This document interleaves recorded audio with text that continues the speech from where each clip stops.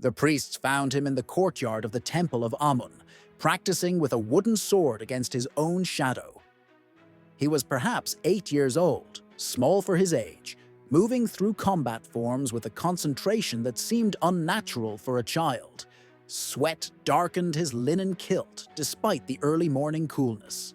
He hadn't noticed the high priest watching from the colonnade. "Your father is dead," Menkoperi said simply. The old priest had not risen to his position by coddling royal children. "Pharaoh Thutmose II has joined the gods." The boy stopped mid-strike. For a moment, the wooden sword trembled in his hands, the only sign of emotion he would permit himself.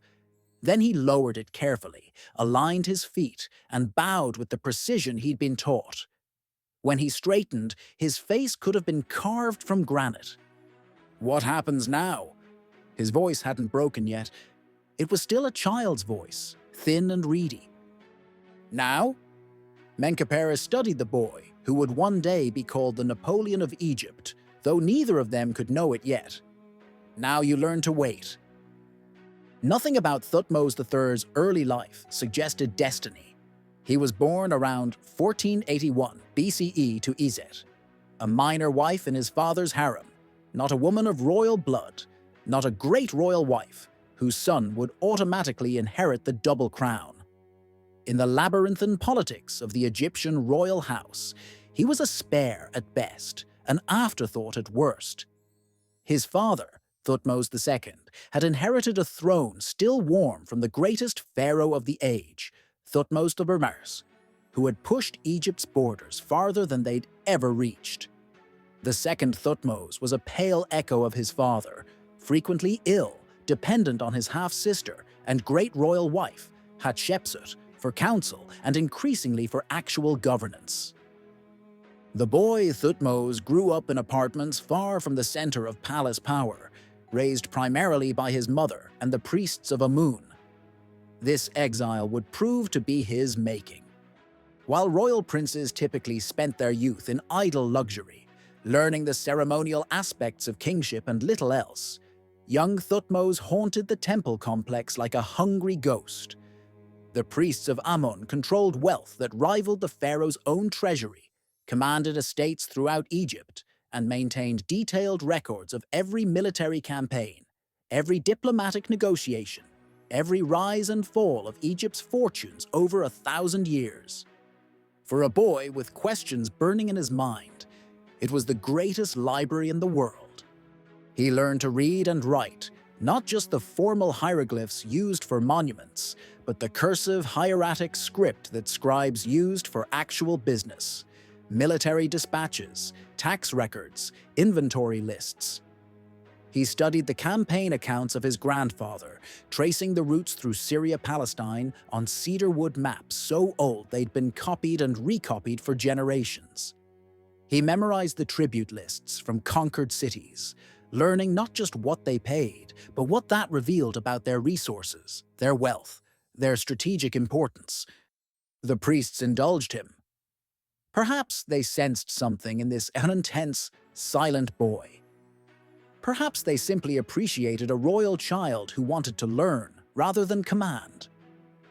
The high priest Menkoperi, who would remain a crucial advisor throughout Thutmose's reign, took particular interest in the prince's education. He introduced the boy to mathematics, the geometry needed to build temples and siege ramps alike. He taught him astronomy, the movement of stars that guided both religious festivals and night marches. He walked him through the temple armory, explaining the difference between bows used for hunting and composite bows that could punch through armor at 100 paces. "Knowledge is the sharpest weapon," Menkoperi told him once, watching the boy examine a captured Asiatic sword, studying how its bronze blade curved differently from Egyptian kopeshes. "A pharaoh who knows only how to give orders will lose to a general who knows why those orders matter." The boy looked up, his dark eyes unreadable. "Then I will know everything." It wasn't a boast, it was a statement of intention. Then came the day that changed everything, or rather, changed nothing, which was somehow worse. Thutmose was perhaps 10 years old when servants came running through the temple complex, their voices high with carefully controlled panic. Pharaoh Thutmose II had collapsed. The physicians had been summoned. The Sem priests were preparing the rituals. Within hours, the news rippled through Thebes. The pharaoh was dead.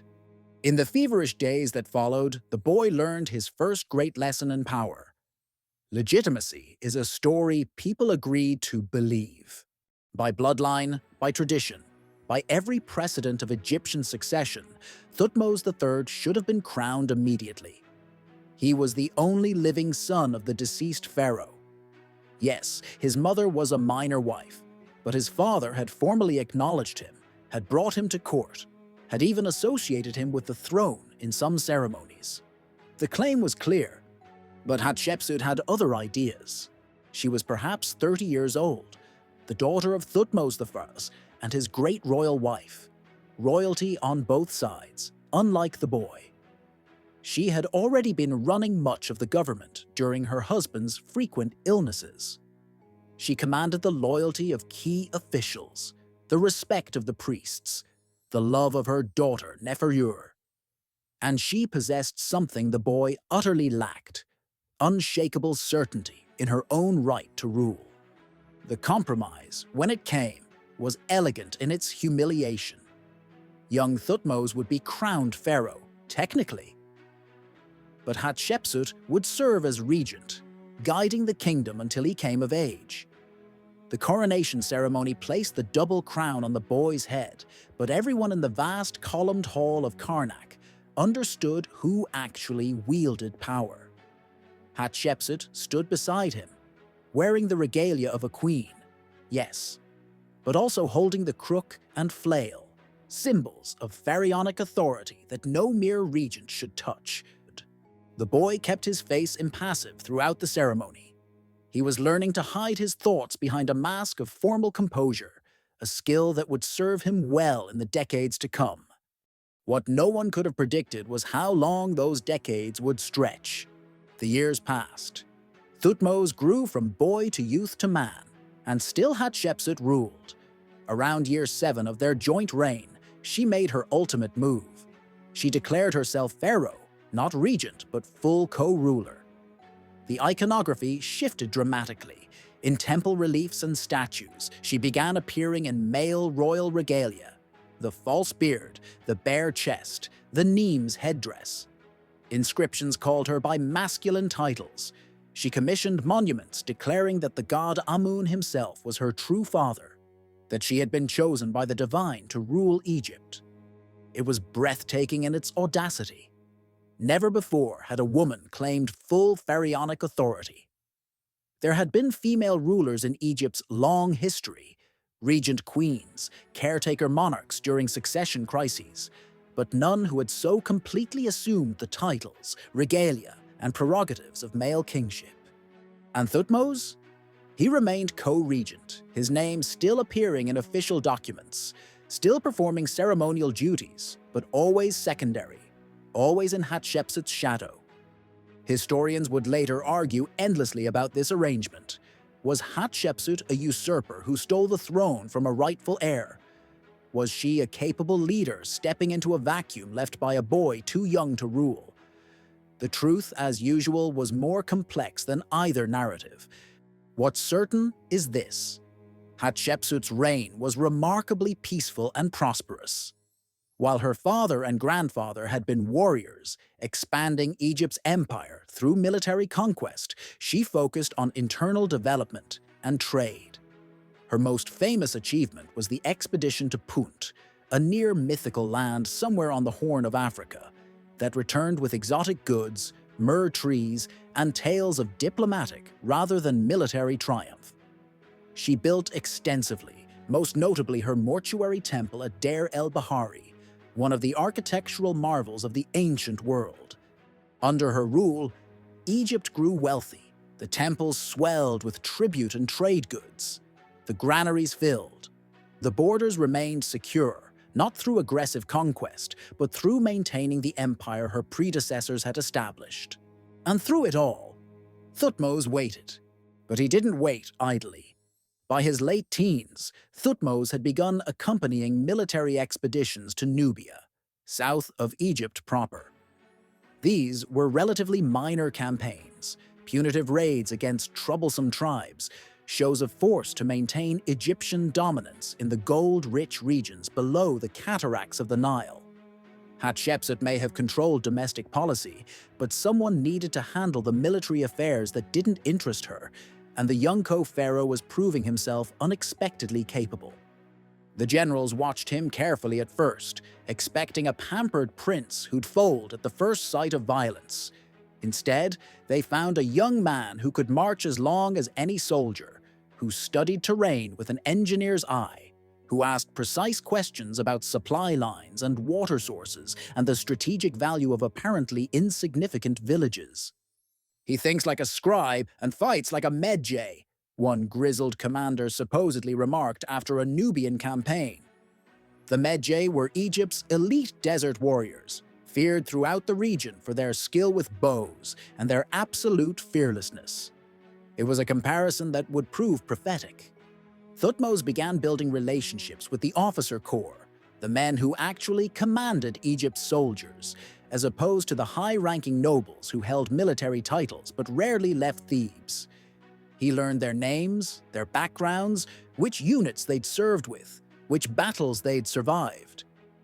He studied not just tactics, but logistics, the unglamorous but crucial work of moving thousands of men and tons of supplies across hundreds of miles of desert and mountain. He understood what most royal commanders never grasped, that wars are won by the army that can feed itself. More importantly, he learned patience. 22 years. That's how long Hatshepsut reigned as senior pharaoh. 22 years of standing one step behind her in ceremonies, of watching her name carved larger than his on monuments, of being introduced as co-ruler but treated as subordinate. For a man of lesser character, it would have bred bitter resentment, reckless conspiracy, or broken submission. Thutmose chose a different path. He would become indispensable.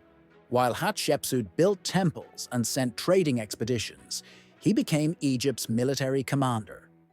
While she negotiated with priests and officials in Thebes, he led campaigns in Nubia and made inspection tours of garrison towns in Syria-Palestine.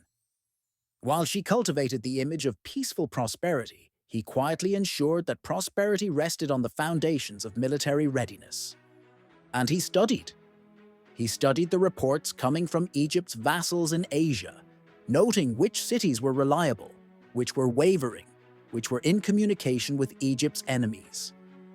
He studied the geography of Syria-Palestine, memorizing every mountain pass, every water source, every fortified city. He studied the tactics of Mitanni, Egypt's great rival to the northeast, analyzing how they used chariot warfare and how Egyptian forces might counter them. He studied the lessons of his grandfather's campaigns, understanding what had worked and what had failed. He was building something in those years of waiting, not just military capability, but comprehensive knowledge of how to project Egyptian power across vast distances. He was learning, with a patience that seemed almost inhuman, exactly what it would take to not merely conquer an empire, but to hold it. The priests who had educated him watched this transformation with something approaching awe. The silent, intense boy had become a silent, intense man, but one who now commanded armies and spoke with generals as equals. Menkaperre, now ancient but still serving as high priest, allegedly said near the end of Hatshepsut's reign, "The queen has given Egypt peace and prosperity, but she has also given it, without meaning to, something far more dangerous: a warrior with the patience of a priest and the memory of a scribe." In 1458 BCE, Hatshepsut died. The circumstances remain mysterious. Natural death seems most likely, given that she was probably in her 50s, but the historical record goes silent on the details. What matters is that she was gone, and the shadow that had defined Thutmose III's entire adult life suddenly vanished. He was approximately 32 years old. By ancient standards, approaching middle age. Many men would have been ground down by so many years of subordination, their ambitions dulled, their fire extinguished. Thutmose III was about to show the world what happens when you give a born conqueror more than 3 decades to prepare. The real story was just beginning. The morning after Hatshepsut declared herself pharaoh, not regent, not co-ruler in name only, but full pharaoh, she summoned Thutmose to the palace's private audience chamber. He was perhaps 15 years old, gangly, and still growing into his frame. He arrived expecting a speech about duty or loyalty or knowing one's place. Instead, she handed him a dispatch from Byblos. "Read it," she said, watching him with those calculating eyes that had intimidated more experienced politicians than a teenage co-pharaoh. The message was from the Prince of Byblos, one of Egypt's most important vassals on the Phoenician coast. The language was formally obsequious, the usual protestations of eternal loyalty, the ritual praise of Pharaoh's divine power. But buried in the diplomatic formulas was a request for Egyptian troops to counter raiders from the interior, and a barely veiled mention that if Egypt couldn't provide protection, perhaps other arrangements might become necessary. Thutmose read it twice, then looked up. "It's a threat disguised as a plea." "Very good." Hatshepsut took the papyrus back, rolling it with practiced efficiency. "And what would you do about it?" He'd been drilling with the palace guard that morning, his body still sore from practicing chariot maneuvers. His mind raced through options. Send troops, send gold, send threatening letters to Byblos's neighbors. Do nothing and see if the problem resolved itself. Each choice carried consequences that rippled outward like stones thrown in the Nile. "I need to know more," he said finally. "What other reports have come from Syria-Palestine? Are other cities making similar requests? What's the situation with Mitanni?" Hatshepsut's expression didn't change, but something flickered in her eyes. Approval, perhaps, or recognition. "Come with me." She led him through corridors he'd rarely entered, past guards who bowed deeply as she passed, into a chamber lined with pigeonholes stuffed with papyrus scrolls. An elderly scribe looked up from his work, saw the pharaoh, and prostrated himself so quickly he nearly knocked over his inkpot. Every dispatch from every governor, every vassal, every spy, Hatshepsut said, gesturing at the thousands of documents. Every accounting of tribute paid or withheld, every report of troop movements, harvest failures, dynastic disputes, trade disruptions. This is how you actually rule an empire. Not from a chariot, but from a room full of dusty papyrus. She pulled out several scrolls, spreading them on the scribe's work table. "The situation in Asia is deteriorating. Not collapsing, not yet, but deteriorating. Our vassals sense uncertainty. Your father was ill for years before he died. There's been no major Egyptian campaign in Syria-Palestine for over a decade. The cities we conquered are testing us, seeing how far they can push before we push back." Thutmose studied the documents, his finger tracing routes on an accompanying map. "The Prince of Kadesh," he said slowly. "He's been in contact with multiple cities. Here, mentioned in a report from Megiddo. And here, the governor of Sumur notes envoys from the north passing through." "Kadesh!" Hatshepsut spoke the name like a curse. "The spider at the center of the web. Too far north for us to easily threaten, close enough to Mitanni to seek their backing, strategically positioned to choke off our access to the interior. If I were going to organize a rebellion against Egypt, I'd do it from Kadesh. So why don't we march north and crush them?" She looked at him with something that might have been pity. Because Egypt is not just Syria-Palestine. Because a military campaign means years of preparation, massive expenditure, thousands of soldiers away from their fields during planting or harvest season. Because if we march north and fail, every vassal from here to the Euphrates will revolt. Because Mitanni is watching, waiting for us to overextend ourselves. because empires are fragile, boy, and the appearance of strength sometimes matters more than actual strength. She rolled up the scrolls with decisive movements. Your grandfather conquered half of Asia. Your father held it, barely. Now it falls to us to keep it, or watch it slip away like sand through fingers. And I will not be the pharaoh who lost what the great Thutmose I won. Then what's your strategy? Patience. The word hung in the air between them. Let them test us in small ways. Send enough troops to remind them we're watching, not enough to drain our resources. Maintain the diplomatic relationships. Keep the tribute flowing. Wait for our enemies to make mistakes rather than making them ourselves. Thutmose said nothing, but his jaw tightened slightly, the only sign of disagreement he permitted himself. Hatshepsut saw it anyway. You think I'm weak? You think a real pharaoh would already be marching north with an army? I think, he said carefully, that there are different kinds of strength. Diplomatic answer. You're learning. She moved toward the door, then paused. I'm sending you to Nubia next month. There's been trouble with the Ayuntiu tribes near the Third Cataract. Consider it your education in applied force. I'm 15. Your grandfather was leading armies at 16. Your father was useless at any age. She delivered this brutal assessment of her deceased husband without emotion.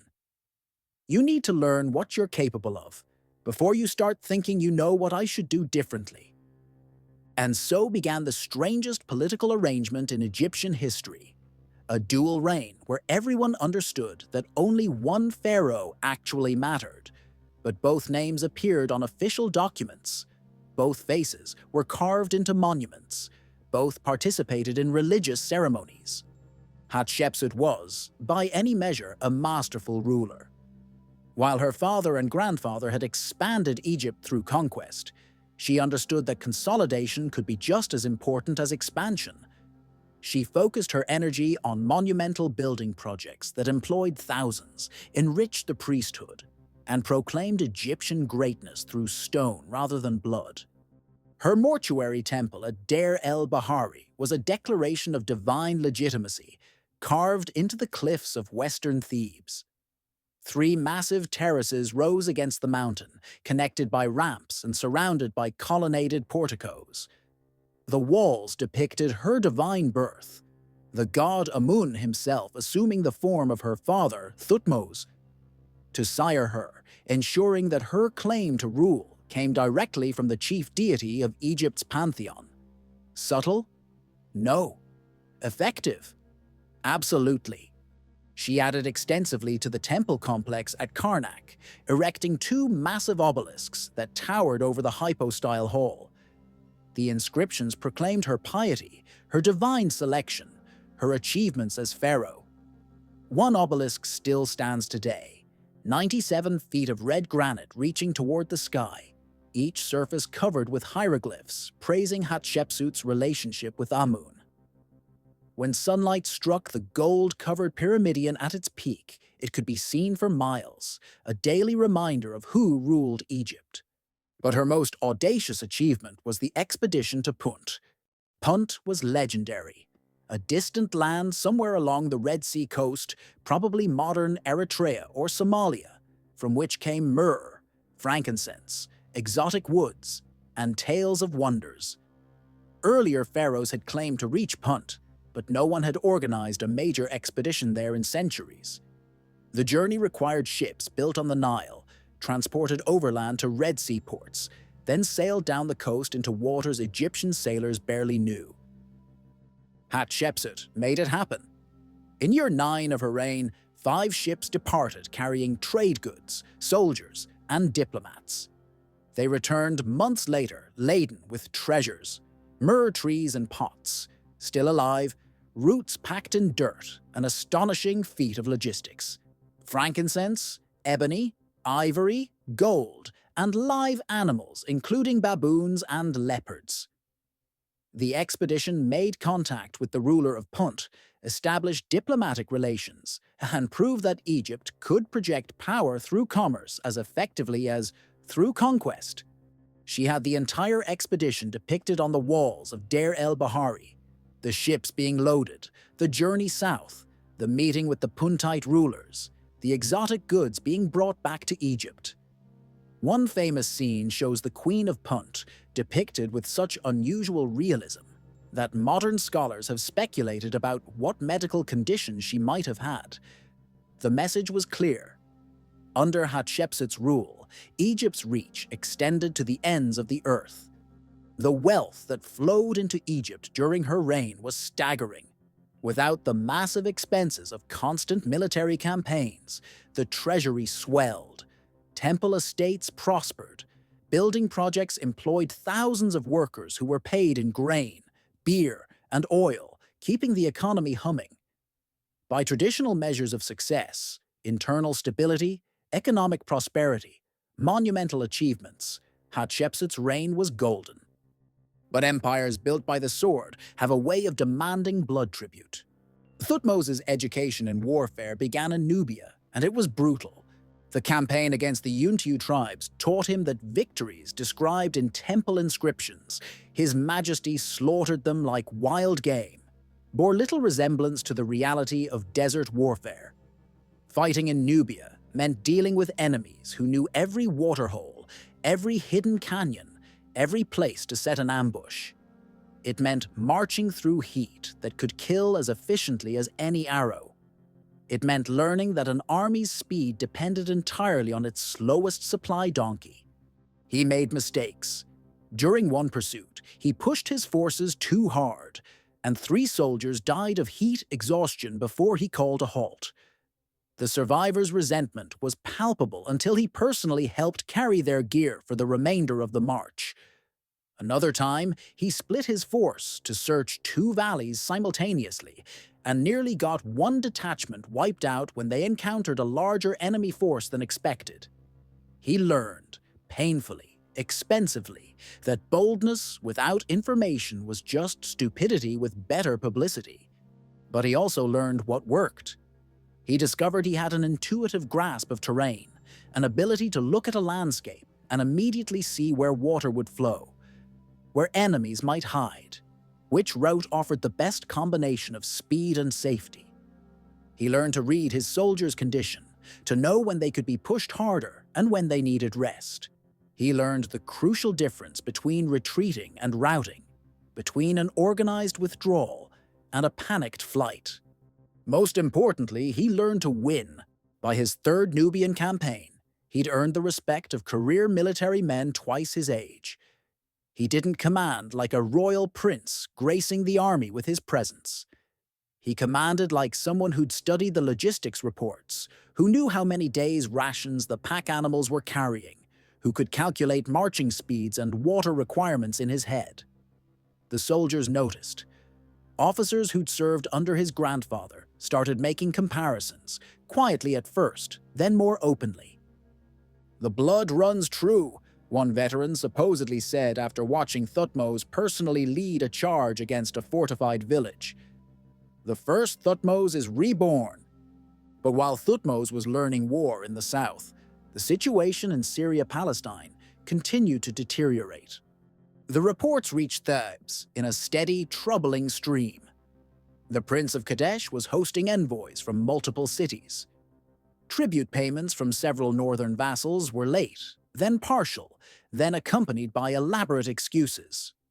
Border incidents multiplied, Egyptian merchants robbed, tax collectors threatened, garrison towns reporting increased activity by bandits who were suspiciously well-armed and organized. Each incident was minor, deniable, just barely short of open rebellion. The Prince of Kadesh was brilliant in his way.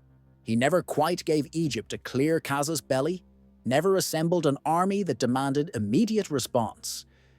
Instead, he built a network of disaffected vassals, nurturing grievances, making promises, positioning himself as an alternative to Egyptian dominance. He was in contact with Mitanni, Egypt's great rival, though nothing rose to the level of a formal alliance. He was preparing the ground, waiting for the right moment.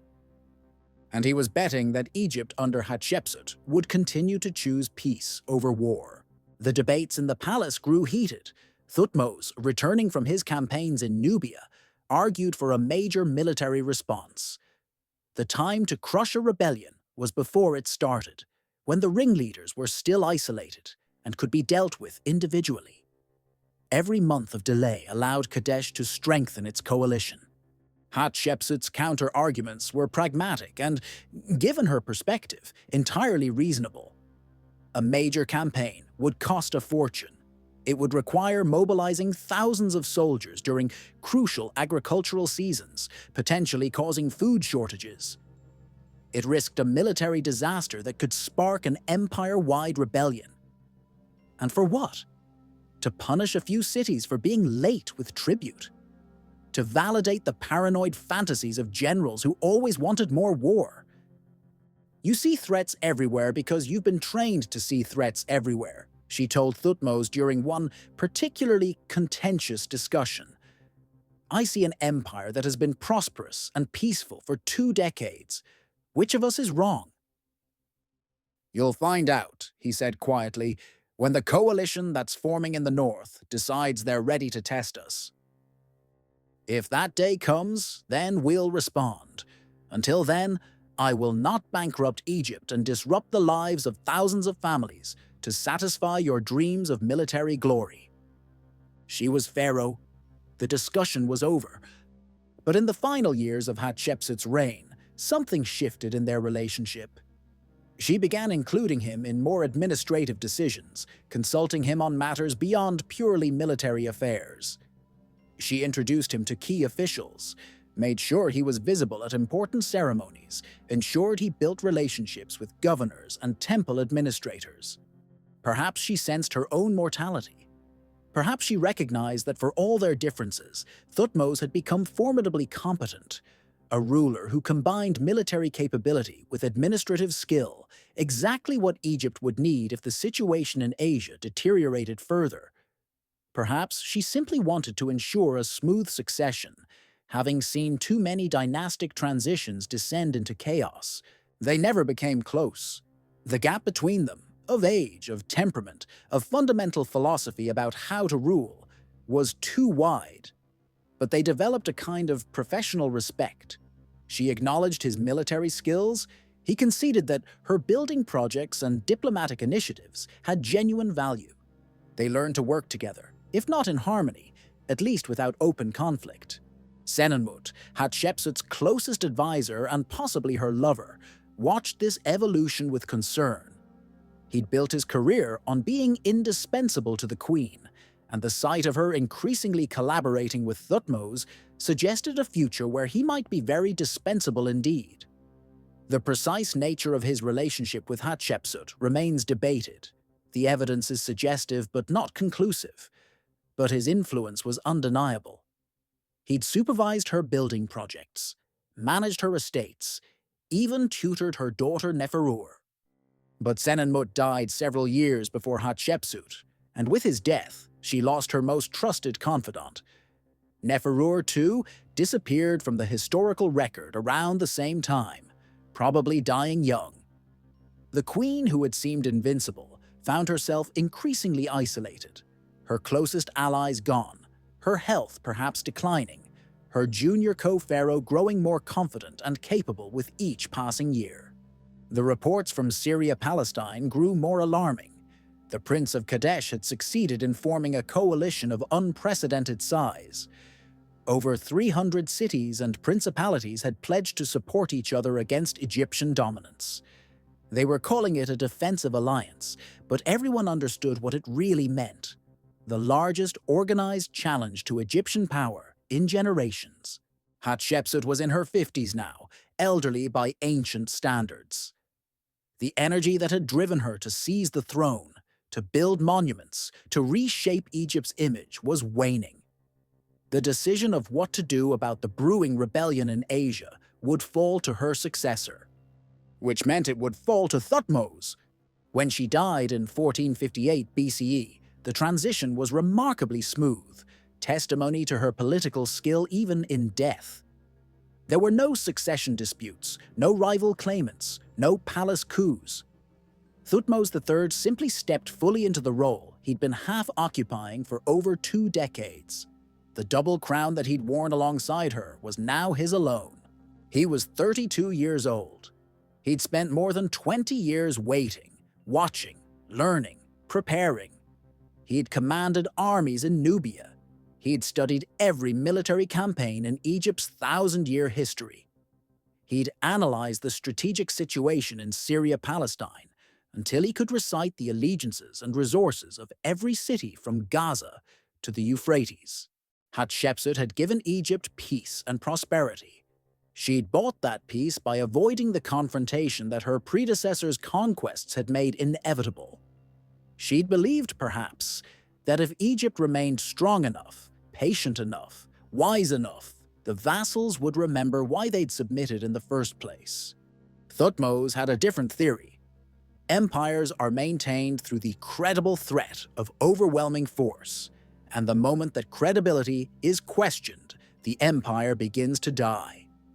Within weeks of Hatshepsut's death, he received confirmation of what his intelligence network had been warning about for months. The coalition centered on Kadesh was no longer hiding its preparations. They were mobilizing armies, stockpiling supplies, fortifying cities. The Prince of Kadesh had sent envoys to Mitanni, Egypt's great rival, seeking formal support. And they were gathering at Megiddo, the fortress city that controlled the main pass through the Carmel Ridge, the gateway between the coastal plain and the interior valleys, the strategic linchpin of the entire region. Whoever controlled Megiddo controlled the trade routes, the agricultural heartland, the flow of armies between north and south. The coalition was making a statement. We no longer fear Egypt. Come and try to stop us. Thutmose called a council of his generals and senior officials. The men who entered the chamber were the same ones who'd been counseling patience during Hatshepsut's reign, who'd supported her policy of diplomatic resolution over military confrontation. They expected him to ask for advice, to deliberate, to perhaps send diplomatic envoys first to try to defuse the situation. Instead, he spread a map on the table and said 5 words that would echo through history. We marched north in spring. The warrior pharaoh's patience had ended. The conquest was about to begin. The messenger arrived at dawn, his sandals worn through from running the final miles to Thebes. He collapsed at the palace gates, gasping for water, but refused to speak to anyone except the co-pharaoh. Not Hatshepsut, Thutmose. By the time they brought him to the young pharaoh's quarters, he'd recovered enough to stand, though his legs still trembled. Thutmose dismissed the attendants with a gesture. Whatever news this man carried, it had driven him to bypass every protocol, risk every punishment for circumventing this senior pharaoh. That meant it was the kind of news that changed everything. "Speak," Thutmose said. "Gaza, my lord. The garrison commander sent me." The messenger pulled a small cylinder from his belt, sealed papyrus wrapped in oiled leather. "He said you needed to see this immediately, before anyone else." Thutmose broke the seal and read, then read again, more slowly, his mind racing through implications that spread like cracks in limestone. When he looked up, his expression was unreadable, but his knuckles were white where he gripped the papyrus. "How many people know about this?" "Just the garrison commander and his senior officers. And now you, Lord." "Good. Go to the barracks. Tell the quartermaster I sent you. Get new sandals, food, rest. Tell no one what you've told me. No one." After the messenger left, Thutmose stood at his window, watching the Nile catch the morning light, turning the water the color of molten copper. The dispatch from Gaza confirmed what his network had been whispering for months. The coalition in the north wasn't just forming, it was formed. 330 cities and principalities, according to the intelligence.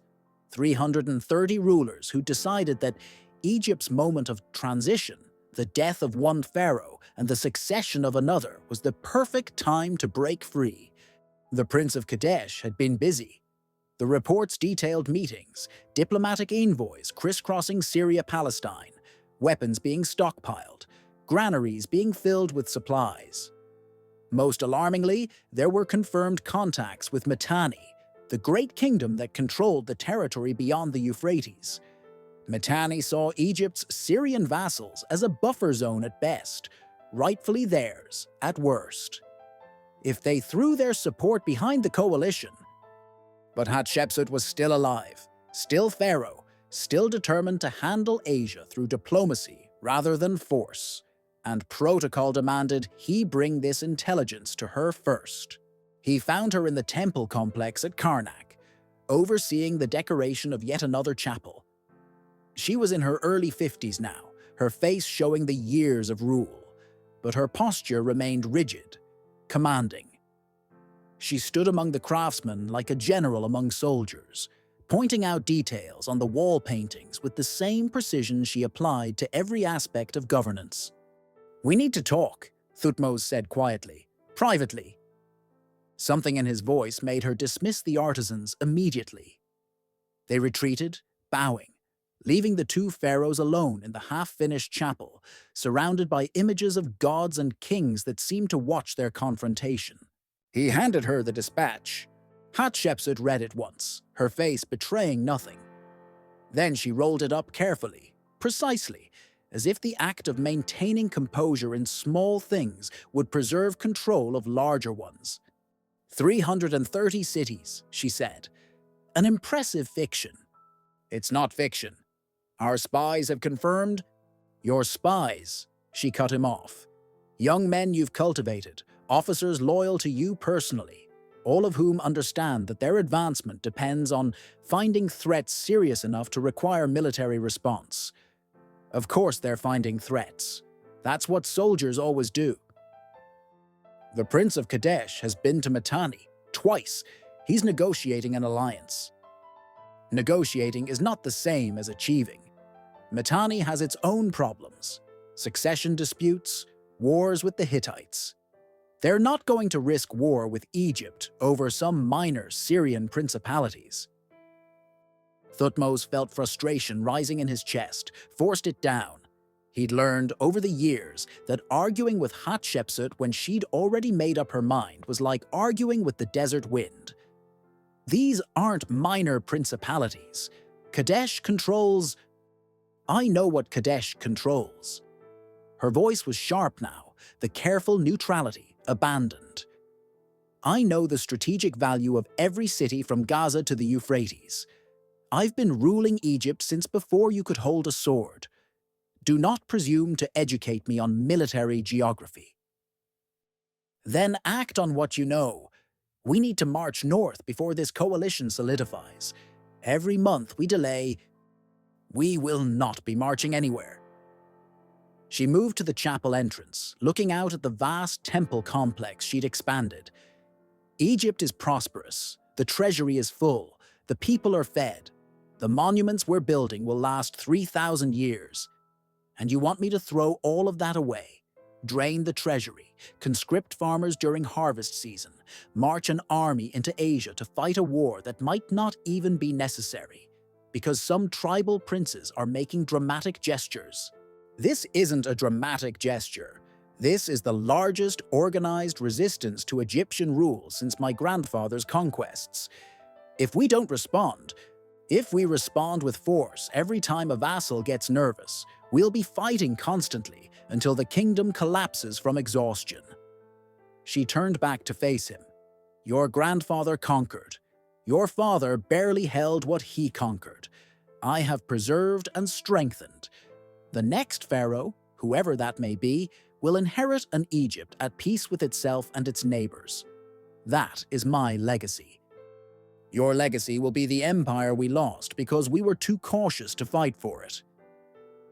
The words hung in the air between them. Too far. He'd gone too far. But he didn't take them back. Hatshepsut's eyes narrowed. You think you understand power because you've won some skirmishes in Nubia. You think leadership means being the most aggressive man in the room. You're wrong. Power is knowing when not to fight. Leadership is having the wisdom to preserve rather than to destroy. And if Asia revolts, then we will deal with it when it happens, not before. I will not be remembered as the pharaoh who chose war over prosperity based on fear and speculation.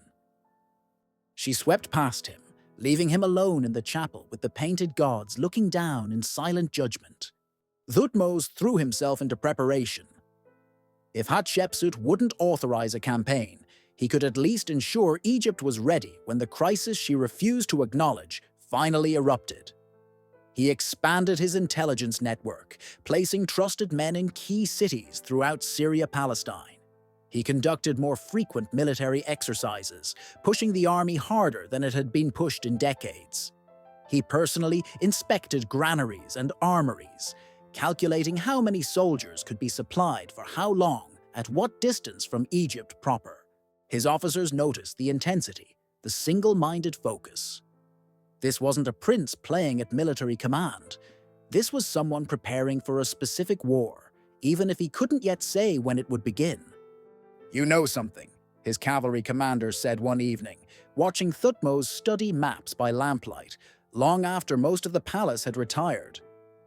"About what's coming." "I know that empires don't last through wishful thinking," Thutmose replied without looking up. "I know that my grandfather conquered 300 cities, and we're about to find out if we can hold them. The queen won't authorize. The queen won't live forever." It wasn't a threat. It was simply mathematics. Hatshepsut was in her 50s, ancient by Egyptian standards. She looked healthy, still commanded audiences with the same force of personality that had allowed her to seize the throne decades earlier. But time was undefeated. Eventually, perhaps soon, the crisis in Asia would become his crisis to manage. He just hoped it wouldn't be too late by then. The intelligence reports grew increasingly dire throughout year 21 of their joint reign. The coalition was openly drilling armies now. Kadesh had convinced Megiddo to join. Megiddo, the most strategically vital fortress in all of Syria-Palestine. The Prince of Kadesh himself had taken up residence there, making it the de facto headquarters of the rebellion that still hadn't quite declared itself a rebellion. They were waiting for something. Thutmose understood the calculation. They needed to be absolutely certain Egypt wouldn't respond with overwhelming force. As long as Hatshepsut ruled, as long as her policy of diplomatic resolution held, they could continue preparing with impunity. They were waiting for her to die, and betting that the untested pharaoh who succeeded her wouldn't be capable of the kind of military campaign that Egypt hadn't attempted in a generation. That winter, Hatshepsut fell ill. It started small, a cough that wouldn't clear, fatigue that sleep didn't cure. The royal physicians prescribed the usual remedies: honey mixtures, incantations, amulets blessed by the priests of Sekhmet. Nothing helped. By early spring, she could barely rise from her bed. The palace walked on eggshells. Succession was always dangerous, even when carefully planned.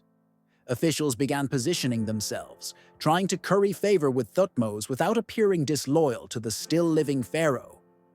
The priesthood, which had supported Hatshepsut's rule, suddenly discovered reasons to praise the military competence of the junior co-pharaoh. Thutmose visited her daily, and to his surprise, she seemed almost relieved to see him. The antagonism that had defined their relationship softened in those final weeks. Perhaps facing mortality gave her perspective. Perhaps she simply recognized that he was ready as anyone could be for what was coming. "You'll do it, won't you?" she asked one afternoon, her voice barely above a whisper.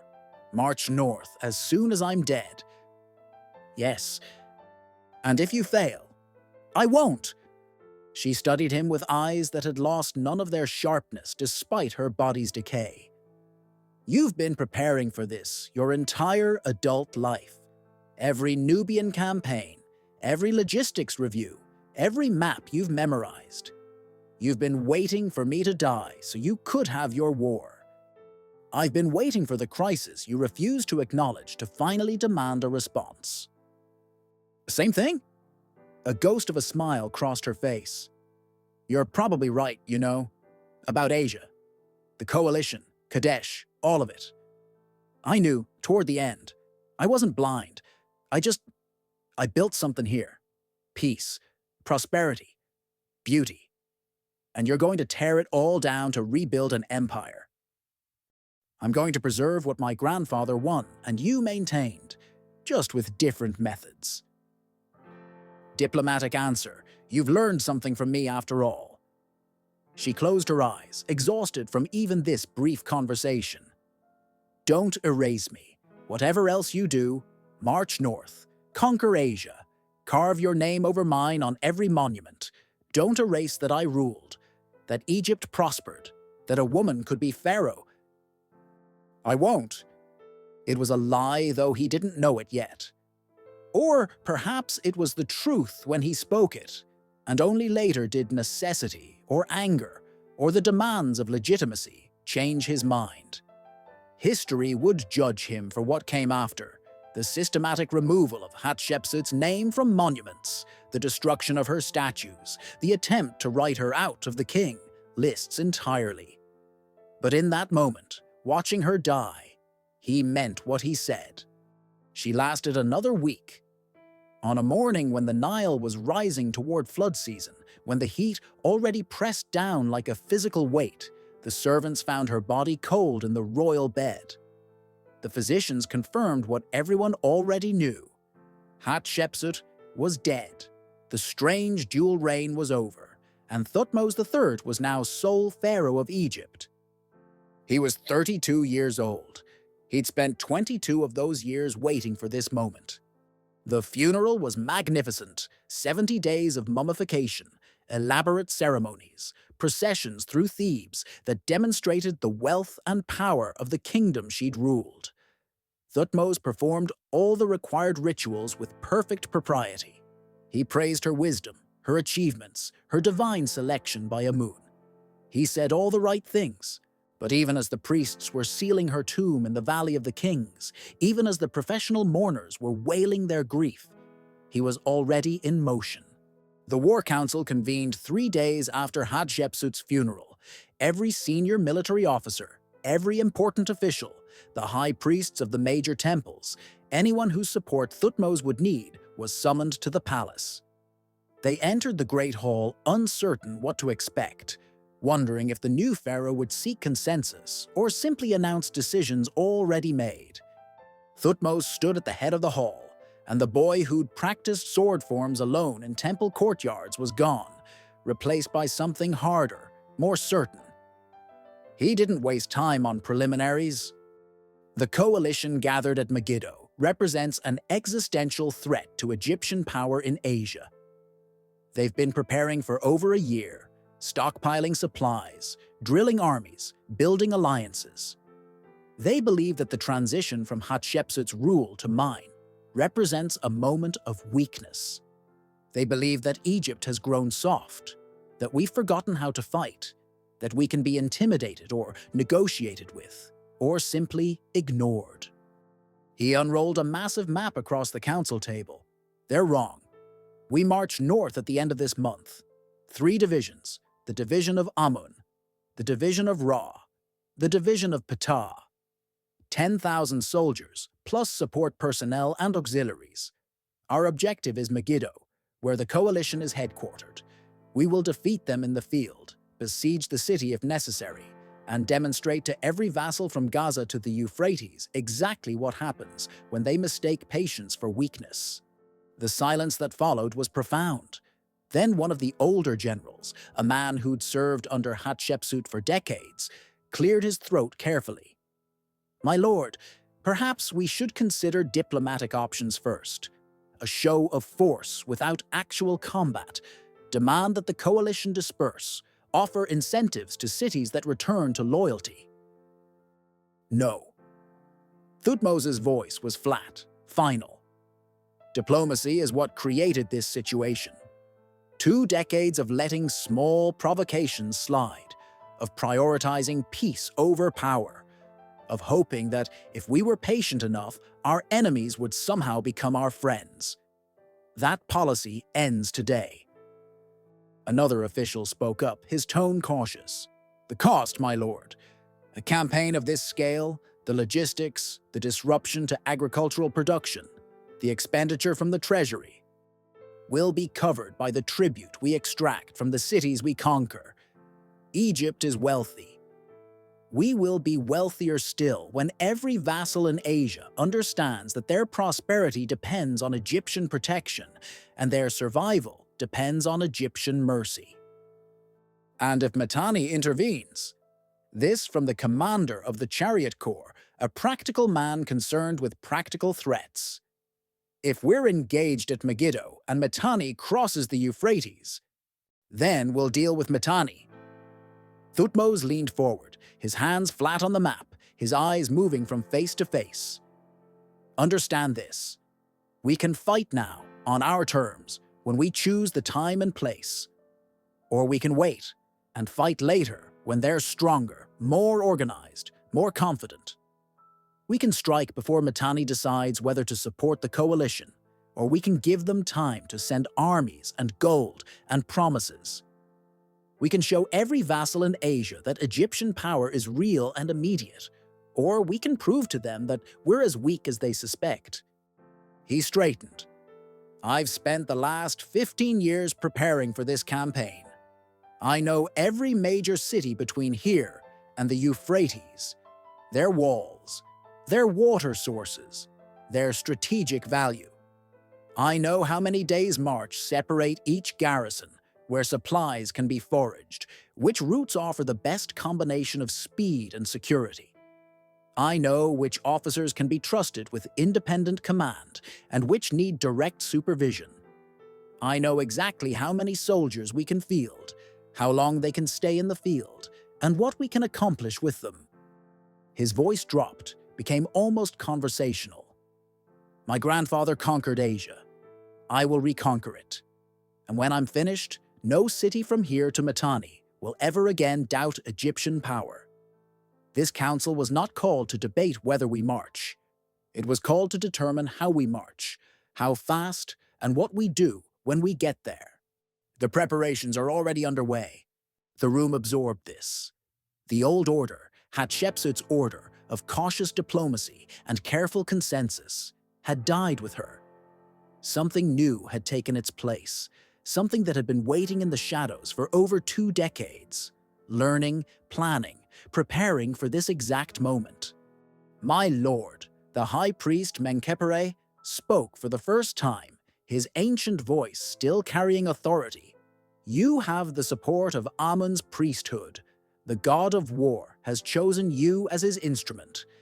May your campaign be swift, your victories complete, and your enemies wise enough to surrender before they force you to destroy them. Others added their support, some enthusiastic, some grudging, all recognizing that the decision was made, and opposing it now would only mark them as obstacles to be removed. Within an hour, the council had transformed from a deliberative body into a planning session, officers arguing about supply routes and commanders discussing the capabilities of different units. Thutmose stood at the center of it all, finally in his element, finally free to do what he'd been born to do. Later that night, alone in his quarters, he studied the map one more time. The route from Thebes to Megiddo, overland through Sinai, up the coastal plain, then inland through mountain passes to the fortress city where his enemies waited. It was roughly 300 miles as the bird flies. Farther by the roads, an army would actually travel. His grandfather had done it in about a month. Thutmose intended to do it in less. Megiddo. The name had haunted his planning for years. Whoever controlled Megiddo controlled the Jezreel Valley, the main route between Egypt's coastal holdings and the interior. It was the linchpin, the strategic key that unlocked all of Syria-Palestine. The coalition understood this. That's why they'd gathered there, making their stand at the one place Egypt couldn't afford to bypass or ignore. They were forcing him to come to them, to fight the battle on ground of their choosing. They had the advantage of defensive positions, interior lines of supply, and time to prepare. By every traditional military calculus, Thutmose should spend months planning, gathering intelligence, looking for ways to divide the coalition or avoid a direct confrontation. Instead, he intended to march straight at them as fast as his army could move, hit them before they were fully prepared, and win through speed and audacity what caution would never achieve. It was insane. It was brilliant. It was exactly what a young pharaoh with something to prove and everything to lose would do. 22 years of patience had ended. The warrior pharaoh was about to be born, and Megiddo was where that birth would happen, in blood and fire, and the kind of victory that men would still be talking about 3,000 years later. The Egyptian army left Thebes on the 9th day of the 2nd month of the season of PHARAOH, late April by modern reckoning, when the Nile was at its lowest and the heat hadn't yet become murderous. 10,000 soldiers, maybe more if you counted the auxiliaries, servants, donkey handlers, and the small army of scribes, Thutmose insisted accompany the expedition to record everything. Every soldier who could march, every chariot that could roll, every bow that could shoot. It was the largest military force Egypt had fielded in a generation. Thutmose rode at the head of the column in his war chariot, a vehicle built for speed rather than ceremony, lightweight cedar frame, bronze-reinforced wheels, a quiver bristling with arrows and javelins mounted on each side. He wore the blue war crown, the capresh, rather than the elaborate double crown of formal occasions. The message was clear. This wasn't a pharaoh going to negotiate. This was a warrior going to fight. The army moved fast, too fast, some of the older officers muttered, though never loud enough for Thutmose to hear. 20 miles a day, sometimes more, eating up the distance between Thebes and the Sinai frontier. They weren't following the traditional route that armies had taken for centuries, the long curve that followed the Nile north, then swung east toward Gaza. Instead, Thutmose led them on a more direct path across the eastern desert, a calculated risk that shaved days off the journey but left them exposed to heat and limited water sources. "He marches like he has somewhere to be," one veteran told another as they trudged through sand that seemed to reflect the sun's heat back into their faces. Like, if we're not at Megiddo by next month, the world ends. In a sense, it might. Every day the coalition at Megiddo had to prepare was a day they grew stronger, more confident, more certain that Egypt lacked the will to respond. Speed wasn't just tactically advantageous. It was psychologically devastating. The coalition expected a ponderous Egyptian response, if any response came at all. Months of deliberation, diplomatic envoys, careful preparation. Instead, they would get a pharaoh who moved like lightning and hit like thunder. The army reached Gaza in 10 days, a brutal pace that left some soldiers with feet bloody from the march, but demonstrated exactly what kind of campaign this would be. No rest stops, no delays, no mercy for those who couldn't keep up. At Gaza, Thutmose conducted his first execution.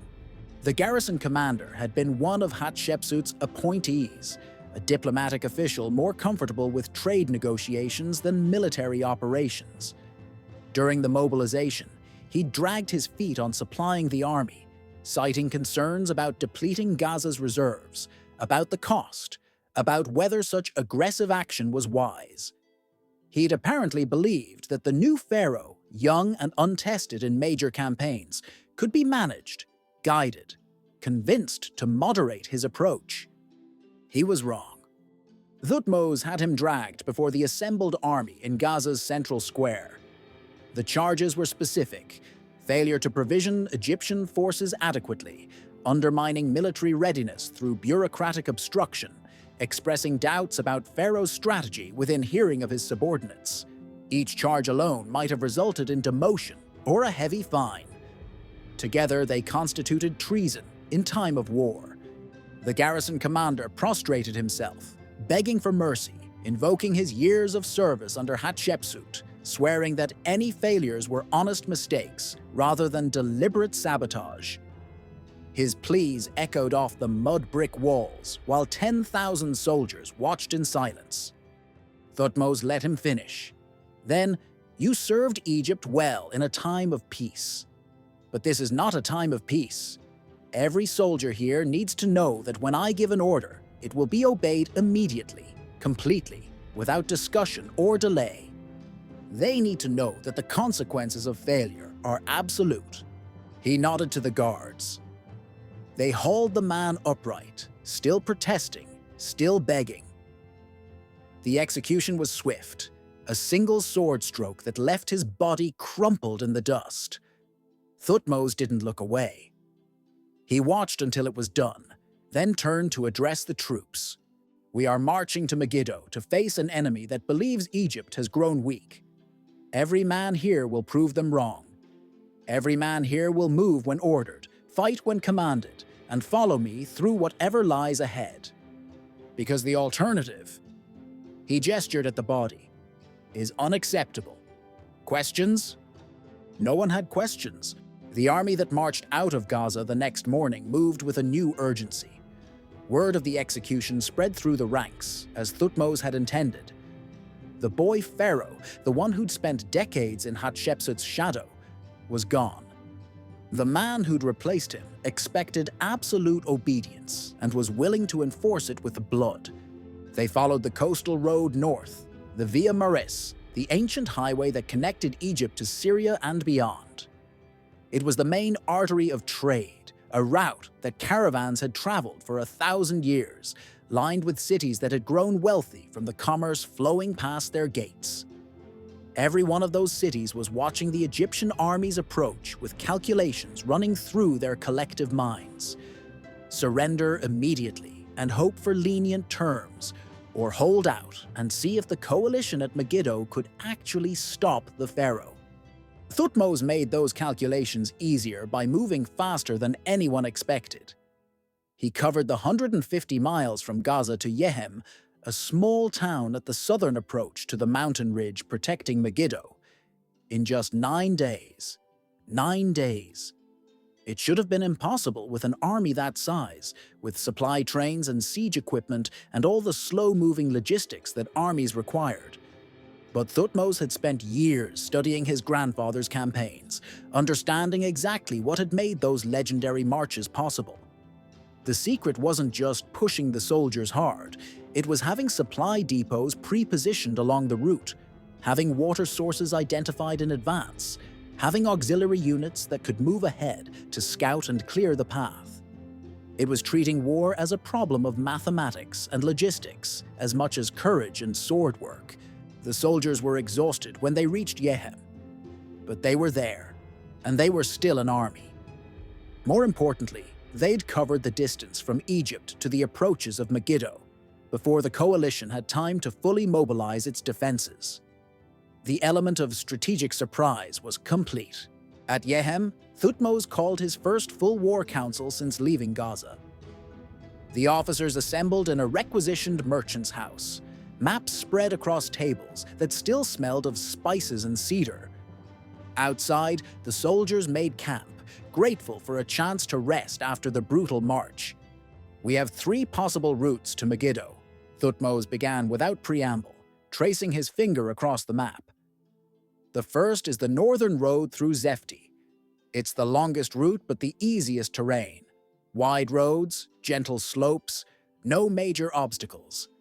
An army could move along it comfortably, maintain good formation, approach Megiddo from the northeast." His generals nodded. This was the obvious choice, the safe option.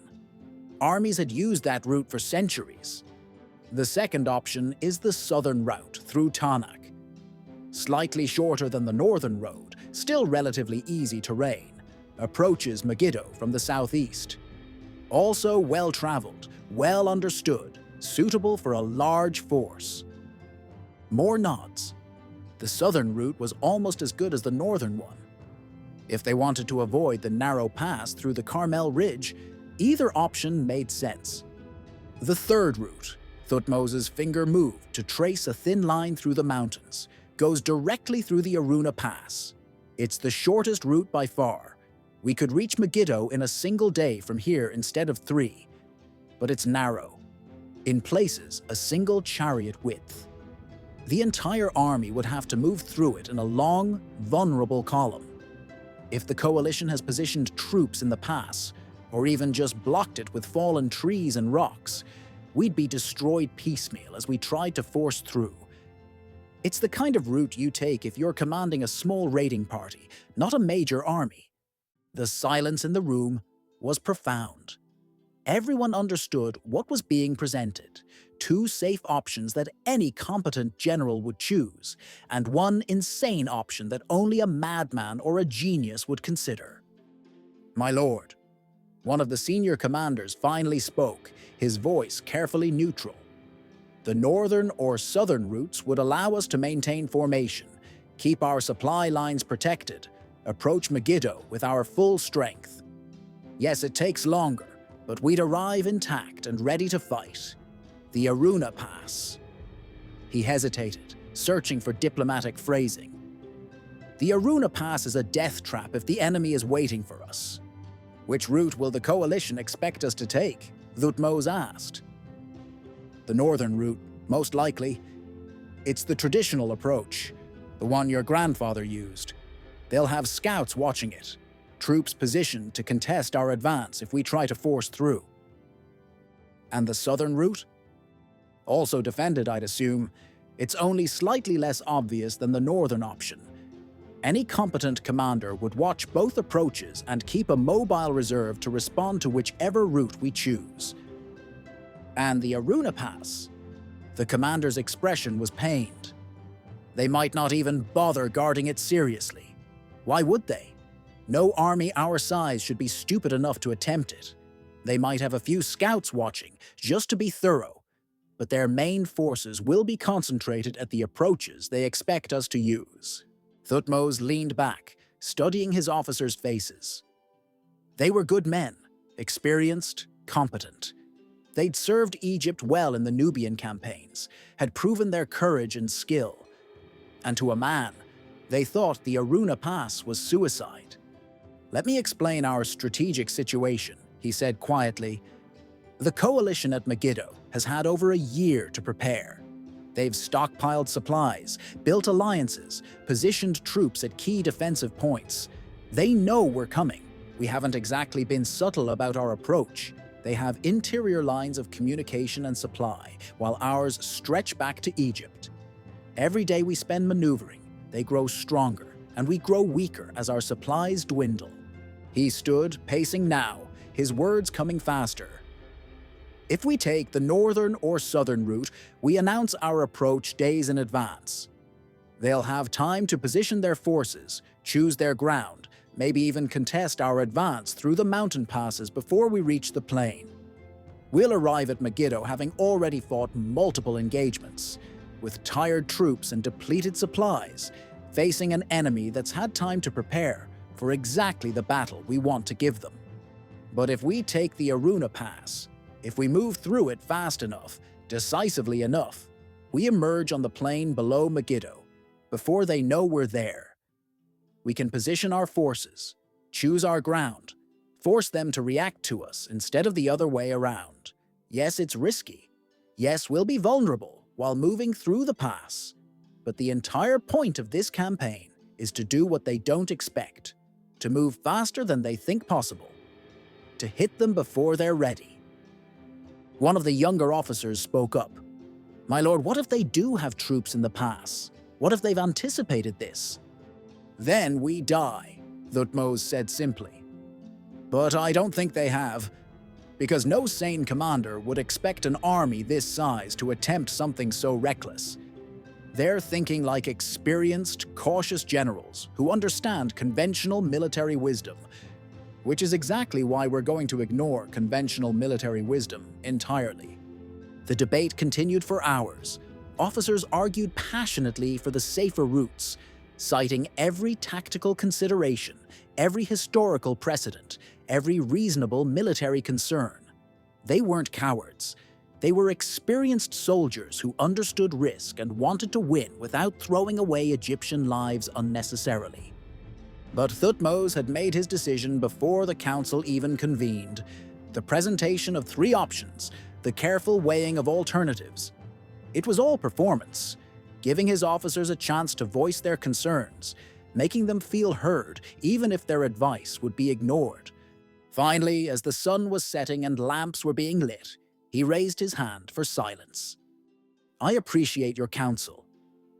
Your concerns are noted and understood, but here is what will happen. Tomorrow at dawn, we march for the Aruna Pass. The division of Amun will lead, followed by Ra, then Ta. I will personally lead the vanguard. We move single file where necessary, spread out where the terrain permits, and we don't stop until we emerge onto the plain of Megiddo. Any man who cannot keep pace will be left behind.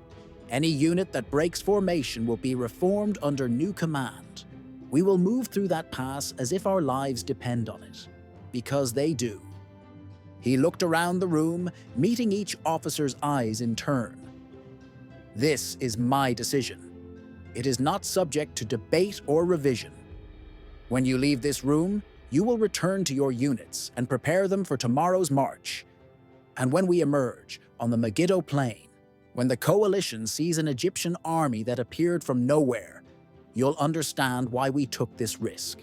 After the officers filed out, still shaking their heads at their pharaoh's audacity, only Thutmose and his closest advisor remained. Menkaper's son, Jehuti, who served as something between chief of staff and military secretary. "They think you're insane," Jehuti observed. "They're not entirely wrong," Thutmose admitted.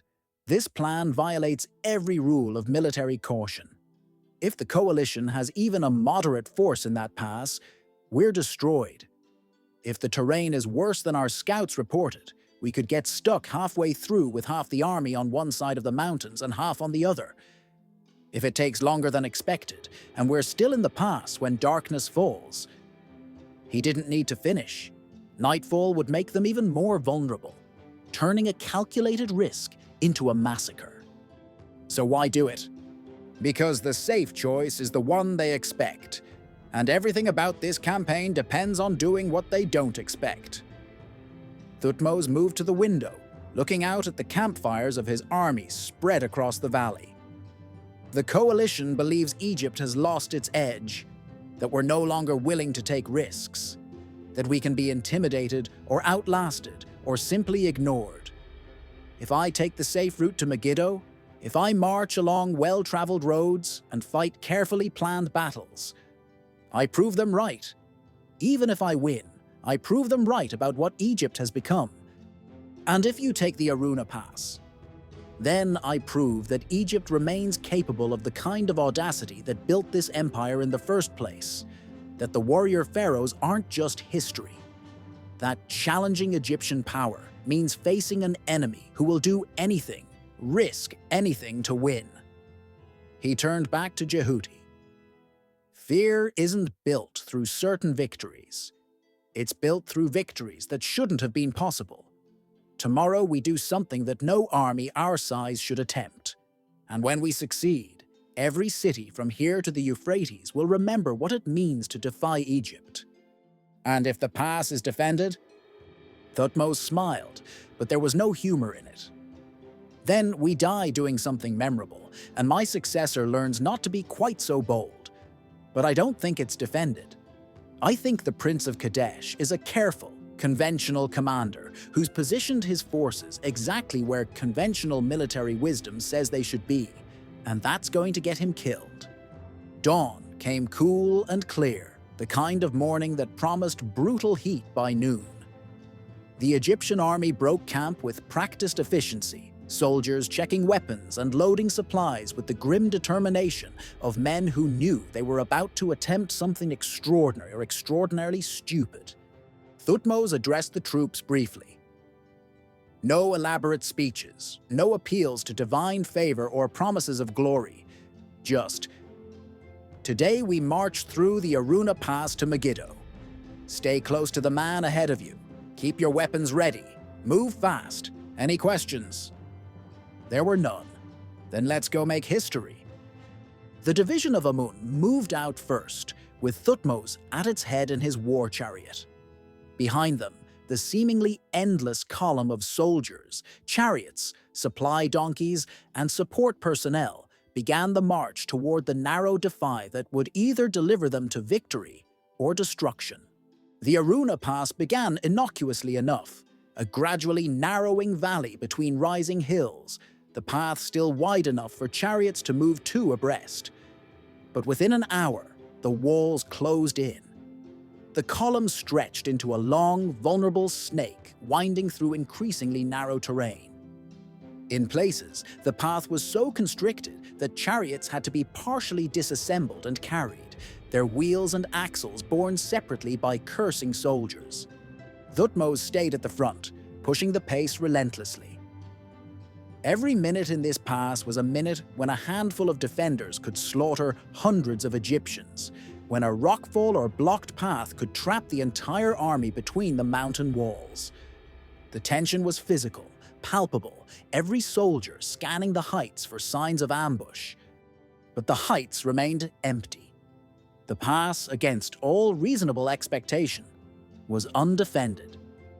Hours passed. The sun climbed higher, turning the pass into an oven. Soldiers discarded everything non-essential, desperate to reduce weight and keep moving. The columns stretched for miles now, the rear units still entering the pass, while Thutmose and the vanguard were halfway through. Then, around midday, the pass began to widen. The walls fell away gradually at first, then suddenly opened onto a broad vista. The Jezreel Valley spread below them, and there, in the distance, the fortress of Megiddo rising from the plain like a ship from calm waters. Thutmose halted his chariot at the mouth of the pass, watching his army emerge behind him like ants from a crack in stone. They'd done it. They'd moved an entire army through terrain that conventional wisdom said was impossible, and they'd done it in a single day. Below, on the plain, he could see the coalition's forces, scattered, disorganized, clearly unprepared for an Egyptian army to appear from this direction. Scouts were probably racing to Megiddo at this moment, carrying the impossible news. The Egyptians had come through the Aruna Pass. The Egyptians were here now, deploying for battle. The gamble had paid off, but the battle, the real test, was about to begin. Jehuti pulled his chariot alongside Thutmose's, looking exhausted but exhilarated. "My lord, the generals were right about one thing. That was insane." "Was it?" Thutmose gestured at the plain below, where the coalition forces were beginning to realize what had happened, beginning to understand that their carefully prepared defenses on the northern and southern approaches were now irrelevant. "Look at them. We've already won the first battle, the battle of position, of surprise, of initiative. Now we just have to finish what we started." He raised his voice, addressing the officers gathering around him as more troops emerged from the pass. "Form battle lines. The division of Amun on the right wing, Ra in the center, Ta on the left, cavalry and chariots forward. Archers behind the heavy infantry. We attack at dawn tomorrow. Tonight, we rest. Tomorrow, we show the world what happens when you challenge Egypt." The sun was setting behind them, casting long shadows across the Jezreel Valley, painting the walls of Megiddo gold and crimson. It looked beautiful. It looked like the edge of the world. Somewhere in that fortress, the Prince of Kadesh was receiving reports, learning that his careful plans had been rendered obsolete by an enemy who'd done the impossible. He was probably calling his own war council, trying to determine how to respond to an Egyptian army that shouldn't exist, but was camped on his doorstep, ready for battle. Thutmose watched the lights beginning to glow in Megiddo as evening fell. 22 years he'd waited for this.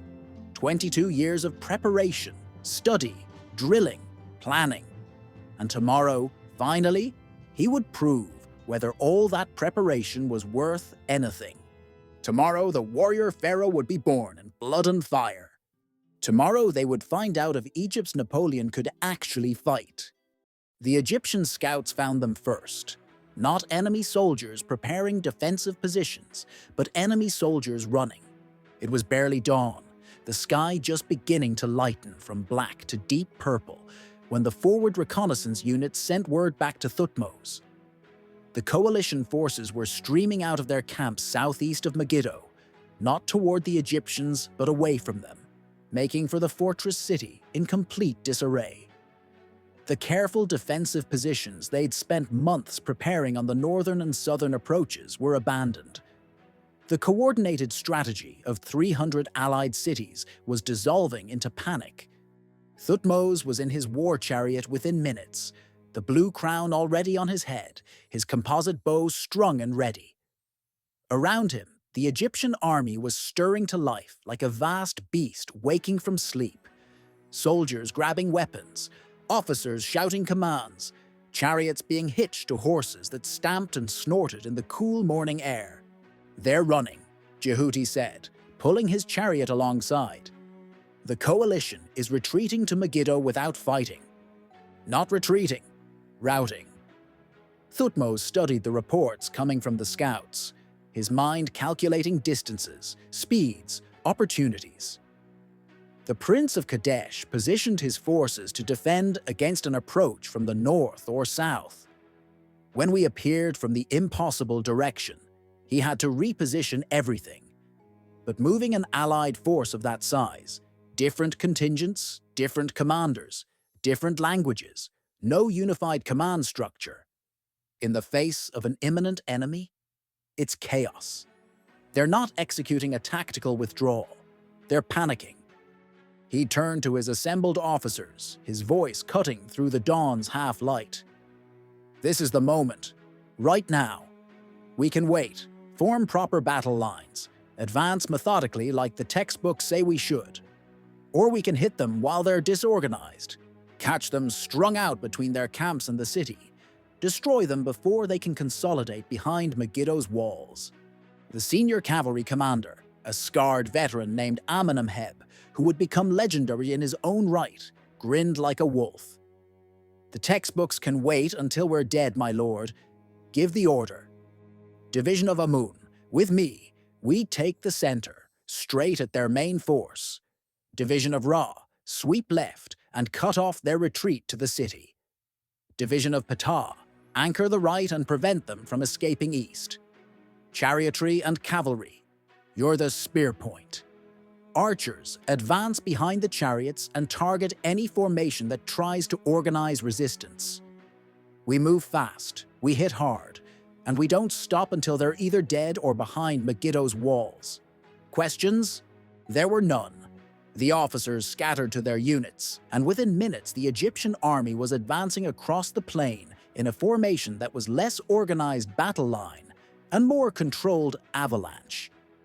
Thutmose led from the front, his golden chariot visible to every Egyptian soldier, a deliberate beacon of command. This wasn't the way pharaohs traditionally fought. Most rulers commanded from a safe position in the rear, surrounded by guards, directing the battle through subordinates. But Thutmose understood something about leadership that Hatshepsut never quite grasped.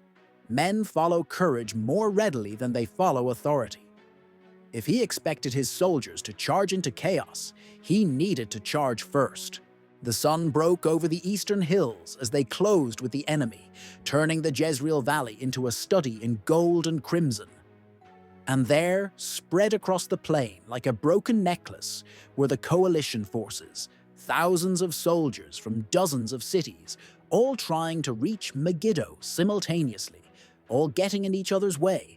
Officers screaming contradictory orders in multiple languages, chariots tangled with infantry, supply wagons blocking the road.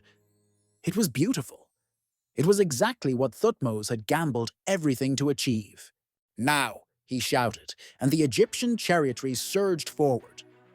What happened next would be recorded in the annals of Thutmose III, carved into the walls of Karnak Temple for eternity.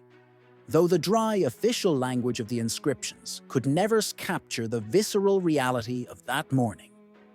The Egyptian chariots hit the coalition forces like a bronze-tipped wave. These weren't the heavy ceremonial chariots used in parades. These were weapons of war, lightweight platforms designed for speed and maneuverability, each carrying a driver and an archer equipped with a composite bow capable of punching through leather armor at 100 paces. They swept through the disorganized enemy formations, firing arrows at point-blank range, then wheeling away before the enemy infantry could respond with spears or axes. Behind the chariots came the Egyptian infantry, the division of Amun, thousands of soldiers moving in coordinated formations that the coalition forces couldn't match. These were professional soldiers, men who'd trained together for years, who understood complex maneuvers and could execute them under fire. Against them, the coalition fielded city militias and tribal levies, brave enough but lacking the cohesion of a professional army. The coalition forces fought back where they could. Pockets of resistance formed, particularly among the troops from Kadesh itself, who understood that if Egypt won today, their city would be the first to face Pharaoh's vengeance. Some coalition commanders managed to rally small groups, forming shield walls or defensive squares that held for minutes or even hours. Individual warriors performed acts of desperate courage, standing against Egyptian chariots with nothing but spears and suicidal determination. But courage without organization is just bravery dying expensively. The coalition lines, if they'd ever been lines, collapsed under Egyptian pressure. Units broke and ran for Megiddo. Officers abandoned their posts. Allies blamed each other for the disaster unfolding around them. The coalition that had taken a year to assemble disintegrated in hours. Thutmose was everywhere, his golden chariot a rallying point for Egyptian forces, a target for desperate coalition soldiers. Amenemheb, commanding the elite chariot corps, would later claim he personally saved the pharaoh's life 3 times that morning. Though Thutmose's own account suggests he was never in as much danger as his bodyguard liked to remember. Still, the pharaoh took wounds. An arrow that grazed his shoulder when his chariot turned sharply. A spear thrust that scored his bronze armor but didn't penetrate. The kind of minor injuries that proved he'd been in the thick of fighting rather than commanding safely from the rear. The coalition forces fled toward Megiddo in a tide of broken humanity, soldiers throwing away shields and spears, chariots abandoned when horses stumbled or wheels broke, officers indistinguishable from common soldiers in the chaos.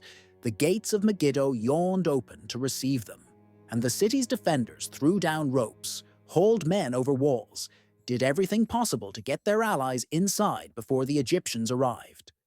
The Prince of Kadesh made it to safety. So did the kings of Megiddo and several other important cities. But hundreds, maybe thousands, of coalition soldiers were caught outside when Megiddo's gates finally closed, trapped between Egyptian spears and bronze-reinforced walls that suddenly represented survival rather than shelter. The slaughter was comprehensive. Egyptian soldiers, their blood up from victory, showed no mercy to enemies caught in the open. The temple inscriptions would later claim Thutmose personally killed hundreds, but this was likely poetic exaggeration, though he certainly killed his share. What mattered was the message. Challenging Egypt led to death in the fields outside the cities you thought would protect you. By noon, it was over. The plain before Megiddo was littered with dead and dying coalition soldiers. Egyptian troops were rounding up prisoners by the hundred, princes, commanders, soldiers wealthy enough to be worth ransoming. The camp that the coalition had abandoned in their panic retreat was being thoroughly looted, revealing months of supplies, weapons, gold, and the kind of logistical preparation that proved this rebellion had been serious. Thutmose stood before the walls of Megiddo, still in his blood-spattered chariot, and surveyed what he'd accomplished. The largest military threat to Egyptian power in Asia had been broken in a single morning. The coalition that was supposed to end Egyptian dominance lay shattered across the Jezreel Valley. Then he made the mistake that would haunt him for the rest of his life. The Egyptian soldiers were euphoric, drunk on victory and the promise of plunder. The coalition camp was a treasure trove, not just military supplies, but personal possessions, trade goods, ceremonial equipment that the various princes and kings had brought to impress each other. Gold jewelry, fine weapons, decorated chariots, even horses bred for racing rather than war. It was the accumulated wealth of 300 cities, and it was there for the taking. Thutmose was still pursuing fleeing enemies when he heard the cheering behind him. He turned his chariot and saw what was happening. His soldiers, the disciplined professional army that had just executed a perfect tactical victory, had stopped fighting and started looting. Officers were trying to restore order, but the men ignored them. Soldiers were stripping dead coalition warriors of their armor, prying bronze fittings from abandoned chariots, filling bags with anything valuable enough to carry. The pursuit of fleeing enemies had ceased entirely. The Egyptian army had transformed from a military force into a mob of treasure hunters, and the gates of Megiddo remained closed, with the coalition's leadership safely inside. "Reform the lines!" Thutmose was screaming, his voice going hoarse. "Reform! We need to assault the gates now, while they're disorganized." But it was too late. By the time officers managed to restore discipline, by the time the soldiers could be dragged away from their plundering and formed back into military units, precious hours had passed. The coalition forces inside Megiddo had used that time to barricade the gates, position defenders on the walls, and catch their breath after the morning's rout. Jehuti found Thutmose standing motionless before the city walls, staring up at the fortifications with an expression caught between fury and despair. Around them, soldiers were still celebrating, trading stories of their kills, displaying captured weapons and gold. "My lord," Jehuti said carefully, "we won. The coalition is destroyed. This is a complete victory." "Is it?" Thutmose gestured at Megiddo's walls, at the closed gates that had swallowed the coalition's leadership. "The Prince of Kadesh is in there, the King of Megiddo, the rulers of Yenuam, Hapuna, dozens of other cities. Every leader who organized this rebellion is safely behind those walls, because my soldiers couldn't resist stealing jewelry from corpses long enough to finish the job. We can besiege. Of course we can besiege. We'll spend the next 7 months sitting outside these walls waiting for them to starve. 7 months we could have spent conquering every city that supported this rebellion. 7 months for Mitanni to decide whether to intervene. 7 months for our supplies to dwindle and our soldiers to grow resentful. All because we won too easily, and my army forgot we were here to destroy our enemies, not to rob them." He turned away from the walls, his jaw clenched. "Get the officers. We're establishing siege lines. And find whoever started the looting. I want examples made. Every soldier needs to understand that next time I give an order to pursue fleeing enemies, they pursue until I say stop." The siege of Megiddo would become legendary, recorded in meticulous detail in the annals. The Egyptians constructed a moat and ramparts surrounding the entire city, cutting off all access and escape routes. They built siege towers and battering rams. Though the walls proved too strong for direct assault, they settled in for the slow, grinding work of starving a city into submission. Inside Megiddo, the coalition leadership debated their options. They had supplies, strong walls, and thousands of soldiers. They also had no relief force coming, no realistic hope of breaking through Egyptian siege lines, and the certain knowledge that every day they held out, Thutmose's anger grew. The Prince of Kadesh argued for holding out indefinitely, betting that the Egyptians would eventually lose patience, or that Mitanni might still intervene. The King of Megiddo, more pragmatic, pointed out that Mitanni had shown no signs of helping, and that every week of siege meant more civilians starving inside the walls. Other city rulers wondered aloud if they might negotiate separate peaces, offering tribute and hostages in exchange for clemency. Thutmose, for his part, used the siege to begin systematically terrorizing the surrounding countryside. He sent mobile columns to nearby cities that had supported the coalition, demanding immediate submission. Those that opened their gates received relatively lenient treatment, tribute, hostages, but their populations and buildings largely intact.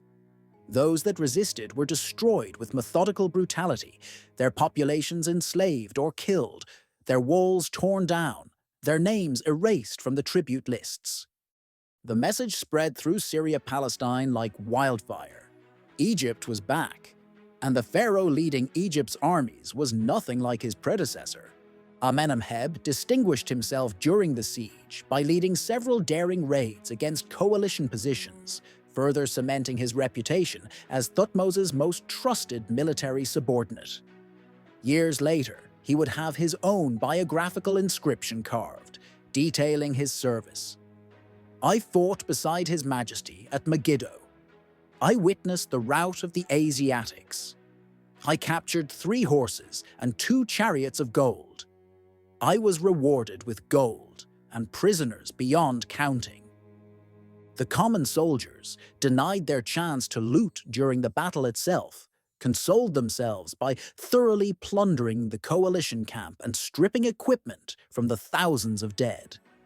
The official tribute lists recorded staggering amounts: 924 chariots captured, 2,138 horses, 200 suits of armor, 502 bows, and enormous quantities of gold, silver, and precious stones. The wealth of 300 cities, concentrated in one location for the coalition's convenience, now belonged to Egypt. But Thutmose couldn't shake the frustration. The victory was complete by any reasonable measure, the coalition destroyed, their armies scattered, their leadership trapped. But it could have been perfect, if his soldiers had maintained discipline for just another hour. If they'd pushed through the gates while the coalition was still disorganized, he could have captured every single leader of the rebellion. No siege, no waiting, just total, immediate, absolute victory. It was a lesson he would never forget. Victory means nothing if you don't finish the job. 7 months. The siege dragged through summer into fall, through harvest season, and into the cooling days of late autumn. The Egyptian army rotated units to prevent boredom and maintain readiness. Supply lines stretched back to Egypt, requiring constant management and security. Diplomatic envoys came and went as other cities assessed the situation and adjusted their allegiances accordingly. Finally, as winter approached and starvation inside Megiddo became critical, the city's leaders sued for peace. The terms were harsh, but not genocidal. Megiddo would remain intact. Thutmose wanted a functioning city to serve as a regional administrative center, not a pile of rubble. The king of Megiddo would keep his throne, but as an Egyptian vassal, under direct supervision. The Prince of Kadesh and other coalition leaders would be required to send their sons to Egypt as guests, hostages in all but name, to be educated in Egyptian ways and ensure their father's continued loyalty. Most importantly, the tribute would be crushing. Gold, silver, grain, horses, weapons, timber, everything the coalition cities had stored for war would now flow to Egypt in peace. The annual payments would be calculated to keep the cities productive enough to pay, but poor enough never to threaten rebellion again. On the day Megiddo's gates opened, Thutmose rode through on his golden chariot, wearing the double crown now rather than the war crown, a pharaoh rather than a soldier. The city's population lined the streets in enforced silence, watching the Egyptian army march past in perfect formation. The coalition leaders who'd thought they could break free from Egyptian control knelt in the dust as Pharaoh passed, their heads bowed, their dreams of independence shattered as thoroughly as their armies. The Prince of Kadesh was there, his face carefully neutral, his posture submissive. He'd gambled everything on Egyptian weakness and lost. Now he knelt in the city he'd chosen as his headquarters, watching the pharaoh he'd thought he could intimidate ride past in triumph. Thutmose stopped his chariot. For a long moment, he simply looked at the man who'd organized the greatest challenge to Egyptian power in a generation. Then he spoke, his voice carrying in the silence. "You were right about one thing. Egypt had grown cautious. We'd forgotten what our grandfathers knew, that empires are built through audacity and maintained through fear. Thank you for reminding us." He gestured to his guards. "Take him. He'll accompany us back to Thebes for the triumph. His city can be administered by his son, assuming his son proves more loyal than the father." As the Prince of Kadesh was led away in bronze chains, Thutmose addressed the assembled coalition leaders who'd gathered to witness their defeat. "You wanted to test whether Egypt still had teeth. Now you know. Go back to your cities. Tell your people what you've seen. Pay your tribute, keep your oaths, and you'll prosper under Egyptian protection. Rebel again." He let the sentence hang, unfinished, the threat all the more effective for what it didn't say. The army that marched back to Egypt was transformed from the force that had left 10 months earlier. They'd left as soldiers following an untested pharaoh on a risky campaign. They returned as conquerors who'd witnessed their pharaoh's genius firsthand. The impossible march through the Aruna Pass, the devastating charge that shattered the coalition, the grinding siege that broke their enemies' will. More importantly, they returned laden with plunder beyond anything they'd imagined.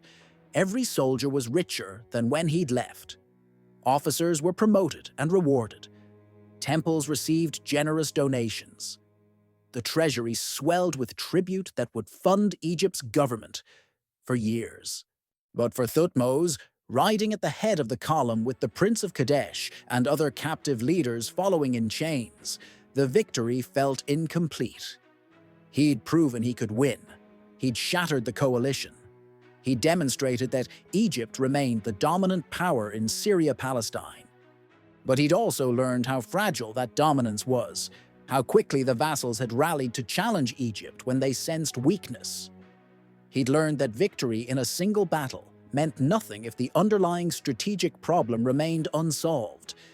And he'd learned that his soldiers, for all their skill and courage, would always choose immediate plunder over strategic completion, unless he taught them otherwise. The lesson of Megiddo wasn't just about military tactics or strategic surprise. It was about the nature of empire itself. You couldn't conquer once and expect peace to follow. You had to keep conquering, keep demonstrating power, keep making the cost of rebellion so obviously catastrophic that no one would dare attempt it. 330 cities had challenged Egypt at Megiddo. Thutmose had broken that coalition in a single campaign, but Syria-Palestine contained hundreds more cities, thousands more potential rebels, endless opportunities for ambitious princes to test Egyptian resolve. One campaign wouldn't be enough. One victory wouldn't secure the empire his grandfather had built. He would need to come back, again and again, year after year, until every city from Gaza to the Euphrates understood with absolute certainty that Egyptian power was permanent, inevitable, and utterly implacable. The Megiddo campaign was the beginning, not the end. And as Thutmose rode back to Thebes in triumph, he was already planning Campaign 2. The warrior pharaoh had been born in blood at Megiddo. But the empire he would build, the greatest Egypt had ever known, would require 16 more campaigns, 350 more cities conquered, and a demonstration of sustained military brilliance that the world had never seen before and would rarely see again. The question wasn't whether Egypt could win a single great battle. The question was whether Thutmose could transform that single victory into a system of perpetual dominance that would outlast his lifetime. He had 32 more years to find out. The triumph through Thebes was everything propaganda demanded and more. The streets were packed with crowds who'd never seen anything like it. Prisoners shuffling in chains, carts loaded with captured weapons and armor, horses from Asia that moved differently than Egyptian breeds, exotic goods from cities most Thebans couldn't locate on a map. The Prince of Kadesh walked behind Thutmose's chariot, his head shaved, his fine robes replaced with a simple prisoner's kilt, visible proof that the greatest threat to Egyptian power had been reduced to a defeated captive. The priests of Amun outdid themselves, staging ceremonies that connected Thutmose directly to the god of war himself. Inscriptions were carved declaring that Amun had personally ordained the victory, that the pharaoh was the god's chosen instrument, that the Battle of Megiddo had been won through divine intervention as much as military skill. Thutmose let them write what they wanted. The soldiers who'd been there knew the truth. They'd won through speed, surprise, and a pharaoh who'd risked everything on a gamble that shouldn't have worked. But while the priests carved propaganda and the population celebrated, Thutmose was already at work on something more important than public relations. He was building a machine for permanent conquest. The problem was obvious to anyone who studied empires. Military victories were temporary, unless backed by systems that made them permanent.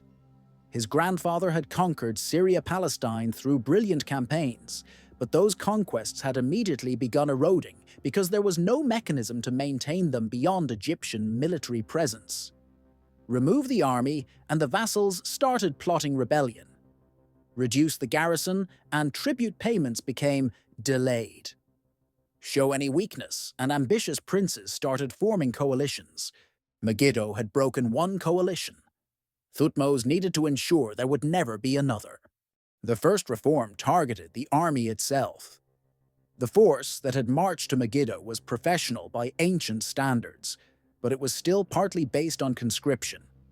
Farmers who served seasonal military duty returned to their fields, then could be called up again when needed. This system had worked well enough when Egypt's military commitments were limited. It would not work for what Thutmose had planned. He needed an army that could campaign continuously, year after year, that could be divided and deployed across multiple fronts simultaneously, that could garrison distant fortresses without depleting Egypt's agricultural workforce. He needed, in short, the ancient world's first truly professional standing army. The reforms began with recruitment.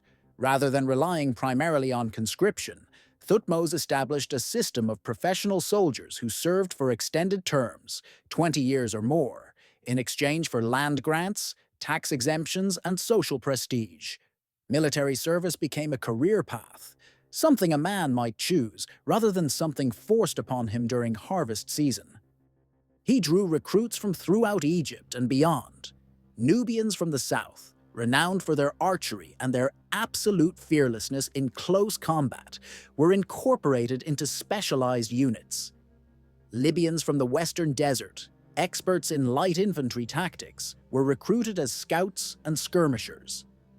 Even some Asiatics, men from Syria-Palestine who'd proven their loyalty during the Megiddo campaign, were accepted into auxiliary units, their local knowledge invaluable for future operations. The training intensified. New recruits underwent months of conditioning that would have been familiar to any modern military. Forced marches with full equipment, weapons drill until movements became automatic, practice battles between units that simulated real combat as closely as possible without actually killing anyone. Officers who'd proven themselves at Megiddo were assigned as instructors, spreading the lessons learned from that campaign throughout the army. Specialization increased. Rather than soldiers who could do everything adequately, Thutmose wanted units that excelled at specific roles.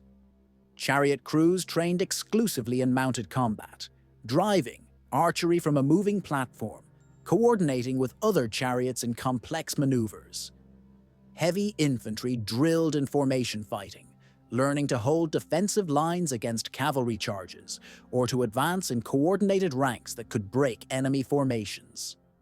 Archers practiced until they could hit targets at ranges that seemed impossible, their composite bows capable of punching through armor at distances that rendered them effectively artillery. The Medjay, Egypt's elite forces, received special attention. These warriors, originally tribal fighters from Nubia, were transformed into something approaching modern special forces. They underwent brutal selection processes, advanced training in infiltration and reconnaissance, and operated in small teams capable of independent action deep in enemy territory. When Thutmose needed a fortress captured, a target assassinated, or intelligence gathered from hostile cities, he sent the Medjay. But the most radical innovation was logistical. Armies march on their stomachs, a truth as old as warfare itself. The difference between a military force and an armed mob often came down to who could keep their soldiers fed, equipped, and supplied far from home. Thutmose understood this better than any contemporary commander, and he built a supply system that would have impressed Roman quartermasters 1,000 years later. He established a network of supply depots throughout Egyptian-controlled territory, positioned roughly 30 miles apart. A day's march for a loaded army. Each depot maintained stockpiles of grain, dried meat, beer, the Egyptian staple beverage, arrows, replacement weapons, medical supplies, and spare equipment. A force moving through friendly territory could resupply at regular intervals without stripping the local population or slowing down to forage. The math was precise and unforgiving. A soldier required roughly 2 pounds of grain per day, plus water, plus some protein source, plus whatever else he needed to remain combat effective. 10,000 soldiers meant 20,000 pounds of grain daily, plus fodder for horses and donkeys, plus replacement equipment for items lost or damaged. Over a months-long campaign, the logistics became staggering, but Thutmose had scribes calculate every detail, ensuring supplies reached forward units before they ran short. Naval logistics received equal attention. Egypt's control of the eastern Mediterranean coast meant supplies could be moved by ship, vastly more efficient than overland transport. Thutmose expanded Egypt's merchant marine and established protected harbors at key ports: Gaza, Joppa, Byblos, Sumer. Ships carried bulk supplies north while the army marched through the interior, creating a supply chain that could support operations hundreds of miles from Egypt itself. The bureaucracy expanded to match these ambitions. Scribes accompanied every major military expedition, recording everything. Supplies consumed, distances marched, cities captured, tribute collected, casualties taken, equipment expended. These weren't just historical records, they were operational data that informed future planning. After each campaign, Thutmose personally reviewed the reports, identifying inefficiencies, calculating optimal routes, determining which supply levels were adequate and which needed increase. His officers initially resented the paperwork. They were warriors, not accountants. Why did Pharaoh need to know exactly how many arrows were shot during a skirmish at some nameless village, or how many donkeys died of exhaustion between Gaza and Megiddo? But the officers who survived multiple campaigns came to understand. Those details meant the difference between an army that could stay in the field indefinitely and one that ran out of supplies after a few weeks. They meant the difference between a force that could operate hundreds of miles from Egypt and one tethered to supply lines it couldn't protect. They meant the difference between sustainable conquest and Pyrrhic victories that exhausted the kingdom's resources. Thutmose was building a machine that could make war efficiently, sustainably, year after year after year. And efficiency in war meant more than just killing enemies. It meant killing them in ways that didn't bankrupt Egypt in the process. The intelligence network expanded in parallel with the military reforms. Megiddo had taught Thutmose the value of information. Knowing where enemies were, what they planned, which cities remained loyal, and which were wavering. Victory went to the commander who saw the battlefield most clearly, who understood enemy intentions before they became actions. He established a formal intelligence service, something unprecedented in ancient warfare. Agents were recruited throughout Syria-Palestine, merchants who traveled between cities and could report on troop movements and political developments, scribes in foreign courts who could copy important documents and send them to Egypt, even priests who heard confessions or presided over ceremonies where rulers spoke too freely. The network operated on several levels. Deep cover agents lived in foreign cities for years, building relationships and gathering strategic intelligence. Short-term operatives could be sent to investigate specific situations. Is the ruler of City X planning rebellion, or are the rumors unfounded? Scouts provided tactical intelligence, enemy force composition, defensive preparations, terrain assessment. All of this information flowed back to Thebes, where Thutmose's scribes compiled it into comprehensive assessments. The intelligence apparatus wasn't subtle by modern standards, but it was revolutionary for its time. Most contemporary rulers relied on envoys, merchants' gossip, and information from their own garrison commanders, reactive intelligence that told them what had already happened, not what was about to happen. Thutmose wanted predictive intelligence that let him disrupt enemy plans before they matured into actual threats. This system paid immediate dividends.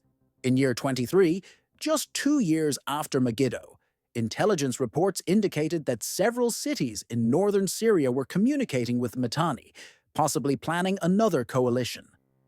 Rather than waiting for the rebellion to materialize, Thutmose launched what he called Campaign 2, a lightning strike into the region that caught the potential rebels completely unprepared. Cities that might have joined a coalition instead found themselves facing Egyptian armies before they'd made final decisions. Most chose immediate submission over uncertain resistance. Campaign 2 wasn't as dramatic as Megiddo. No desperate gambles through impossible passes, no massive set-piece battles. But it was in some ways more impressive as a demonstration of capability. Thutmose had moved an army into northern Syria, crushed a rebellion before it started, extracted tribute and hostages, and returned to Egypt within a single campaigning season. The efficiency was terrifying to anyone contemplating resistance. But military power alone wouldn't hold the empire. Thutmose understood that conquered populations needed reasons to accept Egyptian rule beyond simple fear of destruction. The carrot was as important as the stick, though the stick was always visible in the background. The hostage system became central to this strategy, though hostage was too crude a term for what Thutmose created.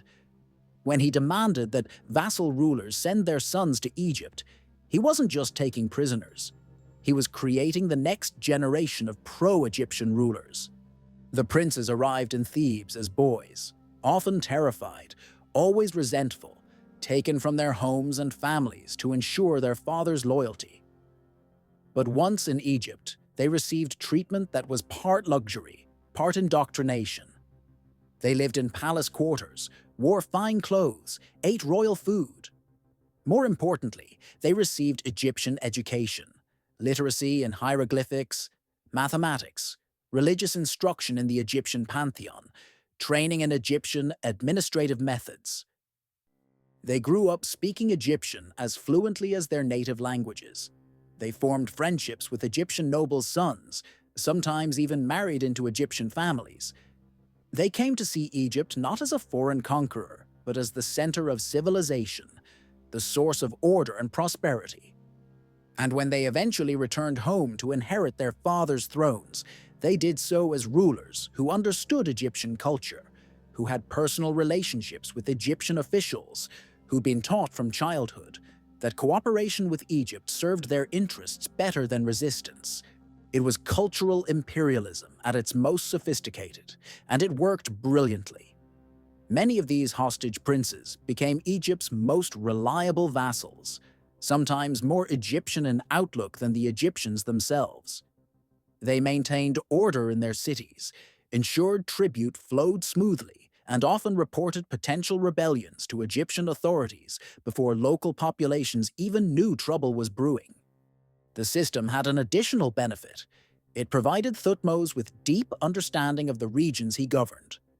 Unlike most conquerors who saw subject territories as abstract sources of tribute, he knew the princes personally, understood their ambitions and limitations, could predict how they'd react to various pressures.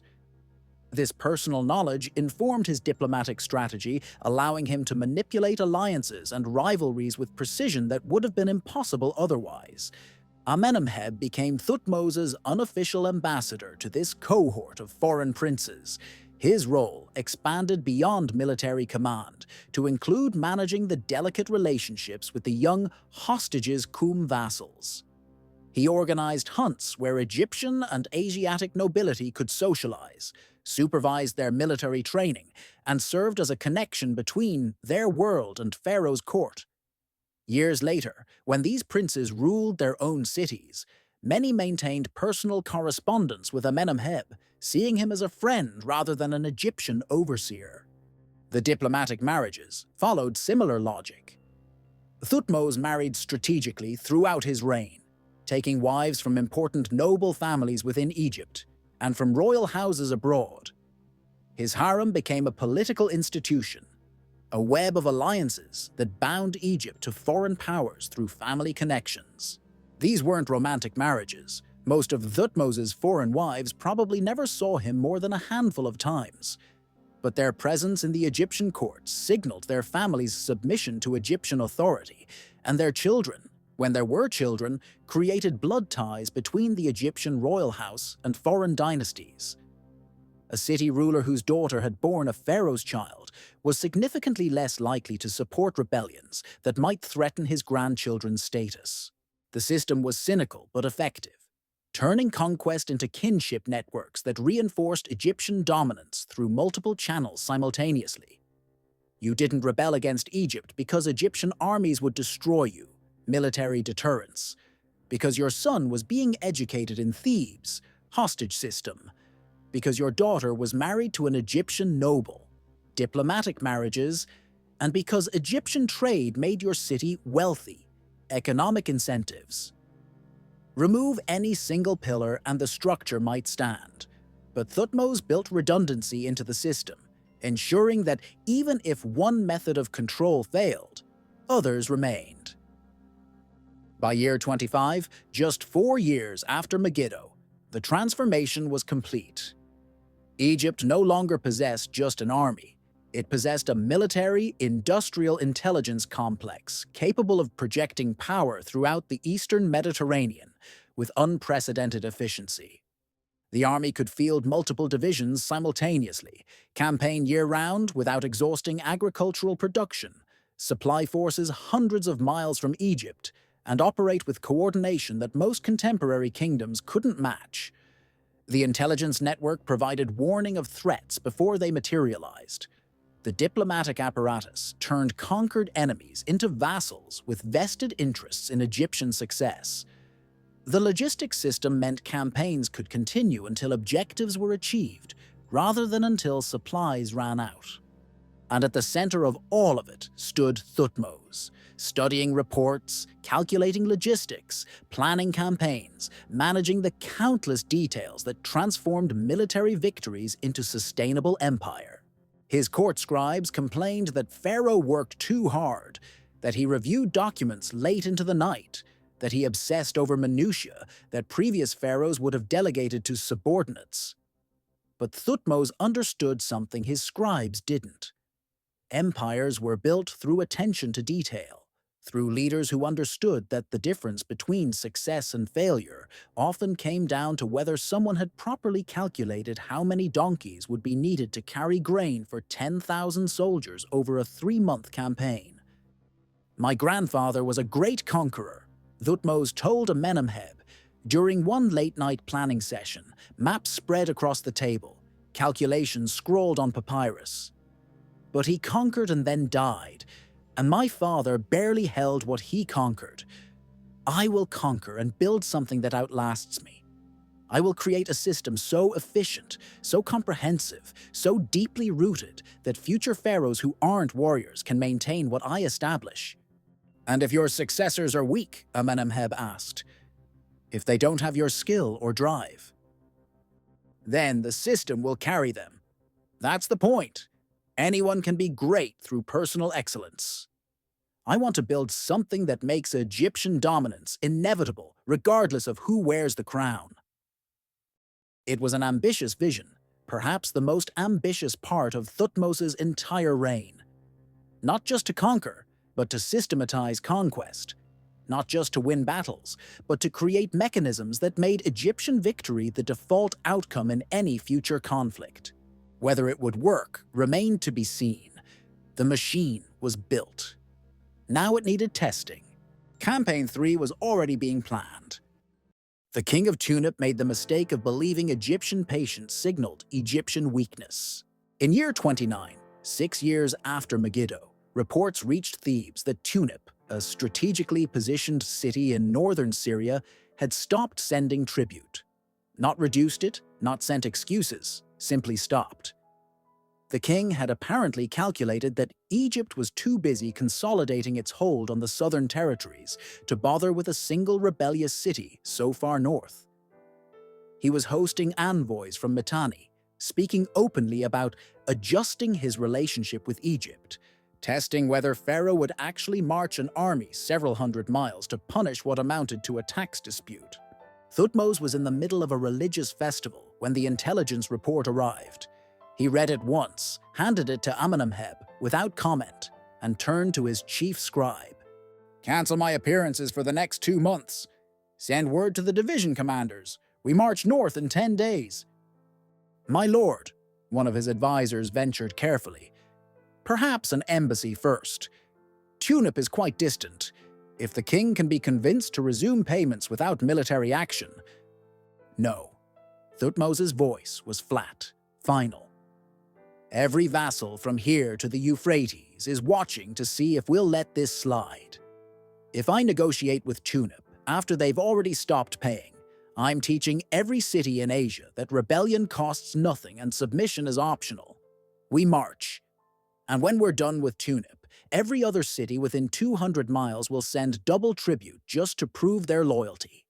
10 days later, the Egyptian army was moving north, smaller than the force that had conquered Megiddo, but faster, leaner, more experienced. These weren't conscripts learning war for the first time.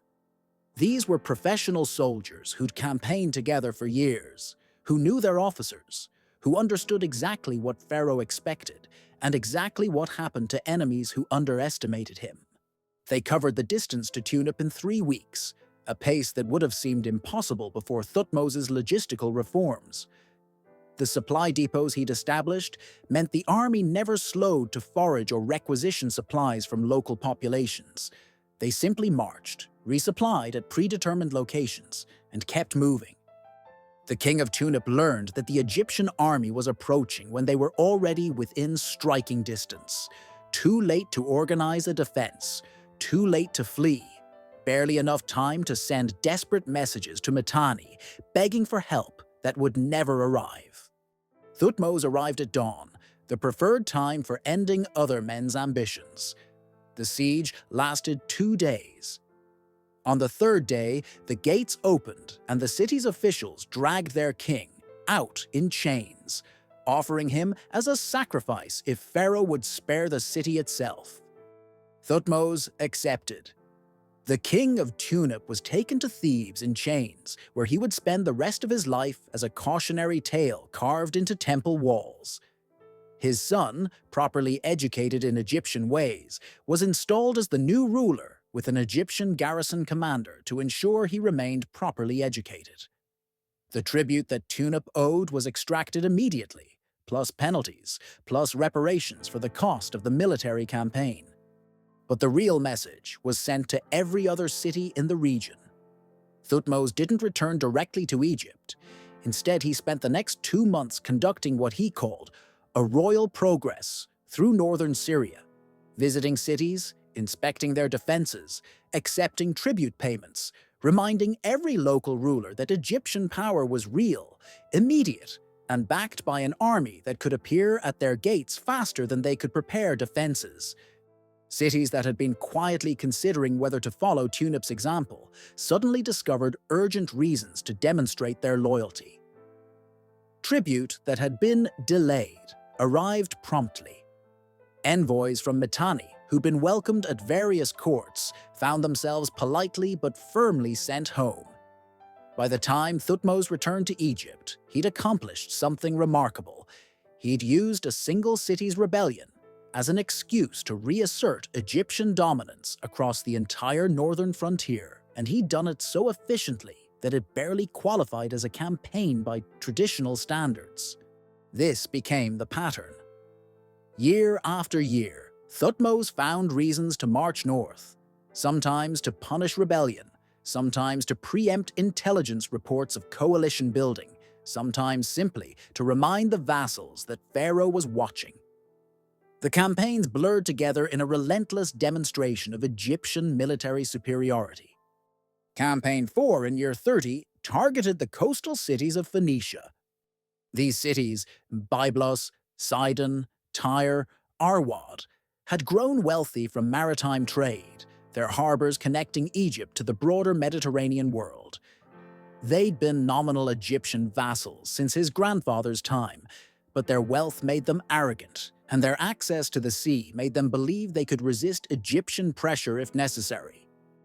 Thutmose disabused them of this notion with characteristic efficiency. Rather than besieging each city individually, which would have taken years given their strong fortifications and access to naval resupply, he simply cut them off from their hinterlands. Egyptian forces occupied the agricultural territories surrounding each city, strangling their food supply, while Egyptian-controlled ports to the south intercepted merchant shipping. The Phoenician cities discovered that being coastal fortresses was magnificent for defense, but catastrophic for feeding large populations. Within months, they were negotiating surrender terms. The tribute they agreed to was crushing: timber from the famous cedars of Lebanon, purple dye from their workshops, skilled shipwrights to expand Egypt's navy, and annual payments of silver calculated to keep them prosperous enough to pay, but poor enough never to threaten independence. More importantly, Thutmose integrated their naval capabilities into his strategic planning. Phoenician ships, now operating under Egyptian authority, extended his logistical reach. Supplies could be moved by sea far more efficiently than overland, allowing Egyptian armies to operate even farther from home. The same ships that had once made the Phoenician cities wealthy now served as Egypt's tool for projecting power throughout the eastern Mediterranean. Campaign 5 came in year 33, when intelligence reports indicated that several inland cities were forming a defensive pact. The coalition never materialized. Thutmose's army appeared before. The ringleaders had finished negotiating terms, and the would-be rebels discovered that planning rebellion and actually executing it were very different things when Egyptian chariots were visible on the horizon. Campaign 6 targeted Kadesh. Yes, that Kadesh, the city whose prince had organized the original coalition at Megiddo. The prince himself was long dead, his son ruling as an Egyptian vassal. But the city retained its strategic importance and its traditional role as a focal point for anti-Egyptian sentiment. Thutmose didn't bother with subtlety. He marched directly to Kadesh, demanded reaffirmation of their vassal status, extracted double tribute as a reminder of past rebellions, and installed a permanent Egyptian garrison. The message to Kadesh and everyone watching was clear. There was no statute of limitations on rebellion. Egypt remembered. Egypt would always remember. And Egyptian vengeance, while sometimes delayed, was inevitable. But it was Campaign 7, in year 34, that revealed Thutmose's true strategic genius. The target was Naharin, the Egyptian name for the Mitanni kingdom, the great power beyond the Euphrates that had been supporting, encouraging, and occasionally directly aiding Egyptian vassals who contemplated rebellion. Mitanni had never directly fought Egypt. They'd been content to operate through proxies, destabilizing Egyptian control without risking their own forces. Thutmose decided to change that calculation permanently. The challenge was geographic.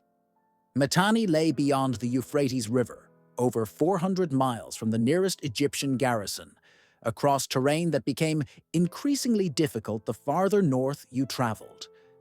No Egyptian army had ever operated that far from home for an extended period. The logistics alone seemed impossible. How do you supply 10,000 soldiers that far from your supply depots, across territory that might turn hostile at any moment? Thutmose's solution was characteristically audacious. He didn't try to supply them overland at all. The campaign began with a rapid march up the coast, following the now familiar route through Phoenician territories. But instead of turning inland at the usual points, the army continued north to Sumur, one of the most distant Egyptian-controlled ports. There, Thutmose revealed what his shipwrights had been building in secret for months: prefabricated boats. Not full ships. Those would have been too large to transport overland, but boat sections that could be carried by donkeys and oxen, then assembled quickly once they reached water. The concept was brilliant in its simplicity. Rather than trying to maintain a supply line across hundreds of miles of potentially hostile territory, he would transport his own navy overland to the Euphrates, cross the river with his army, and strike directly at Mitanni's heartland. The officers were skeptical. Amenemheb, whose loyalty to Thutmose was absolute but whose military pragmatism was equally absolute, voiced the obvious concern. "My lord, even if we can transport the boats, even if we can cross the Euphrates, even if we can raid into Mitanni territory, we'll still have to come back. Through territory that will be fully aroused against us, with supply lines stretched to breaking, against an enemy that will know exactly where we are and what route we must take to reach safety. Which is why we won't be raiding," Thutmose replied. "We'll be making a statement. We cross the Euphrates, we demonstrate that Egyptian power can reach Mitanni's borders, and we return before they can organize a response. Speed, not conquest. Intimidation, not occupation. We're not trying to conquer Mitanni. We're proving that we could if we chose to." The execution was flawless, which was the terrifying thing. The army marched north with the boat sections, moving so fast that by the time Mitanni's intelligence network realized what was happening, the Egyptians were already at the river. The boats were assembled in days. The shipwrights knew their work, had practiced the assembly process until they could do it in their sleep. And the Egyptian army crossed the Euphrates in a single day. What happened next was more demonstration than campaign. Thutmose led raids into Mitanni territory, burning fields, capturing livestock, and most importantly, erecting victory stelae carved with his titles and achievements. These stone monuments declared in hieroglyphics and cuneiform that Pharaoh Thutmose III, Lord of the Two Lands, Mighty Bull, had crossed the Euphrates and struck at Mitanni with impunity. The Mitanni king, caught completely unprepared, scrambled to organize a military response. By the time his forces were mobilized, the Egyptians were already recrossing the Euphrates, dismantling their boats and beginning the march back south. They'd been in Mitanni territory less than a week, but the psychological impact was devastating. For decades, Mitanni had positioned itself as Egypt's peer, a great kingdom whose power balanced Egyptian ambitions, whose borders were secure, whose vassals could expect protection. In 1 week, Thutmose demonstrated that Mitanni's vaunted power was an illusion. Their borders weren't secure. They couldn't protect their own territory, let alone vassals in Syria-Palestine. And any city contemplating rebellion with Mitanni backing now understood that such backing was worthless against a pharaoh willing to cross the Euphrates itself to make a point. The march back south was a victory parade through cities that suddenly discovered renewed enthusiasm for Egyptian sovereignty. Tribute that had been merely adequate became generous. Cities that had maintained polite but distant relationships with Egyptian garrison commanders now hosted Egyptian officials with elaborate ceremonies. Even the annual tribute lists swelled, not because Thutmose demanded more, but because terrified vassals were sending extra as insurance against Pharaoh's displeasure. The campaigns of these years established patterns that would define Thutmose's reign. He operated on the principle of overwhelming, immediate response to any challenge. A city delayed tribute? He didn't send letters. He sent armies. Intelligence suggested coalition building? He didn't wait for it to materialize. He struck preemptively. Mitanni supported anti-Egyptian elements. He crossed the Euphrates to remind them that geography provided no protection. More importantly, he made these demonstrations sustainable. The campaigns weren't one-time efforts that exhausted Egypt's resources. They were annual operations built into the rhythm of Egyptian governance, supported by the supply infrastructure and professional army he'd created. Each spring, as the flooding Nile receded and the roads dried, Thutmose would review intelligence reports, identify threats or opportunities, and march north with whatever force the situation required. Sometimes these were major campaigns with multiple divisions and months-long operations. Sometimes they were quick strikes with elite units, surgical demonstrations of Egyptian power. But they were constant, predictable as the Nile's flood, and far more threatening. The vassals learned to govern themselves according to Egyptian expectations because they knew Pharaoh was watching and Pharaoh would come. Not might come, not could come if sufficiently provoked, would come, annually, with an army that had grown more professional and more efficient with each passing year. By the end of Campaign 8, in year 35, Thutmose had fundamentally reshaped the political geography of the Near East. Egypt wasn't just a powerful kingdom, it was the overwhelmingly dominant power from the Sinai to the Euphrates, from the Mediterranean coast to the Arabian desert. The 330 cities that had challenged Egypt at Megiddo had become 330 cities that competed to demonstrate their loyalty. But Thutmose wasn't satisfied. Dominance required maintenance. Power not exercised was power diminished. And there were still cities that hadn't quite internalized the lesson, still rulers who thought perhaps Egyptian power had limits that hadn't yet been tested. Campaign 9 was already being planned, and after that, Campaign 10. And after that, the machine was running now, smoothly, efficiently, seemingly perpetually. The question was no longer whether Egypt could sustain annual military operations. The question was whether anyone in the Near East could survive them. Amenemheb, now middle-aged and scarred from a dozen campaigns, put it most succinctly during a planning session for the next year's operations. "My lord, at what point do we stop? When have we conquered enough?" Thutmose looked up from the map spread across his table, his expression suggesting the question itself was meaningless. "We stop when every city from here to the edge of the world understands that Egyptian power is permanent and resistance is suicide. We stop when my successors can rule without fighting because I've fought enough that no one dares challenge them. We stop when the empire is so secure that future pharaohs will wonder why their ancestors found warfare necessary." He returned to his maps, his calculations, his endless planning. "Until then, we march north, every spring, every year, for as long as it takes. It would take 9 more campaigns, 9 more years of annual military operations, 9 more demonstrations that Egypt's Napoleon wasn't a title earned through a single brilliant victory, but through sustained, systematic, relentless pursuit of total strategic dominance." The northern campaigns had begun. They would continue for another decade, and by the time they finished, the map of the ancient world would be redrawn in Egyptian ink, with every city, every kingdom, every would-be rebel forced to acknowledge a simple truth. When Thutmose III said he would do something, you could set your calendar by it. And when he said you would pay tribute, you paid or you died trying to explain why you couldn't.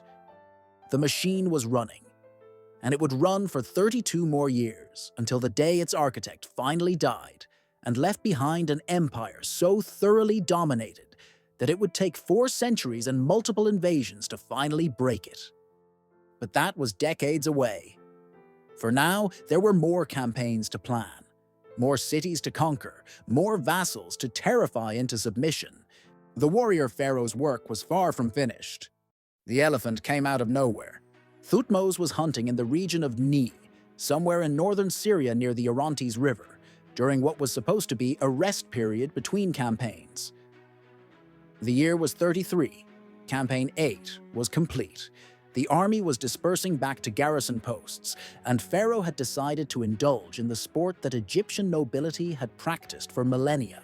Except Egyptian nobility typically hunted lions, gazelles, or at most, the occasional wild bull.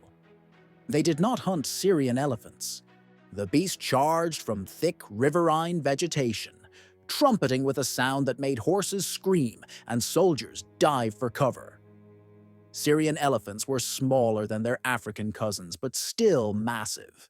8 feet at the shoulder, several tons of muscle and ivory, and absolutely furious at having armed men in its territory. Amenemheb was closest. Without thinking, or perhaps thinking too quickly for rational consideration, he threw himself between the charging elephant and Pharaoh's position, his spear held at an angle designed to deflect rather than penetrate. The elephant's trunk caught him anyway, lifting him like a child's toy and hurling him into a thorn bush. The impact should have killed him. Instead, it merely broke several ribs and left him gasping for breath, while the elephant refocused on Thutmose, who did something characteristically insane. He charged back. Not away from the elephant, toward it. His composite bow was already drawn, the arrow loosed at point-blank range into the creature's face, aiming for the eye. The first arrow missed, the second didn't. The elephant screamed, reared, and in that moment of disorientation, Thutmose's guards finally arrived with spears, surrounding the wounded beast and bringing it down through coordinated attacks that looked more like a military operation than a hunt. When it was over, when the elephant lay dead and Amenemheb had been pulled from the thorn bush, bleeding but alive, Thutmose stood over the carcass, breathing hard, his hunting kilt soaked with blood, some of it the elephant's, some his own from minor wounds he hadn't noticed receiving. "My lord," one of the guards said carefully, "permission to speak?" "Granted." That was monumentally stupid. Thutmose started laughing, the kind of laughter that comes from surviving something that should have killed you. Probably. But imagine the inscription. His Majesty fled in terror from a large animal. Not quite the image I'm trying to project. The story spread through the army within days, growing more dramatic with each retelling. By the time it reached Egypt, Pharaoh had single-handedly killed 3 elephants.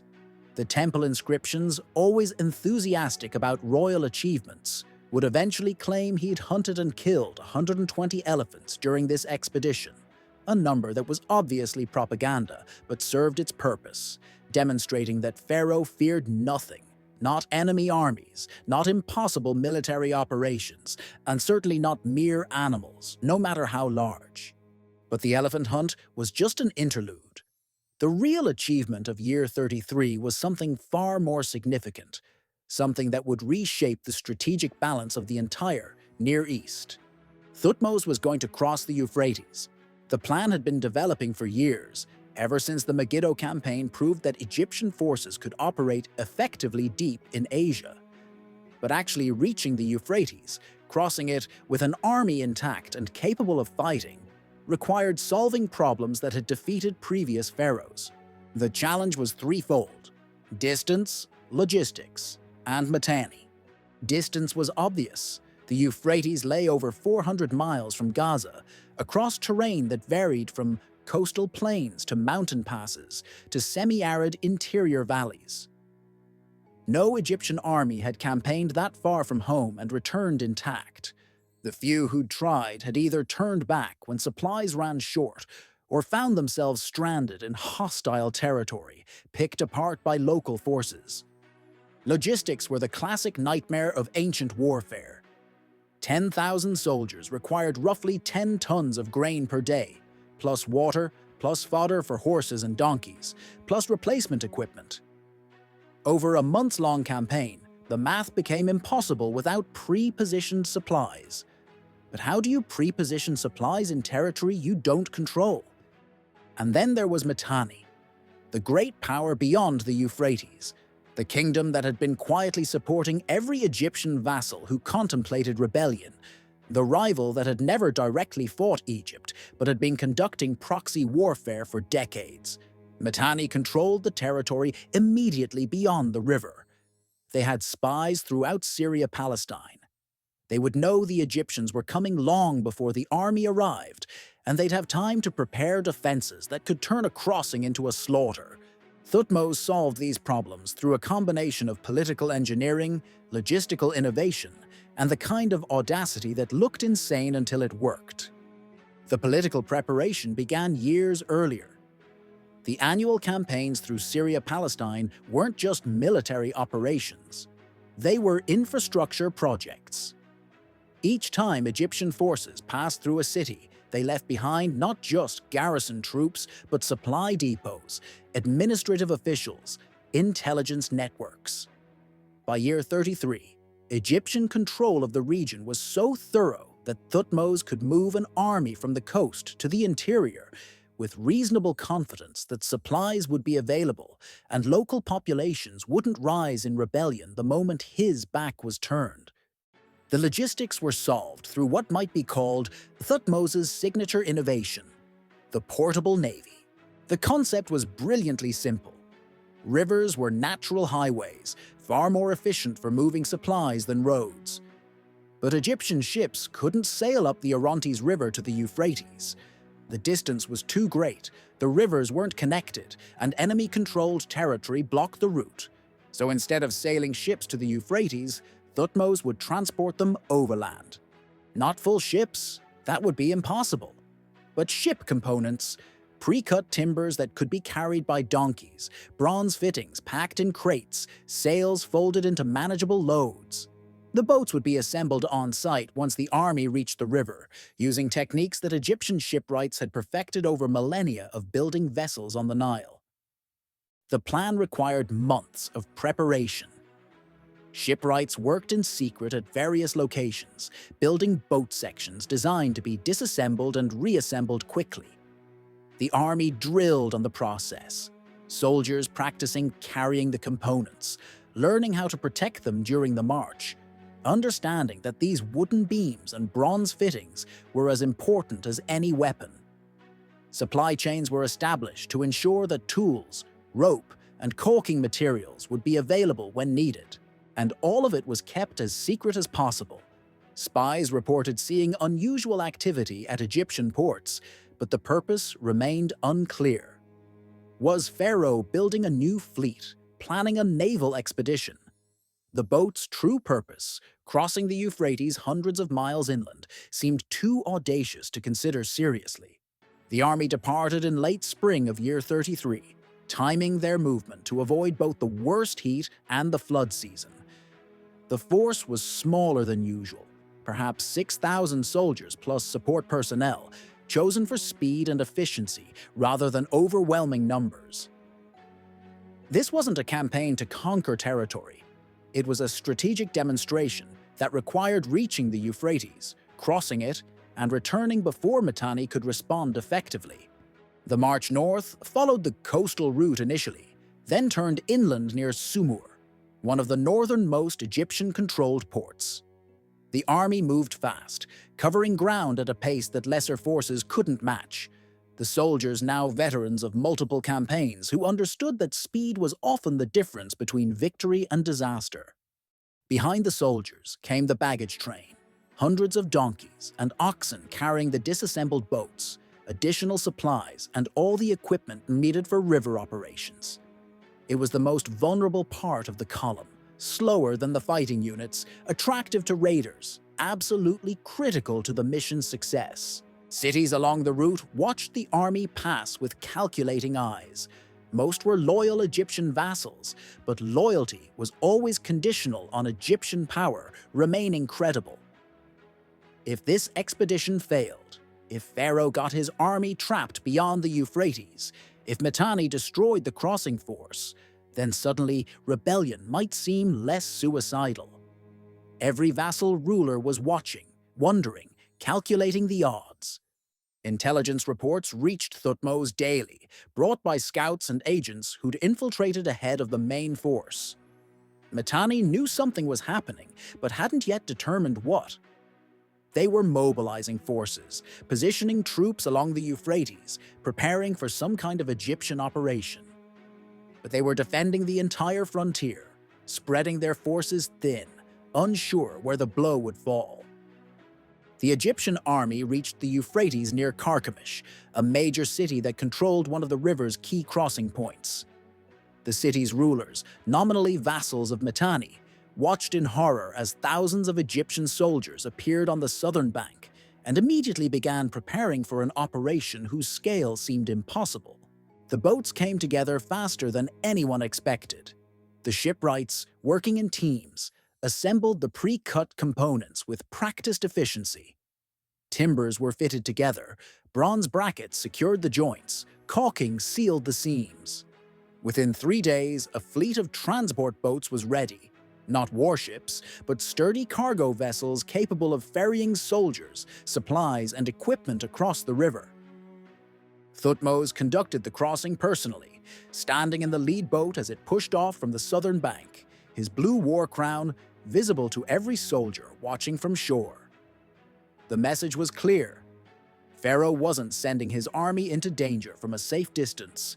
He was leading from the front, as he always had. The crossing itself was anticlimactic. Mitanni forces were present on the northern bank, but they were scattered, disorganized, unprepared for an Egyptian army to simply appear with a fleet of boats and begin crossing in broad daylight. Some Mitanni units attempted to contest the landing, but Egyptian archers on the boats and the speed of the crossing operation made effective resistance impossible. Within a day, the entire Egyptian force was on the northern bank of the Euphrates, something no pharaoh had achieved in centuries. What followed was less a military campaign than a propaganda exercise, though no less effective for that. Thutmose spent the next several days raiding into Mitanni territory, not attempting conquest, but demonstrating presence. Egyptian forces ranged across the countryside, burning crops, capturing livestock, and most importantly, erecting victory stelae, stone monuments inscribed with pharaohs' names and titles, proclaiming Egyptian power in Egyptian hieroglyphs and Mesopotamian cuneiform. These stelae were the real objective.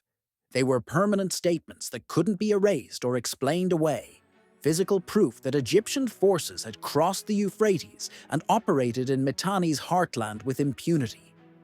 Future generations would see these monuments and understand that Egypt's reach extended even to territories that had once seemed unreachable. The psychological impact on Mitanni was devastating. For decades, they'd positioned themselves as Egypt's equal, a great power whose borders were secure, whose vassals could expect protection. In 1 week, Thutmose demonstrated that this was fantasy. Their borders weren't secure. Their capital itself was potentially vulnerable, and any vassal relying on Mitanni protection now understood that such protection was worthless against a pharaoh who could cross the Euphrates faster than Mitanni could mobilize defensive forces. But Thutmose was too smart to overextend. Before Mitanni could organize a serious counterattack, before the Egyptian supply situation became critical, he ordered the withdrawal. The boats were disassembled as quickly as they'd been built, the components loaded back onto donkeys, and the army began its march south. The withdrawal was more dangerous than the advance. Mitanni forces, finally mobilized and furious at the violation of their territory, harried the Egyptian column. Skirmishes flared along the route as Mitanni cavalry tried to cut off Egyptian rear units or ambush supply trains. But the Egyptian army maintained cohesion, the veterans responding to harassment with disciplined counterattacks that kept Mitanni forces at a respectful distance.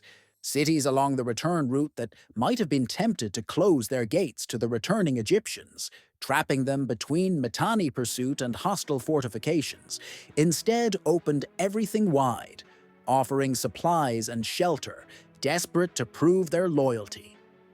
The sight of Egyptian forces returning intact from beyond the Euphrates was more effective than any diplomatic embassy or military threat could have been. The army that returned to Egypt was smaller than the one that had departed, some losses to combat, more to disease and the rigors of an extended campaign in difficult territory. But they returned victorious, laden with plunder from Mitanni raids, and most importantly, having accomplished something that would resonate through the region for years. The elephant hunt near Ni happened during this same campaign period, almost an afterthought to the main operation, but one that captured popular imagination in ways that military logistics never could. The common people of Egypt didn't understand the strategic significance of crossing the Euphrates, but they could appreciate their pharaoh killing enormous animals with a bow and arrow. The temple inscriptions made the most of both achievements. One famous text, carved into the walls at Karnak, proclaimed, "His Majesty crossed the great river Euphrates with a mighty arm at the head of his army. No king of Egypt had reached it since the god was on earth. He set up his boundary stela on its bank. He hunted elephants in the land of Ni. His Majesty returned in joy, his heart glad. He had slain 7 lions by shooting and 1 elephant. His army saw these things. The numbers were propaganda. 7 lions was probably accurate. 1 elephant was definitely understating the danger for dramatic effect. 120 elephants, claimed in other texts, was pure fiction. But the essence was true.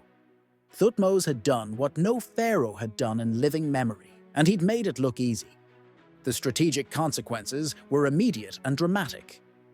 Cities throughout Syria-Palestine that had been maintaining cordial relations with Mitanni suddenly discovered that such relationships were diplomatically awkward. Tribute to Egypt increased without Thutmose demanding it, rulers sending extra as insurance, demonstrating that they understood the new strategic reality. Intelligence reports indicated that several rulers who'd been considering rebellion had abandoned their plans entirely. Most significantly, Mitanni stopped actively supporting anti-Egyptian elements. They didn't become Egypt's ally. That would come later, under different circumstances. But they recognized that continuing to provoke a pharaoh who could cross the Euphrates at will was strategically suicidal. The proxy war that had been simmering for decades effectively ended with Thutmose's demonstration that geography provided no protection. Amenemheb recovered from his injuries sustained during the elephant encounter, adding several impressive scars to his collection, and acquiring a reputation for insane bravery that would follow him the rest of his life. He would later have his own biographical inscription carved, describing the incident. His Majesty became enraged like a panther. His Majesty himself hurled his first spear, which struck the elephant. It stood there in the water, not attacking. I cut off its trunk while it yet lived before His Majesty. This was almost certainly exaggeration. Amenemheb had been flung into a thorn bush and was probably semi-conscious during the actual kill, but the exaggeration served a purpose, demonstrating that Pharaoh's closest warriors were as fearless as Pharaoh himself, that the Egyptian court was filled with men who considered charging elephants a reasonable career decision. The Euphrates crossing marked a turning point in Thutmose's reign and in the history of Egyptian imperialism. It wasn't the largest battle or the most dramatic victory, but it was perhaps the most strategically significant single operation of his career. He'd proven that Egyptian power could reach anywhere in the Near East, that no city was too distant to attack, that no border was secure against a pharaoh who combined logistical genius with tactical audacity. The portable navy concept, transporting boats overland to cross rivers deep in enemy territory, was so innovative that it wouldn't be matched in sophistication, until Roman military engineering 1,000 years later. More importantly, he'd broken the perception that Egypt's reach had natural limits. Previous pharaohs had conquered to the Euphrates and stopped there, treating the river as a natural boundary. Thutmose crossed it, operated beyond it, and returned to prove that the boundary existed only in people's minds. The vassals of Syria-Palestine learned a lesson that would govern their behavior for the rest of Thutmose's reign. There was nowhere to run, nowhere to hide, no ally strong enough to protect them from Egyptian vengeance. Rebellion wasn't just risky, it was pointless. Geography didn't matter, distance didn't matter, allied support didn't matter. What mattered was that Thutmose would come, with an army that could appear anywhere, at any time, moving faster and striking harder than any reasonable military force should be able to. When the army returned to Thebes for the annual triumph, when the captives were paraded through the streets and the victory stelae from beyond the Euphrates were displayed for the populace to admire, when the priests of Amun declared that the god himself had guided Pharaoh to this unprecedented achievement, Thutmose stood in the temple and looked at the inscriptions being carved to commemorate the campaign. His grandfather had reached the Euphrates. His father had barely maintained what his grandfather conquered. And he, young Thutmose, who'd spent decades in Hatshepsut's shadow, who'd been dismissed as untested and possibly incompetent, he'd not only reached the Euphrates, but crossed it, conquered beyond it, and returned to tell the tale. 8 campaigns completed, 9 more to go. The empire was taking shape, but it wasn't finished yet. There were still cities that hadn't quite internalized the lesson, still rulers who thought perhaps their walls were strong enough or their location remote enough to avoid Egyptian attention. They would learn. They always did, eventually. Sometimes through diplomatic submission, sometimes through military demonstration. But they always learned.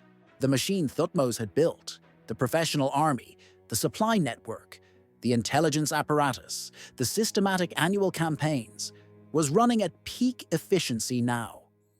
And it would continue running year after year until the day its architect died and left behind an empire so thoroughly dominated that it would last 4 centuries beyond his death. But that was decades away. For now, there were more campaigns to plan, more cities to cow into submission, more impossible military operations to make look routine. The warrior pharaoh's work continued. The Euphrates had been crossed. Next, the empire had to be held. And holding, Thutmose was learning, required just as much audacity as conquering. The delegation from Babylon arrived in Thebes bearing gifts so extravagant they required their own inventory list. Lapis lazuli in quantities that strained credulity. Gold vessels worked with techniques Egyptian craftsmen couldn't replicate. Horses bred for speed rather than war. Textiles dyed with colors that seemed to shift in different light. And a letter, written in Akkadian cuneiform on a clay tablet, from the Kassite king who now ruled what had once been Hammurabi's empire. The letter's content was remarkable for what it didn't say. There were no threats, no demands, no posturing about Babylonian power or independence. Instead, it was essentially a job application. Babylon wished to establish brotherhood with Egypt, to exchange gifts, tribute by another name, to ensure peaceful relations with the kingdom whose pharaoh had recently crossed the Euphrates and terrified everyone within 500 miles. Thutmose read the letter once, handed it to his chief scribe, and smiled. Reply that Pharaoh receives Babylon's greeting with pleasure. Encourage them to send more delegations, and make sure every other kingdom hears about this within the month. It was year 38, 5 years after the Euphrates crossing, and the political landscape of the Near East had fundamentally shifted. The question was no longer whether Egypt could project power across vast distances. Thutmose had answered that definitively. The question now was how to maintain that power permanently, how to transform military dominance into a system so comprehensive that rebellion became literally unthinkable. The answer, Thutmose was discovering, was to never stop campaigning. Campaign 9 through Campaign 17 would blur together in historical memory, a relentless series of annual expeditions that demonstrated a truth about empire that most conquerors never grasped. Conquest was easy compared to maintenance. Alexander the Great would learn this lesson too late. After conquering the known world, he discovered that holding it required constant attention, endless warfare against enemies who saw his absence as opportunity. The Romans would build their empire on the same principle Thutmose pioneered: permanent military presence, annual campaigns to remind subjects of imperial power, systematic destruction of anyone who forgot the lessons. But in 1440 BCE, this was revolutionary. Empires were supposed to be conquered and then governed, with military force as an emergency measure rather than standard operating procedure. Thutmose inverted this logic. Military force was the foundation of governance, and the appearance of peace was just the period between campaigns. Campaign 9, launched in year 38, targeted cities in the Bekaa Valley that had been making optimistic calculations about Egyptian attention spans. The campaign was over in 6 weeks. Thutmose appeared, extracted tribute, took hostages, and left garrison commanders with extremely clear instructions about what constituted acceptable behavior from vassal rulers. The speed was the message. Rebellion wasn't worth contemplating because punishment arrived before you'd finished planning. Campaign 10 followed a year later, this time sweeping through the coastal regions to ensure Phoenician cities remembered their obligations. The tribute lists from this expedition read like an accountant's fever dream: 3,600 measures of grain, 400 jars of honey, 180 cattle, 1,600 goats and timber, always timber, the cedars of Lebanon that Egypt needed for ships, temples, and monumental construction. But campaigns 11 through 14 were different. These weren't punitive expeditions or responses to specific rebellions. These were what Thutmose called reminder campaigns: systematic tours through Egyptian-controlled territory, visiting cities, inspecting garrisons, receiving tribute, and making absolutely certain that every vassal ruler understood that Pharaoh was watching. The psychological impact was devastating and precisely calculated. Traditional empire building assumed that once you'd conquered a region and extracted submission, you could govern it through appointed officials and occasional military interventions. Thutmose proved that assumption wrong. His vassals never had time to forget Egyptian power, because Egyptian power appeared on their doorsteps every spring like clockwork. The annual campaigns became part of the rhythm of Near Eastern life. As predictable as the seasons, cities planned their tribute payments around Pharaoh's expected arrival dates. Rulers timed their diplomatic correspondence to reach Egypt before campaign season. Even potential rebels had to factor in that any conspiracy required completion before spring, because once Thutmose's army started moving north, any city caught in open rebellion was simply destroyed. But the genius of Thutmose's system wasn't just military presence. It was how he integrated military, diplomatic, and economic pressure into a comprehensive control mechanism. The hostage system, established after Megiddo, had matured into something approaching a multinational educational institution. By year 40, there were dozens of foreign princes living in Thebes at any given time. Sons of rulers from Syria, Palestine, Phoenicia, even some from more distant regions who'd been sent as gestures of goodwill rather than under direct compulsion. These young men lived in a carefully constructed bubble. They had comfortable quarters in palace complexes, wore fine clothes, ate well. They received Egyptian education, learning to read and write hieroglyphics, studying Egyptian mathematics and astronomy, memorizing religious texts that emphasized the divine nature of Pharaoh's authority. They trained with Egyptian military units, learning Egyptian tactics and forming bonds with Egyptian officers. Most importantly, they grew up knowing their father's positions depended on Egyptian approval. Their comfort, their future prospects, their very lives were conditional on their father's loyalty. It was the most sophisticated hostage system the ancient world had yet seen. Not crude imprisonment, but cultural transformation that created a generation of foreign rulers who thought like Egyptians. The success rate was remarkable. When these princes returned home to inherit their fathers' thrones, the vast majority remained staunchly pro-Egyptian. They'd spent their formative years in Thebes, spoke Egyptian as fluently as their native languages, had Egyptian friends, and sometimes Egyptian wives. To them, rebellion against Egypt wasn't just strategically foolish, it was personally unthinkable, like betraying family. One particularly successful example was the Prince of Megiddo, son of the king who'd sheltered the coalition during that famous 7-month siege. The young prince had been sent to Thebes as a boy, spent 15 years in Egyptian education, and returned to rule his city as perhaps the most loyal vassal in Syria-Palestine. He didn't just pay tribute on time, he exceeded it, sending gifts to Pharaoh unprompted, volunteering troops for Egyptian military operations, and actively suppressing anti-Egyptian sentiment in neighboring cities. Thutmose understood this prince's value better than most contemporary observers. It wasn't just that Megiddo was loyal, it was that the prince's loyalty was genuine rather than forced. He wasn't obeying out of fear, he was obeying because his cultural identity had been fundamentally altered during his time in Egypt.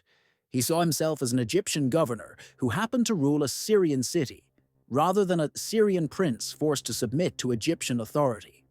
This distinction mattered.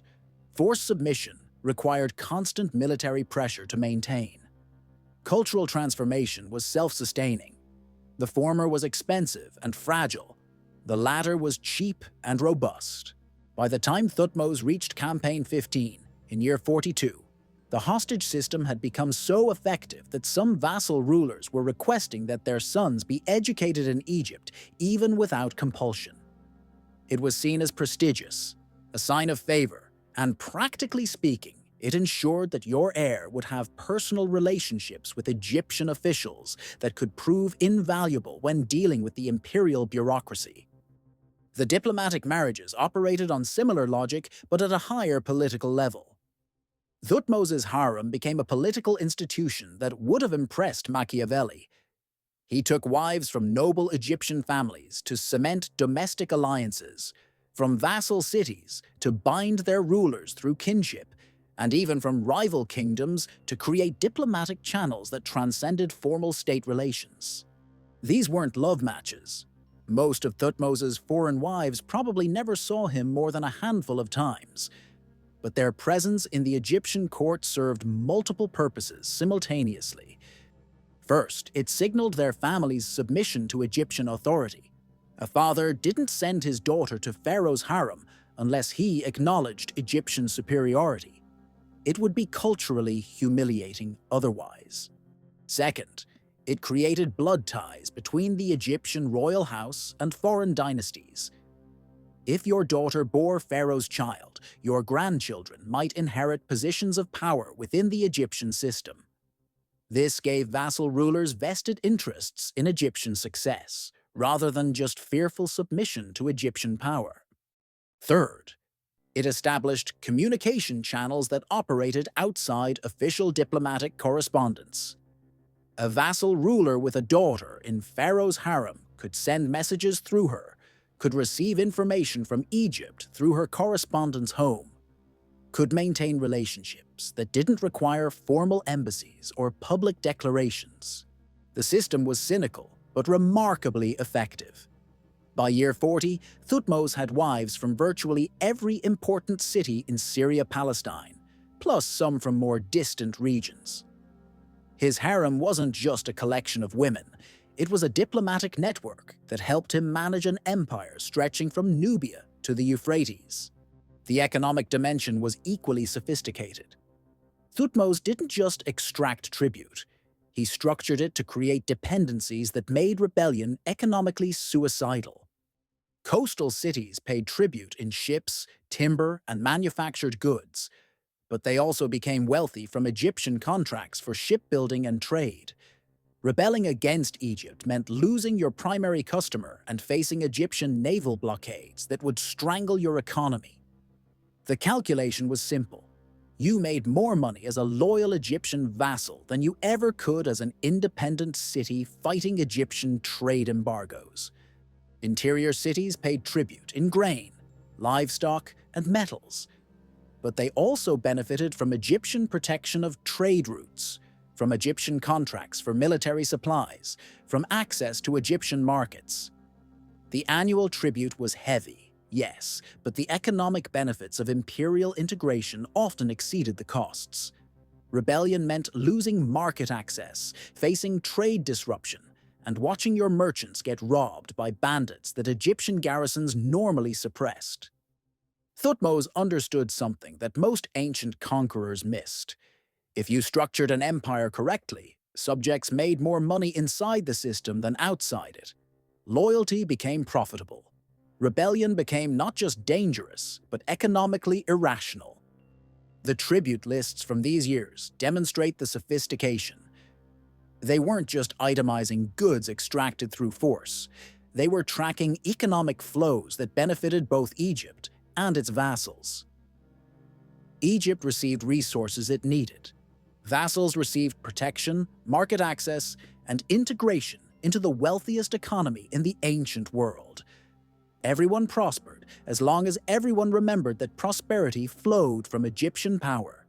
But none of this, the hostages, the marriages, the economic integration, worked without the underlying military foundation. And that foundation required constant maintenance through annual campaigns. Campaign 12, in year 40, was typical of these reminder campaigns. No major battles, no dramatic sieges, just Thutmose marching through Syria-Palestine with several thousand soldiers, visiting cities, receiving tribute, inspecting garrisons, and making certain that everyone understood the subtext. Egyptian power was permanent, immediate, and backed by an army that could appear at your gates faster than you could organize resistance. The cities prepared elaborate receptions, not because they loved Egypt, but because the alternative was having those several thousand soldiers demonstrate what happened to cities that weren't enthusiastic enough in their welcome. Rulers lined their streets with cheering crowds, presented tribute with theatrical gestures of loyalty, swore eternal oaths of allegiance to Pharaoh. It was performance, but performance backed by very real understanding of consequences. Thutmose played his role perfectly. He received the tribute graciously, praised loyal vassals publicly, distributed gifts that demonstrated Egyptian wealth and generosity. He was magnanimous in victory, forgiving of minor infractions, understanding of the difficulties vassal rulers faced in managing their territories. He was, in short, the perfect overlord, as long as you never forgot that the magnanimity was optional and the army was permanent. But he also made examples when necessary. During Campaign 13, intelligence reports indicated that a minor prince in a relatively unimportant city had been corresponding with Mitanni about possibly shifting allegiances. The evidence was thin. A few letters that could be interpreted multiple ways, conversations reported by spies who might have had their own agendas. Thutmose didn't investigate further. He didn't send diplomatic protests or demands for explanation.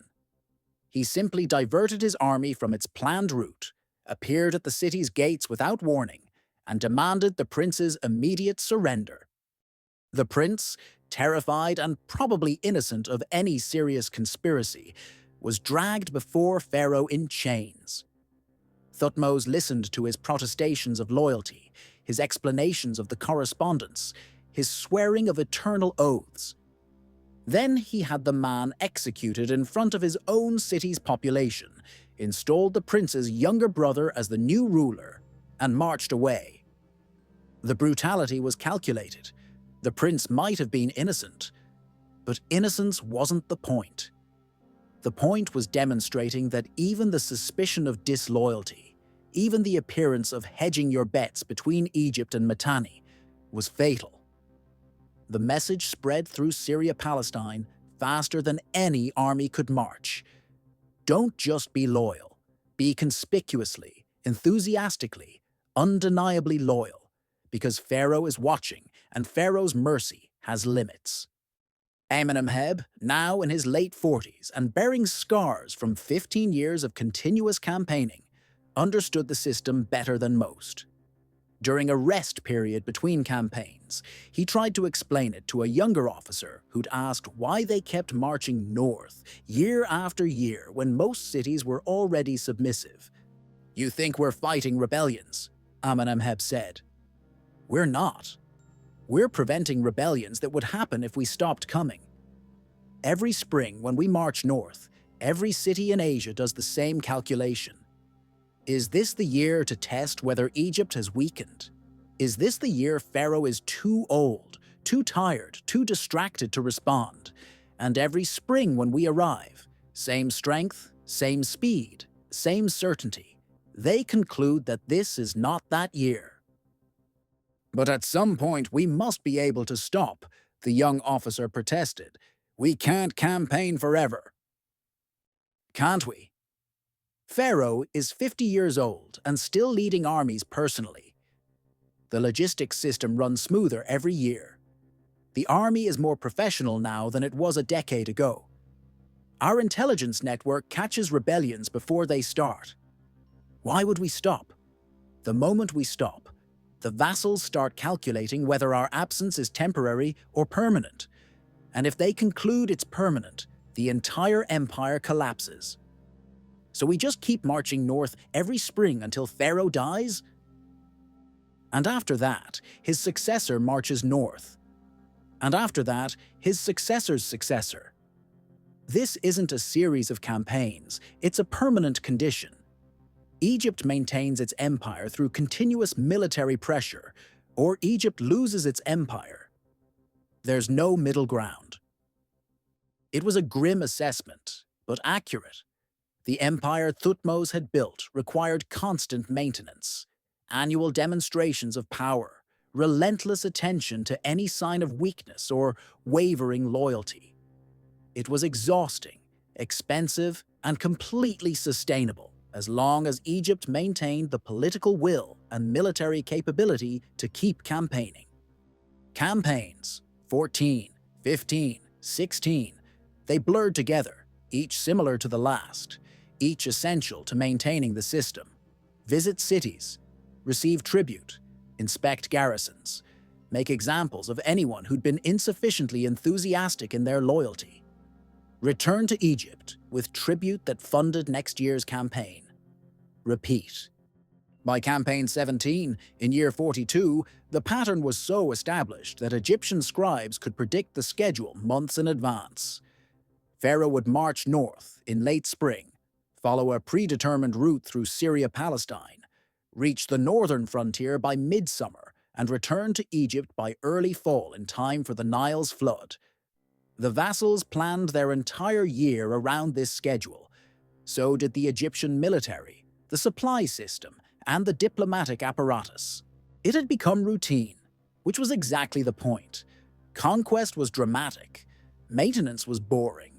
But boring maintenance of imperial power was far more valuable than dramatic conquest that immediately fell apart. The wealth flowing into Egypt during these years was staggering. Not just from tribute, though that alone would have made Egypt wealthy, but also from trade that flourished under Egyptian protection, from Egyptian merchants operating throughout Syria-Palestine under Pharaoh's authority, from contracts that vassals awarded to Egyptian craftsmen and suppliers. The temples swelled with donations. Karnak in particular became almost grotesquely wealthy, its estates sprawling, its granaries overflowing, its workshops producing luxury goods for export. Thutmose donated lavishly to Amun's cult, partly from genuine piety, partly from political calculation. The priests who proclaimed that Pharaoh was the god's chosen instrument needed to be kept satisfied, and satisfaction required gold. The common people of Egypt prospered in ways that would have seemed impossible during Hatshepsut's reign, despite her focus on internal development. The annual campaigns meant continuous employment for soldiers, craftsmen producing military supplies, farmers growing food for the army, merchants transporting goods to Syrian garrisons. War, it turned out, could be economically beneficial if structured correctly, if you won consistently, if you didn't exhaust your resources, and if the tribute you extracted exceeded the costs of extraction. Thutmose's Egypt achieved all three. The campaigns were consistent victories. The logistic system made them sustainable, and the tribute vastly exceeded costs. It was, by any measure, the most successful imperial system the ancient world had yet seen. But success created its own challenges. The empire was now so large, so complex, so dependent on annual military campaigns that it required a pharaoh with Thutmose's specific combination of skills to maintain it. What happened when he died? Could his successors sustain the system? Or would the entire elaborate structure collapse under a less capable ruler? These were questions for the future. For now, in year 42, Thutmose was at the height of his power, ruler of an empire that stretched from Nubia to the Euphrates, commander of the most professional army in the ancient world, architect of a system that had transformed conquest into routine administration. The warrior pharaoh had become something more, the manager of empire, the bureaucrat of conquest, the man who'd proven that the hardest part of building an empire wasn't winning battles, but maintaining victory year after year after year. Campaign 17 was complete. The tribute was counted, the hostages were delivered, the vassal rulers had renewed their oaths of loyalty. The Egyptian army returned home, laden with wealth, and the priests carved new inscriptions celebrating Pharaoh's eternal victories. And already, Thutmose was planning for next year, because next year would come, as certainly as the Nile would flood and the sun would rise, and when it came, Egypt would march north again. The art of forever war wasn't dramatic, but it worked, and in the end, that was all that mattered.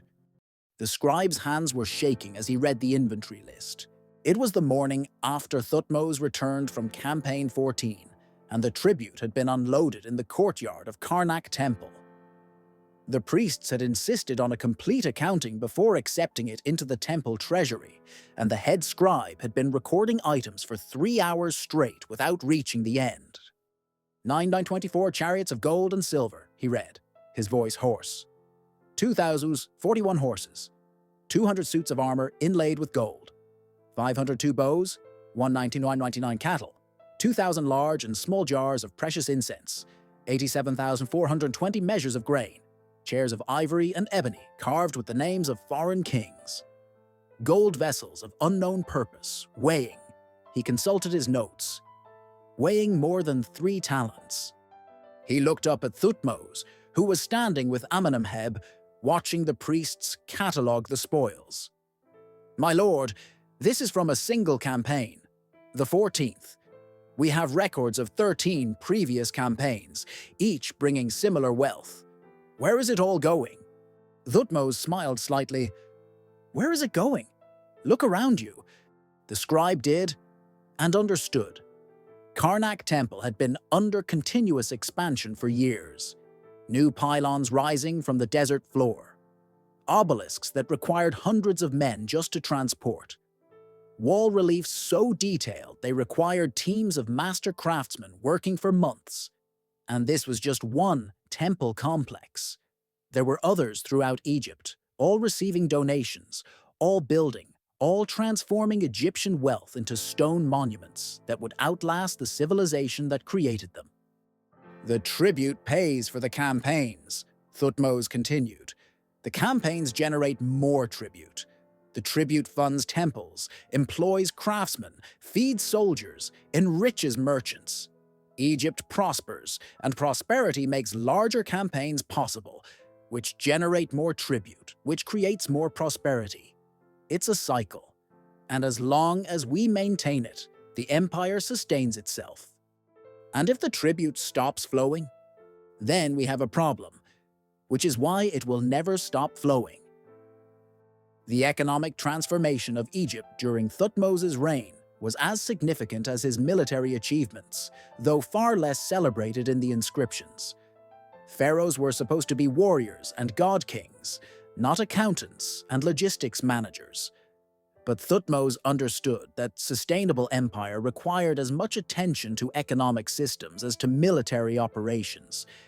The tribute lists that have survived, carved into temple walls, recorded on papyrus, inventoried by bureaucrats who understood that accurate records were their protection against accusations of theft, provide a window into the sheer scale of wealth flowing into Egypt annually. From Campaign 9 alone, 300 male and female slaves, 2,400 horses, 690 vessels of myrrh, 340 jars of incense, 179 ingots of silver, gold, and silver vessels whose combined weight exceeded 7 talents, plus grain in quantities that required separate warehouses just to store. From Campaign 12, ships laden with timber from Lebanese forests, cedar, pine, and precious woods that Egypt lacked domestically. The timber alone was worth a fortune, essential for construction of temples, palaces, and the boats that maintained Egypt's Mediterranean presence. From Campaign 15, live animals for the royal zoo, including birds of exotic plumage that Egyptian artists had never seen before, used as models for temple decorations. One inscription casually mentions plants of unknown type, brought from Asia and planted in Pharaoh's garden, where they presumably died in Egypt's climate but demonstrated the reach of Egyptian power. The variety was as impressive as the quantity. Egypt wasn't just extracting gold and grain, it was systematically draining its empire of everything valuable, everything useful, everything that could be converted into Egyptian power. But the genius of Thutmose's economic system was that this extraction didn't impoverish the vassals to the point of rebellion. The tribute was heavy, yes, but carefully calibrated. Cities were left wealthy enough to remain productive, to maintain their own prosperity, to benefit from Egyptian protection of trade routes and suppression of banditry. The empire was structured as a protection racket, but one that actually provided the protection it promised.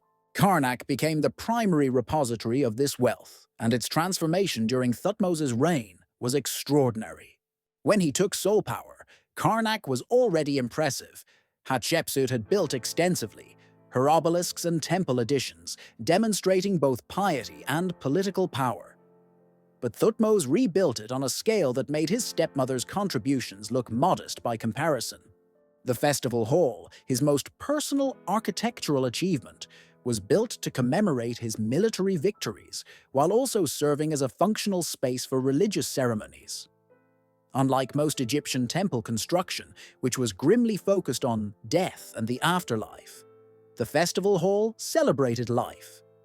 Botanical gardens featuring plants from conquered territories, reliefs depicting exotic animals, inscriptions describing campaigns in detail that modern historians would kill for. One wall showed a botanical garden, carved representations of every plant Thutmose's expeditions had encountered in Syria-Palestine. Another depicted the zoological garden, animals from throughout the empire, rendered with such accuracy that modern scholars can identify specific species. It was natural history as propaganda. Look at the diversity of the world that acknowledges Egyptian power. The Hall of Annals, completed later in his reign, recorded his military campaigns in exhaustive detail. Modern historians have reconstructed Thutmose's 17 campaigns largely from these inscriptions, which provided dates, routes, cities conquered, tribute extracted, and strategic decisions made. It was history written by the victor, certainly, but history nevertheless, and far more detailed than most contemporary rulers bothered to record. The obelisks were Thutmose's particular obsession. These massive granite monoliths, each carved from a single stone, transported hundreds of miles from quarries to building sites, then erected using techniques that required mathematical precision and coordinated labor of hundreds of workers. They were the ancient world's ultimate flex. Hatshepsut had erected 2 obelisks at Karnak. Thutmose would eventually erect 7 throughout Egypt, each taller and more elaborate than the last. One pair at Karnak stood over 100 feet tall, their gold-covered pyramidions visible for miles, catching the sun and proclaiming Egyptian power to anyone with eyes. The inscriptions on these obelisks were remarkably specific. Not just "Pharaoh is great," but detailed accounts of campaigns, tribute received, cities conquered. One obelisk lists 350 cities that acknowledged Egyptian sovereignty, not an exaggeration for propaganda purposes, but an actual count based on administrative records of tribute-paying cities. 350 cities, each with its own ruler, its own population, its own economic production, each sending annual tribute, each contributing to the wealth that was transforming Egypt into the ancient world's first superpower. But monuments weren't the only use for the tribute wealth. Thutmose invested heavily in infrastructure that would outlast his reign. The naval expansion was particularly significant. Egypt had always had boats. The Nile required them. But Thutmose built a blue water navy capable of projecting power throughout the eastern Mediterranean. Phoenician shipwrights, now working under Egyptian authority, constructed vessels that could carry troops, transport supplies, and contest control of sea lanes that had previously been open to any maritime power. This naval capability proved its value repeatedly. During one of the later campaigns, the exact date is disputed, but probably Campaign 16, Thutmose used his fleet to bypass coastal fortifications entirely, landing troops behind defensive lines and forcing cities to fight on 2 fronts simultaneously. The tactical advantage was devastating and demonstrated how command of the sea translated into strategic options unavailable to land-bound rivals. The supply depot network expanded until it covered not just Egypt, but the entire imperial highway system through Palestine and Syria. Every 30 miles, a day's march for a loaded army, warehouses maintained stocks of grain, dried meat, replacement weapons, medical supplies, and fodder for animals. The system wasn't just about feeding armies, it was about feeding them consistently enough that campaign length was limited only by strategic necessity rather than logistics. The cost of maintaining these depots was enormous. Each required a permanent staff of administrators, guards, and maintenance workers. The supplies needed regular rotation to prevent spoilage. The buildings required upkeep.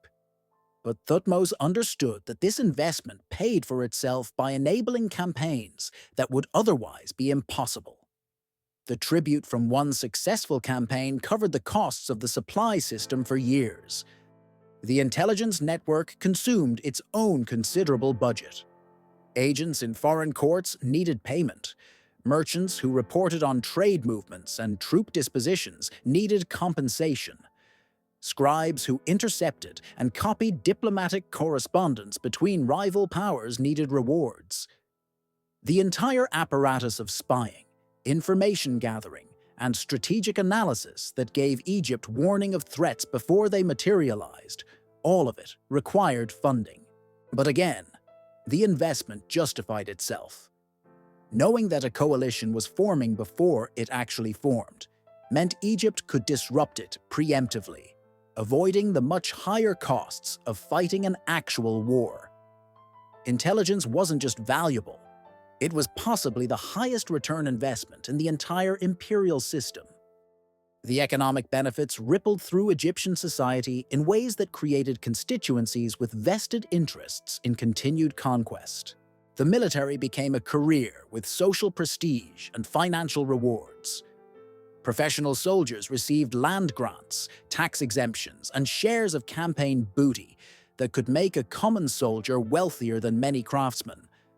Officers who distinguished themselves received estates, administrative positions, and sometimes even marriages into nobility. Military service was no longer just a duty, it was a path to prosperity and social advancement. The priesthood grew wealthy beyond anything previous generations had known. Temples received lavish donations from each campaign's tribute, their estates expanded, their staffs multiplied. The priests of Amun particularly benefited, as Thutmose credited the god of war with his victories and donated accordingly. By the end of his reign, Amun's temples controlled wealth that rivaled the royal treasury itself. Craftsmen found steady employment producing military equipment, temple decorations, and luxury goods for an increasingly wealthy population. The constant campaigns meant constant demand for bows, arrows, armor, chariots, leather goods, bronze weapons. And the tribute flowing back from campaigns meant wealthy customers who could afford elaborate furniture, jewelry, and decorative items. Merchants prospered from the expansion of trade under Egyptian protection. A merchant traveling from Egypt to Syria under Pharaoh's authority faced minimal risk of robbery. Egyptian garrisons suppressed banditry. Egyptian officials resolved disputes. Egyptian power kept trade routes open. Yes, there were taxes and tribute, but the stability and security more than compensated for the costs. Even farmers benefited indirectly. The military consumed enormous quantities of grain, creating steady demand that kept prices stable. Soldiers who returned from campaigns with booty spent that wealth in Egypt, stimulating local economies. And the temple estates, enriched by tribute donations, employed thousands of agricultural workers on terms that were often better than independent farming. It was economic integration at a sophistication that wouldn't be matched until the Roman Empire. Everyone prospered from conquest, as long as conquest continued, which created powerful constituencies who had every reason to support continued military operations and no reason to advocate for peace. This was different from traditional imperial systems, where conquered wealth enriched only the ruling class. Thutmose had created, probably not intentionally, but through pragmatic decisions about how to staff armies and maintain campaigns, a system where military success benefited virtually every level of Egyptian society. The common soldier, the priest, the craftsman, the merchant, even the farmer, all had reasons to celebrate when Pharaoh marched north and returned laden with tribute. The accounting became legendary, obsessive even. Thutmose insisted on detailed records of everything, not just major tribute items, but supplies consumed, distances marched, casualties taken, equipment expended. His scribes complained that previous pharaohs hadn't required such exhaustive documentation, that the paperwork was becoming more burdensome than the campaigns themselves. But Thutmose was adamant. My grandfather conquered brilliantly and left no records of how he did it. My father barely held what was conquered because he didn't understand the logistics that made conquest possible. I will leave records so detailed that my successors can maintain this empire even if they're not military geniuses. The result was an archival treasure trove that modern historians would largely lose to time, conquest, and the fragility of papyrus. But what survived, the annals of Thutmose III, carved into Karnak's walls, the tribute lists, the campaign itineraries, provided a level of detail about ancient military operations that is almost unique in the archaeological record. One surviving fragment lists the booty from Megiddo alone, 924 chariots, including 2 covered in gold, belonging to the Prince of Kadesh and the King of Megiddo, 2,138 horses, 200 suits of armor, 502 bows, plus gold and silver vessels, furniture, clothing, weapons, a complete inventory of everything captured during the siege. Another fragment records the construction costs for one of his temple additions. X number of laborers working Y number of days, consuming Z amount of grain, producing a structure of specific dimensions using timber transported from specific Syrian cities. The level of detail suggests Thutmose reviewed these reports personally, checking calculations, understanding exactly how resources were being used. This obsession with data wasn't just bureaucratic fastidiousness, it was strategic. Knowing exactly what campaigns cost meant knowing what tribute levels needed to be to make them sustainable. Knowing exactly how much grain an army consumed meant knowing how many soldiers could be supported at what distance from supply depots.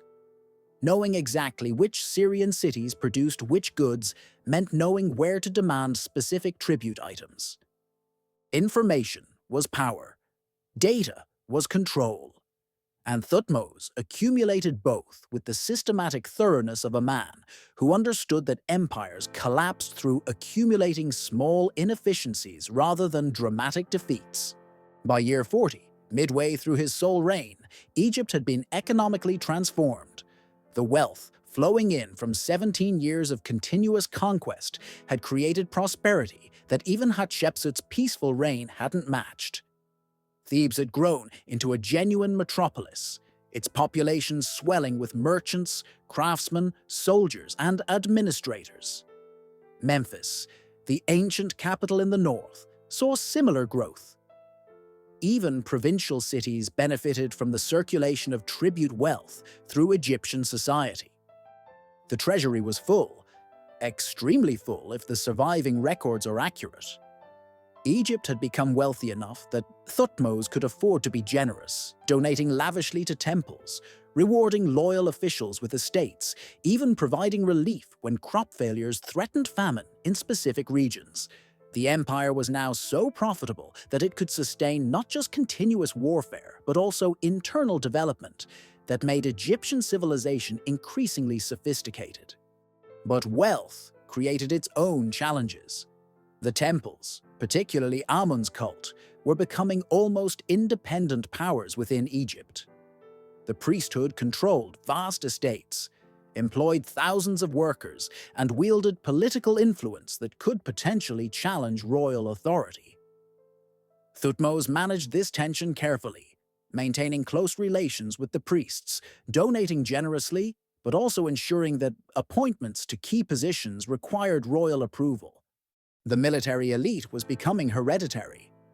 Officers' sons followed their fathers into service, creating military families with generational expertise, but also potential for forming factions independent of Pharaoh's direct control. Again, Thutmose managed this by maintaining personal relationships with key commanders, by ensuring promotions were based on merit rather than just lineage, and by the simple fact that he still personally led campaigns, and thus remained the army's actual leader, rather than its distant patron. The foreign hostages, now numbering in the dozens, were becoming a force of their own. Young men who'd been educated in Egyptian ways but retained connections to their home cities, who could potentially play both sides, using their access to Pharaoh to advance their city's interests while using their native knowledge to benefit Egyptian policy. It was a delicate balance, and Thutmose spent considerable time managing these princes personally, understanding that they were simultaneously valuable assets and potential security threats. Amenemheb, now wealthy from years of campaign booty and royal rewards, reflected on the transformation during a conversation late in Thutmose's reign. He was dictating his biography to a scribe, recounting campaigns and achievements, when he paused to consider the broader picture. When I first served Pharaoh, we fought to prove Egyptian power still existed. Now we fight to maintain an economic system that employs half of Egypt. The campaigns aren't just military operations, they're business ventures that pay for themselves while funding everything else Egypt does. Temples, palaces, even the grain dole for the poor, all funded by tribute from cities that pay because they're more terrified of Pharaoh than resentful of the tribute. Is that sustainable? The scribe asked, then immediately regretted the question. Such queries could be interpreted as criticism of royal policy. But Amenemheb just laughed. Sustainable? We've been doing it for over 30 years. It's more sustainable than peace, because peace means the vassals stop paying and start calculating whether they can rebel successfully. War, continuous, low intensity, profitable war, that's sustainable as long as Egypt maintains the will and capability to keep marching north every spring. He was right. The economic system Thutmose had created was sustainable, but only through continuous military operations that maintained the fear and tribute flow that funded everything else. Stop fighting, and the whole structure collapsed. Keep fighting efficiently, and it could potentially run forever. The wealth of nations, Thutmose had discovered, came from conquering other nations and making their wealth your wealth. It wasn't subtle. It wasn't morally sophisticated, but it worked. And in the ancient world, what worked mattered far more than what was just. The tribute from Campaign 17 was being counted, even as plans for Campaign 18 were being drafted. The cycle continued. The wealth flowed. And Egypt, under its warrior pharaoh's management, prospered as no ancient kingdom had prospered before.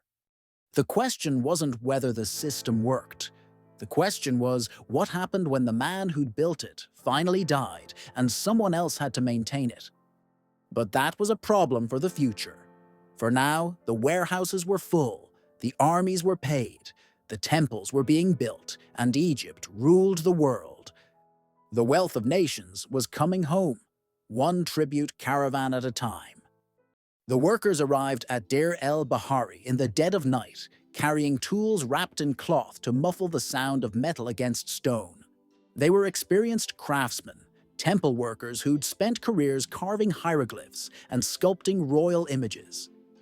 But tonight they'd been hired for the opposite purpose: destruction. Systematic, careful, thorough destruction of every image, every name, every trace of a pharaoh who'd ruled Egypt for over 2 decades. The foreman checked the orders one more time by torchlight, though he'd already memorized them. Remove all images of the female pharaoh from accessible locations. Chisel out her cartouches, the oval symbols containing her royal names. Replace them where necessary with the names of Thutmose I, Thutmose II, or Thutmose III. Make it appear to anyone who saw these monuments in the future that Hatshepsut had never ruled at all. "Why now?" one of the younger workers asked, his chisel poised over an exquisitely carved image of Hatshepsut, making offerings to the gods. "She's been dead for decades. Why does Pharaoh suddenly care about erasing her?" The foreman shook his head. "Not our concern. We follow orders, and we say nothing about this work to anyone. Understood?" The worker understood. He positioned his chisel and began the delicate work of obliterating history. The systematic erasure of Hatshepsut from the historical record began sometime late in Thutmose III's reign, probably around year 42, though the exact date remains disputed. What's certain is that it was deliberate, comprehensive, and carried out with the same methodical efficiency that characterized all of Thutmose's major projects. Her images were chiseled from temple walls, her statues smashed and buried, her obelisks walled up so the offending inscriptions became invisible. Her name was carved out of king lists, replaced with other rulers' names, or simply left blank. The effort to remove her from memory was so thorough that modern archaeologists only rediscovered her existence in the 19th century, when they started finding damaged inscriptions and broken statues that clearly depicted a female ruler no one could account for. The question that has obsessed historians ever since: why? The traditional narrative, promoted by Victorian-era scholars who had their own issues with powerful women, was simple revenge. Thutmose III, humiliated by spending decades as Hatshepsut's junior co-ruler, finally got his vengeance by erasing her from history. It was bitter, petty, and satisfyingly dramatic. But this explanation has a problem: timing. If Thutmose wanted revenge, why wait 40 years? Why spend decades after Hatshepsut's death leaving her monuments intact, even building near some of them, certainly having daily visual reminders of the woman who dominated the first half of his reign? If hatred motivated the erasure, it was remarkably patient hatred. The truth, as usual with Thutmose, was more complex and more calculating than simple emotion. To understand what happened, you have to understand Egyptian concepts of kingship and legitimacy. Pharaoh wasn't just a political position, it was a theological necessity. Pharaoh was the living incarnation of the god Horus, the intermediary between humanity and the divine, the linchpin that held Ma'at, cosmic order, together.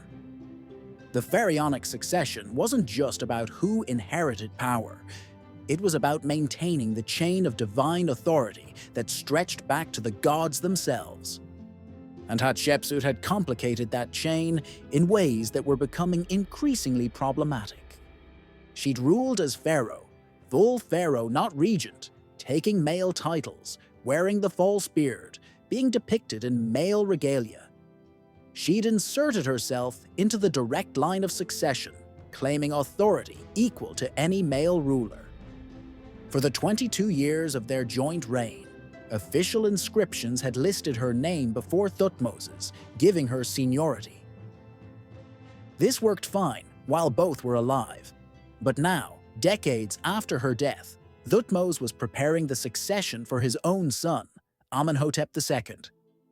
And the existence of a female pharaoh in the official king lists created a precedent that could be weaponized by future rivals. What if Amenhotep faced a challenge from a half-brother with a more prestigious mother? That challenger could point to Hatshepsut's reign as proof that royal blood through the maternal line was sufficient for kingship. What if some ambitious queen decided to rule in her own right, rather than through her son? She could cite Hatshepsut as historical precedent. The problem wasn't Hatshepsut personally, it was Hatshepsut as an exploitable precedent in a political system where every inheritance was potentially contested. Thutmose, always thinking systematically, decided to eliminate the precedent by eliminating the evidence. But the erasure wasn't total, which is significant. Hatshepsut's name was removed from prominent public monuments, temples, obelisks, official king lists. But it remained in less visible locations, inside tombs, on smaller monuments, in administrative records. Her mortuary temple at Deir el-Bahari was left standing, though her images within it were defaced. Her obelisks at Karnak weren't torn down. They were walled up, hidden, but not destroyed. This selective erasure reveals the real motive. Thutmose wasn't trying to deny that Hatshepsut had existed or ruled. He was trying to remove her from the official succession narrative, the chain of legitimate, pharaonic authority that each ruler inherited from predecessors and passed to successors. Think of it as editing rather than censorship. The official story of Egyptian kingship would flow from Thutmose III to Thutmose II to Thutmose III, a clean patrilineal succession of father to son to son. Hatshepsut became an awkward interlude, a regent who'd overstepped, now corrected in the historical record to prevent future complications. The effort required was enormous. Hatshepsut had built extensively, more than most pharaohs. Her name appeared on monuments throughout Egypt and even in Nubia. She'd commissioned countless statues, relief carvings, inscriptions. Everyone had to be found, evaluated, and either destroyed, defaced, or modified. Teams of workers were dispatched throughout Egypt with specific orders. Remove the female pharaohs' names, replace them with male predecessors' names where necessary. Ensure the modifications looked intentional rather than vandalistic. It was a construction project in reverse, requiring the same organizational skills that had built the monuments in the first place. The costs must have been substantial: workers' wages, materials for the replacements, supervisors to ensure consistency. But Thutmose had tribute from 17 campaigns to fund it, and he apparently considered it money well spent. The most interesting aspect of this campaign of erasure was how selective it was regarding Hatshepsut's associates. Senenmut, her closest advisor and possible lover, had died years before Hatshepsut herself. His tomb was left largely intact. His images weren't systematically destroyed. His name wasn't chiseled from monuments. This suggests that Thutmose's issue wasn't with people who'd served Hatshepsut, but with Hatshepsut's position in the succession narrative. Even more tellingly, many officials who'd served Hatshepsut prominently continued their careers under Thutmose without apparent penalty. Their tomb inscriptions mention their service to the female pharaoh without embarrassment or erasure. They'd been loyal to the pharaoh of their time. That was praiseworthy, not criminal, even if that pharaoh was now being officially forgotten.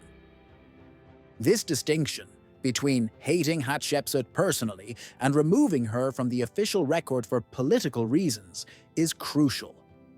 Personal hatred would have targeted everyone associated with her.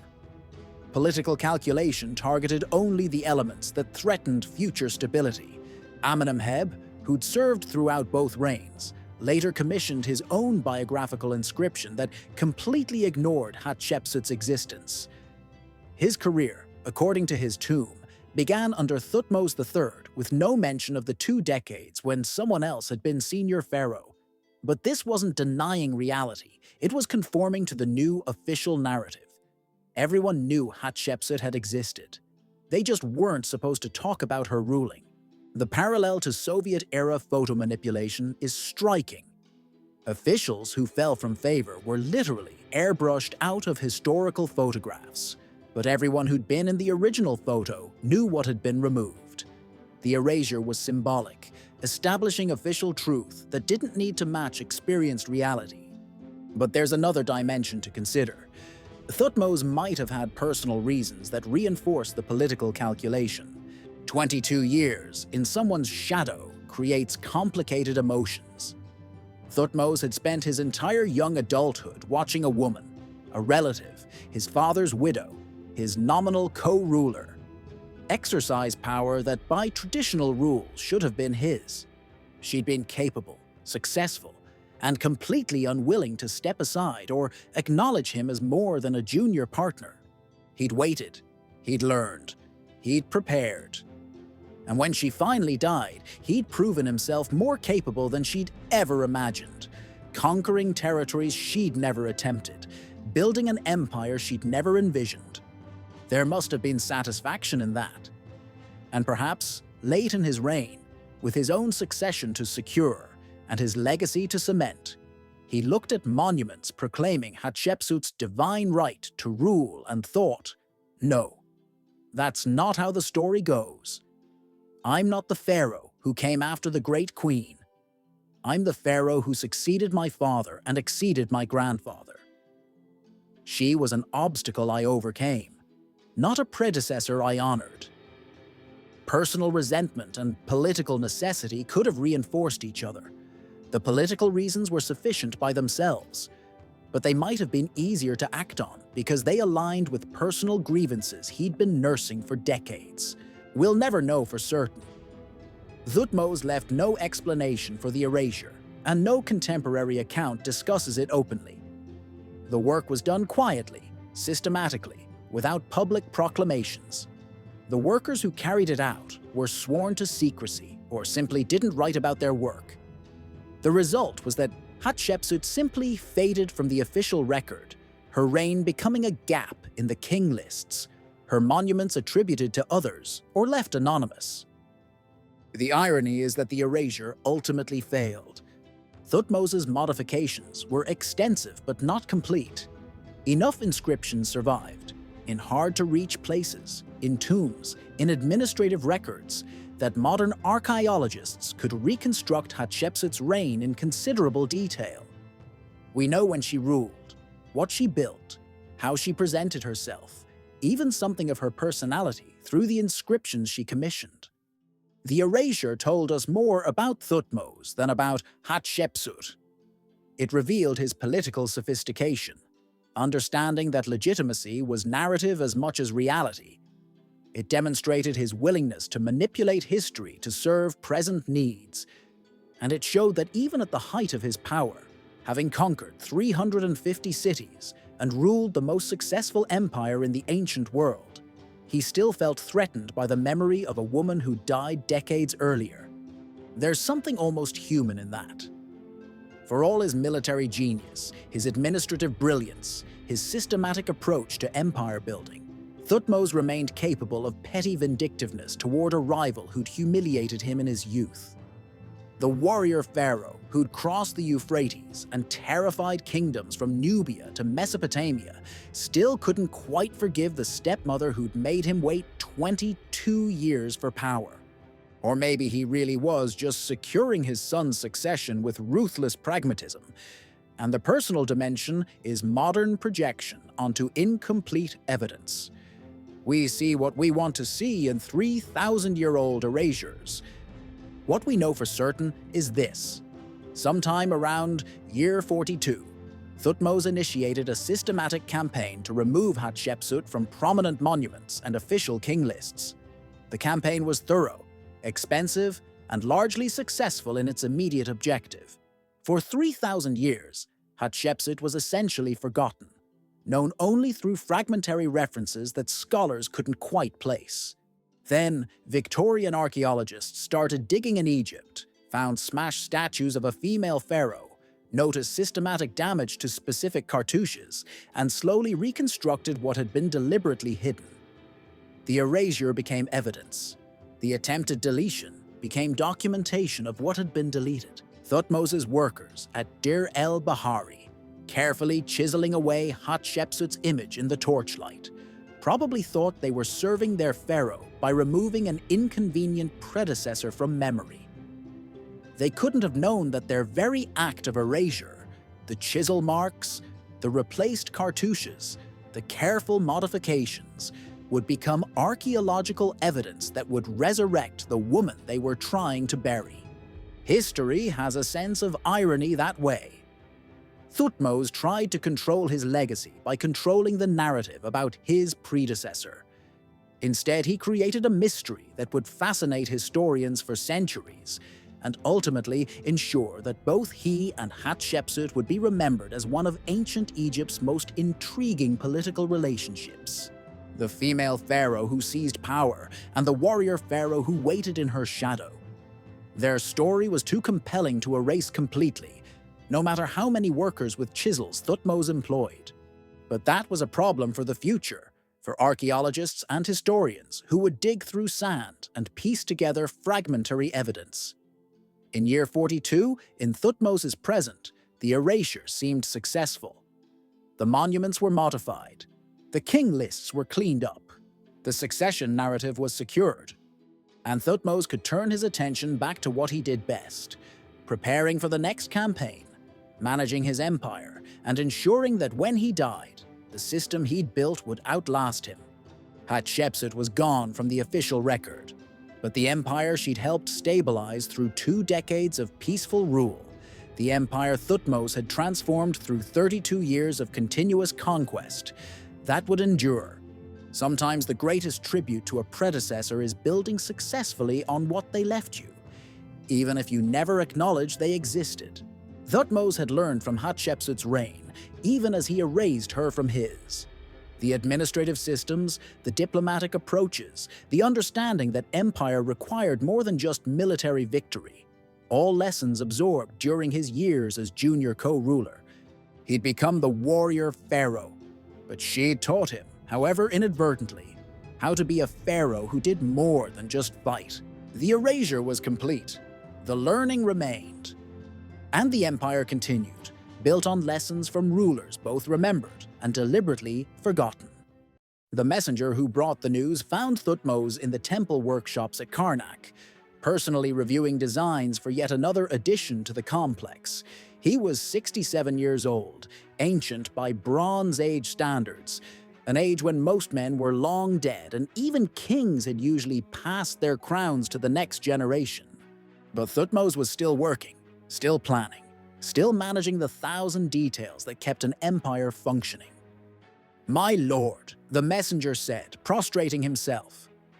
"Scouts report movement in the north. Several cities in Syria are withholding tribute. He hesitated, searching for diplomatic phrasing. "They're testing whether Pharaoh still has the strength to respond." Thutmose set down the papyrus he'd been reviewing. His hands were spotted with age, the knuckles swollen from arthritis that made gripping a bow painful. His eyesight was failing, He needed documents held closer than he used to, needed brighter lamps to work by in the evenings.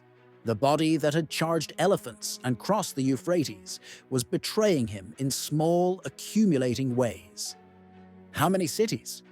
5 confirmed, Lord, possibly more. And they're withholding tribute because they think I'm too old to march north and remind them why that's a mistake? The messenger said nothing, which was answer enough. Thutmose smiled grimly. Send word to the division commanders. We march in 2 weeks, and make sure every city from here to Mesopotamia hears that Pharaoh is coming north one more time. Let them contemplate their decisions while we prepare. It was year 50 of his sole reign, year 54 if you counted the years as Hatshepsut's co-ruler, which the official chronology now didn't. Thutmose had been actively ruling Egypt for over 3 decades, had conducted 16 successful military campaigns, had built an empire that stretched from the 4th cataract of the Nile to the Euphrates River. And he was exhausted, not just physically, though his body was certainly failing, but mentally, emotionally, the kind of deep weariness that comes from carrying responsibility for an entire civilization for longer than most men lived. He'd spent 32 years making decisions that affected millions, managing an administrative apparatus that never stopped generating problems requiring attention, maintaining the military system that kept the empire intact. The annual campaigns had become routine, which was exactly what he'd intended, but routine didn't mean easy. Each spring still required mobilizing thousands of soldiers, coordinating supply lines, planning routes, anticipating enemy responses. Each campaign still meant months away from Egypt, sleeping in military camps, making life-or-death decisions, maintaining the image of invincible pharaoh even when his joints ached and his stamina wasn't what it had been. His closest advisors had been suggesting, carefully, diplomatically, that perhaps it was time to let his son Amenhotep handle the military operations. Amenhotep II was in his mid-30s now, experienced, capable, already serving as co-regent. He could lead the armies while Thutmose managed the empire from Thebes. But Thutmose understood something his advisors didn't. The moment he stopped personally leading campaigns was the moment the vassals would start calculating whether his son was as formidable as the father. Everything he'd built, the reputation for speed, for inevitability, for responding to challenges with overwhelming force, was personal to him. It wasn't transferable to a successor until after he was dead, and the question became academic. So he would march north, one more time. Because the alternative was letting cities think Egyptian power had weakened, and that would unravel everything he'd spent 3 decades building. Amenemheb was too old to campaign anymore. He was in his late 60s, a miracle of survival given the number of battles he'd fought, but his body had finally given up. The elephant incident years ago had never fully healed. Multiple battle wounds had accumulated into chronic pain that no physician could ease. He walked with a cane now, spent his days in Thebes, managing administrative duties and supervising the training of younger officers.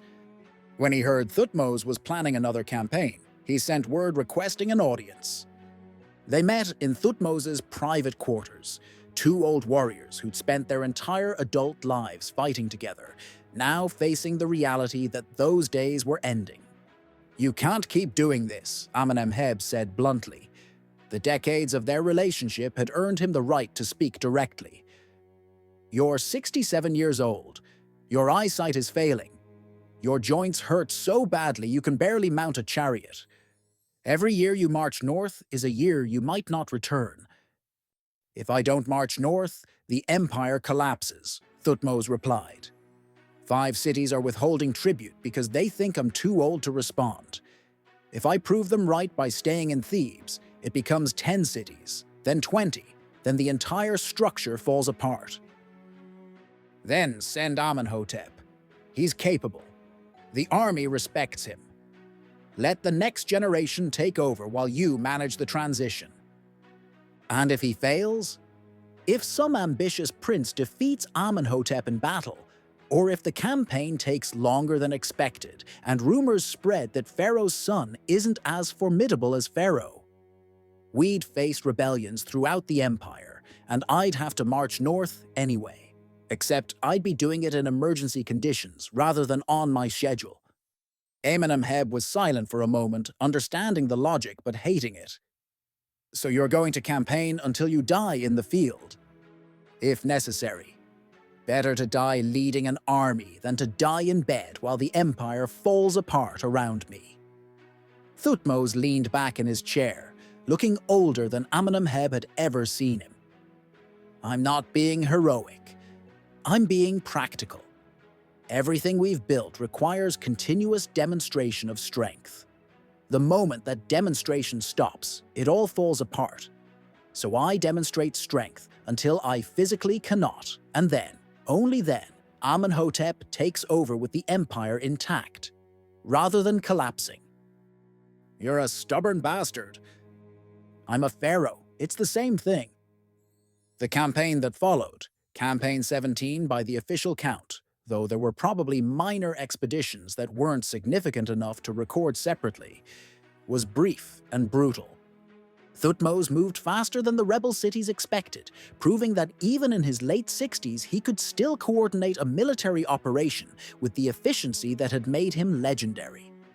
The army covered the distance from Egypt to the rebel territories in 3 weeks, appearing before city walls while the rulers were still debating whether Pharaoh would actually come. The siege of the first rebel city lasted 2 days. Thutmose didn't have the patience for extended operations anymore, and the message he needed to send required immediacy rather than caution. His forces assaulted the walls with scaling ladders and siege towers, taking casualties that a younger Thutmose might have avoided through more methodical approaches. But the city fell quickly, and what happened next sent shockwaves through the region. The city's ruler was executed publicly, along with his senior officials. The population was given a choice: swear renewed loyalty to Egypt immediately, or share their ruler's fate. Most chose loyalty. Those who didn't were enslaved and transported to Egypt. The city's walls were partially demolished. Not destroyed completely, but damaged enough that rebuilding would take years and remind everyone what happened to cities that rebelled. Then Thutmose moved to the next rebel city. This one opened its gates immediately, the ruler prostrating himself and begging for mercy. Thutmose granted it, sort of.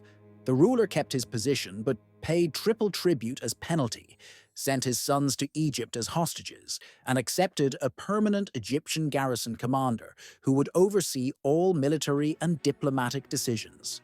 The remaining 3 rebel cities surrendered before Thutmose's army even arrived. The speed of the first city's fall and the brutality of the response had accomplished what weeks of diplomatic pressure couldn't: absolute, terrified submission. The campaign was over in 6 weeks. Thutmose returned to Egypt in triumph, demonstrating yet again that age hadn't diminished his capability or his willingness to use overwhelming force against challenges to Egyptian authority.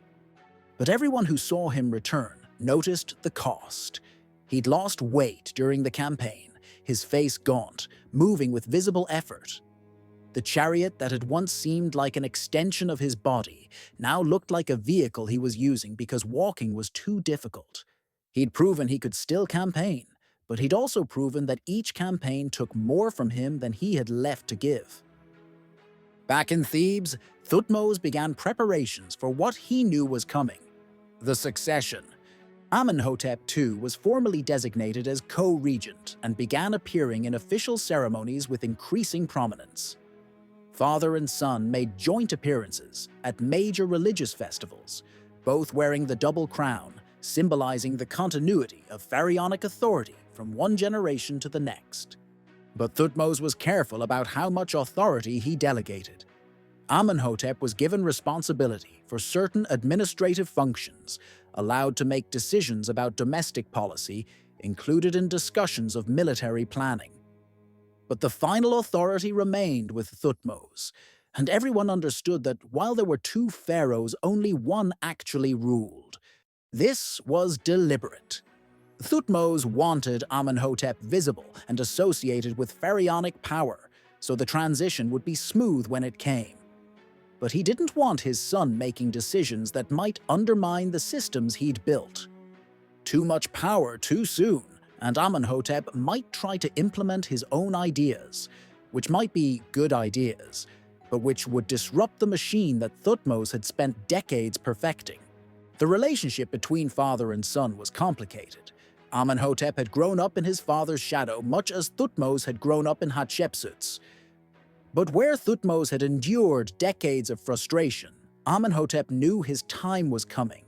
He just had to wait for his father to die, and his father seemed determined not to die until everything was perfectly arranged. There was tension.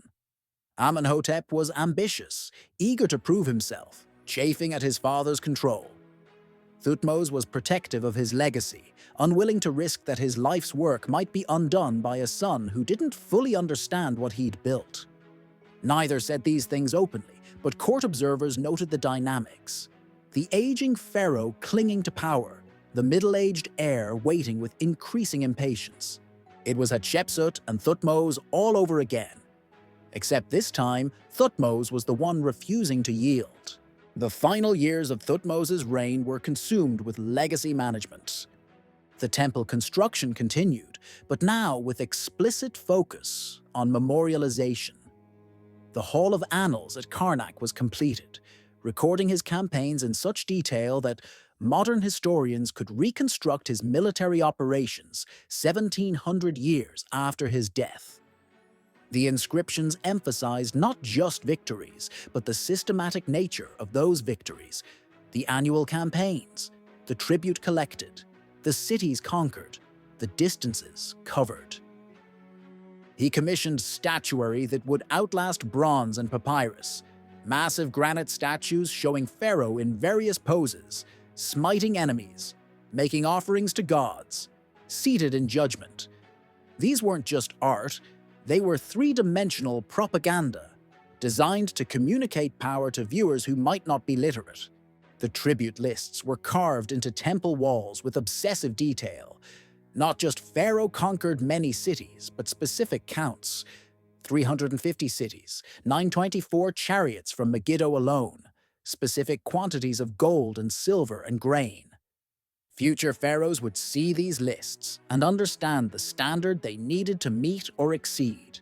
Most telling were the texts describing his military innovations, instructions for building portable boats, calculations for supply requirements, strategic principles for rapid military deployment. These weren't just historical records, they were operational manuals intended to teach future generations how to maintain the empire he'd built.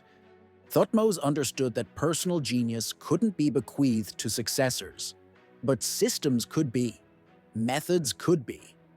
If he documented everything thoroughly enough, even a mediocre pharaoh could potentially maintain what he'd created by following the procedures he'd established.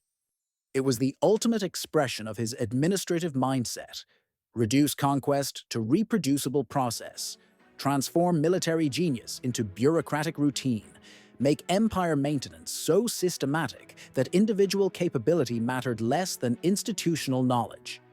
Whether it would work remained to be seen. In year 53, his 54th year of reign if you count it from his childhood coronation, Thutmose's health failed dramatically. The details are sparse in surviving records, probably deliberately so. Egyptian royal ideology didn't emphasize Pharaoh's mortality, and describing a ruler's physical decline would have been seen as inappropriate. But the administrative records show a shift. More decisions being made by Amenhotep, fewer public appearances by Thutmose, a general sense that the transition everyone had been anticipating was finally approaching. Thutmose spent his final months largely in the palace, still working when his strength permitted, reviewing reports and signing off on decisions. But the daily management was increasingly Amenhotep's responsibility, and the succession, so carefully planned, was finally being implemented. He died in 1425 BCE, probably in his late 60s, having ruled Egypt for 54 years, longer than almost any previous pharaoh. The cause of death isn't recorded, but given his age and the physical toll of decades of campaigning, it could have been any number of age-related conditions. What mattered was that he'd lived long enough to ensure the succession was secure and the empire was stable. The funeral was magnificent, as befitted the pharaoh who'd conquered more territory than any predecessor, who'd built monuments that rivaled the pyramids, who'd transformed Egypt from a regional power into the ancient world's first true superpower. His mummy was prepared with extraordinary care, wrapped in the finest linens, adorned with amulets and jewelry, placed in nested coffins of gold and precious woods. He was buried in the Valley of the Kings, in a tomb that, by later standards, was relatively modest, not because he lacked wealth, but because he'd spent his resources on temples and public monuments rather than private tombs. The burial chamber was decorated with texts from the Amduat, the Guide to the Afterlife, showing Pharaoh's journey through the underworld and his ultimate transformation into an eternal being. The tomb would be robbed in antiquity, almost all royal tombs were, but his mummy survived. It was discovered in 1889 in a cache where ancient priests had hidden royal mummies to protect them from tomb robbers. Modern examination revealed a man who'd been about 5.6 tall, with strong muscle attachments suggesting a life of physical activity and evidence of arthritis consistent with decades of military campaigning. His face, preserved by Egyptian mummification techniques, showed a man with prominent features: a strong nose, deep-set eyes, a determined jaw. Whether it looked like how he'd actually appeared in life is uncertain, but the expression seemed fitting. Stern, commanding, the face of someone who'd spent a lifetime making difficult decisions and refusing to doubt himself. Amenhotep II inherited an empire at its peak, 350 cities paying annual tribute, a professional army that had been campaigning successfully for over 30 years, a supply system that could support operations from Nubia to the Euphrates, an intelligence network that provided warning of threats before they materialized, a hostage system that created generations of pro-Egyptian rulers, an economic apparatus that made conquest profitable rather than draining. Everything Thutmose had promised, a system so comprehensive, so well documented, so systematically organized that even a less capable successor could maintain it by following established procedures. Whether Amenhotep would follow those procedures was an open question. He was his father's son in many ways: ambitious, militarily capable, unwilling to accept challenges to Egyptian authority. But he was also his own man, with his own ideas about how the empire should be run. The first test came within a year of Thutmose's death. Several cities in Syria, perhaps thinking the transition created opportunity, delayed their tribute payments. Not open rebellion. They'd seen what happened to rebels under Thutmose, but just subtle testing of whether the new pharaoh was as formidable as his father. Amenhotep II marched north with an army, appeared at the rebel cities faster than they expected, and responded with brutality that shocked even veterans of his father's campaigns. Where Thutmose would have executed rulers and extracted triple tribute, Amenhotep executed rulers and then impaled their bodies on the city walls as warning. Where Thutmose took hostages, Amenhotep took hostages and then made sure everyone knew exactly what would happen to those hostages if their fathers rebelled again. It was excessive. It was theatrical. It was exactly what the empire needed to understand that the change in pharaohs hadn't weakened Egyptian resolve. The system Thutmose built continued functioning for the rest of Amenhotep II's reign, then through his successor's reign, then beyond. The empire would last, largely intact, for another 4 centuries, outliving the civilization that created it, surviving dynasty changes and foreign invasions, maintained through the bureaucratic machinery and strategic principles Thutmose had established. Later pharaohs would campaign in Asia, but none would match Thutmose's 17 campaigns or his systematic conquest of 350 cities. The standard he set was too high. The achievement was too comprehensive. Future rulers could maintain what he'd built, could defend the borders he'd established, but they couldn't exceed him. He'd become in Egyptian historical memory the pharaoh, the standard against which all military achievement was measured, the ruler whose campaigns were carved into temple walls as eternal lessons in strategy and conquest. 3,000 years later, Napoleon's troops would arrive in Egypt during their own campaign of conquest. French scholars studying ancient monuments would read the inscriptions describing Thutmose's campaigns, calculate the distances he'd covered and the speed of his operations, and realize they were looking at military genius that transcended era and technology. One French officer, studying the Megiddo campaign account, would write, "This ancient pharaoh achieved in weeks what our emperor took months to accomplish. His logistics would impress modern quartermasters. His strategic vision anticipated principles we thought we invented. If Napoleon is France's greatest general, then Thutmose was antiquity's Napoleon. Or perhaps Napoleon is modernity's Thutmose." The comparison stuck. And the warrior pharaoh who'd spent his youth waiting in shadows, his middle years conquering an empire, and his final years documenting everything so thoroughly that even modern historians could reconstruct his campaigns. He became Egypt's Napoleon, the ultimate ancient military genius. He would have appreciated the comparison. Not because he cared about Napoleon, who wouldn't be born for 3,000 years, but because he understood that legacy was about more than just winning. It was about being remembered winning, and being remembered in ways that made your achievements the standard for all who came after. The warrior pharaoh was dead.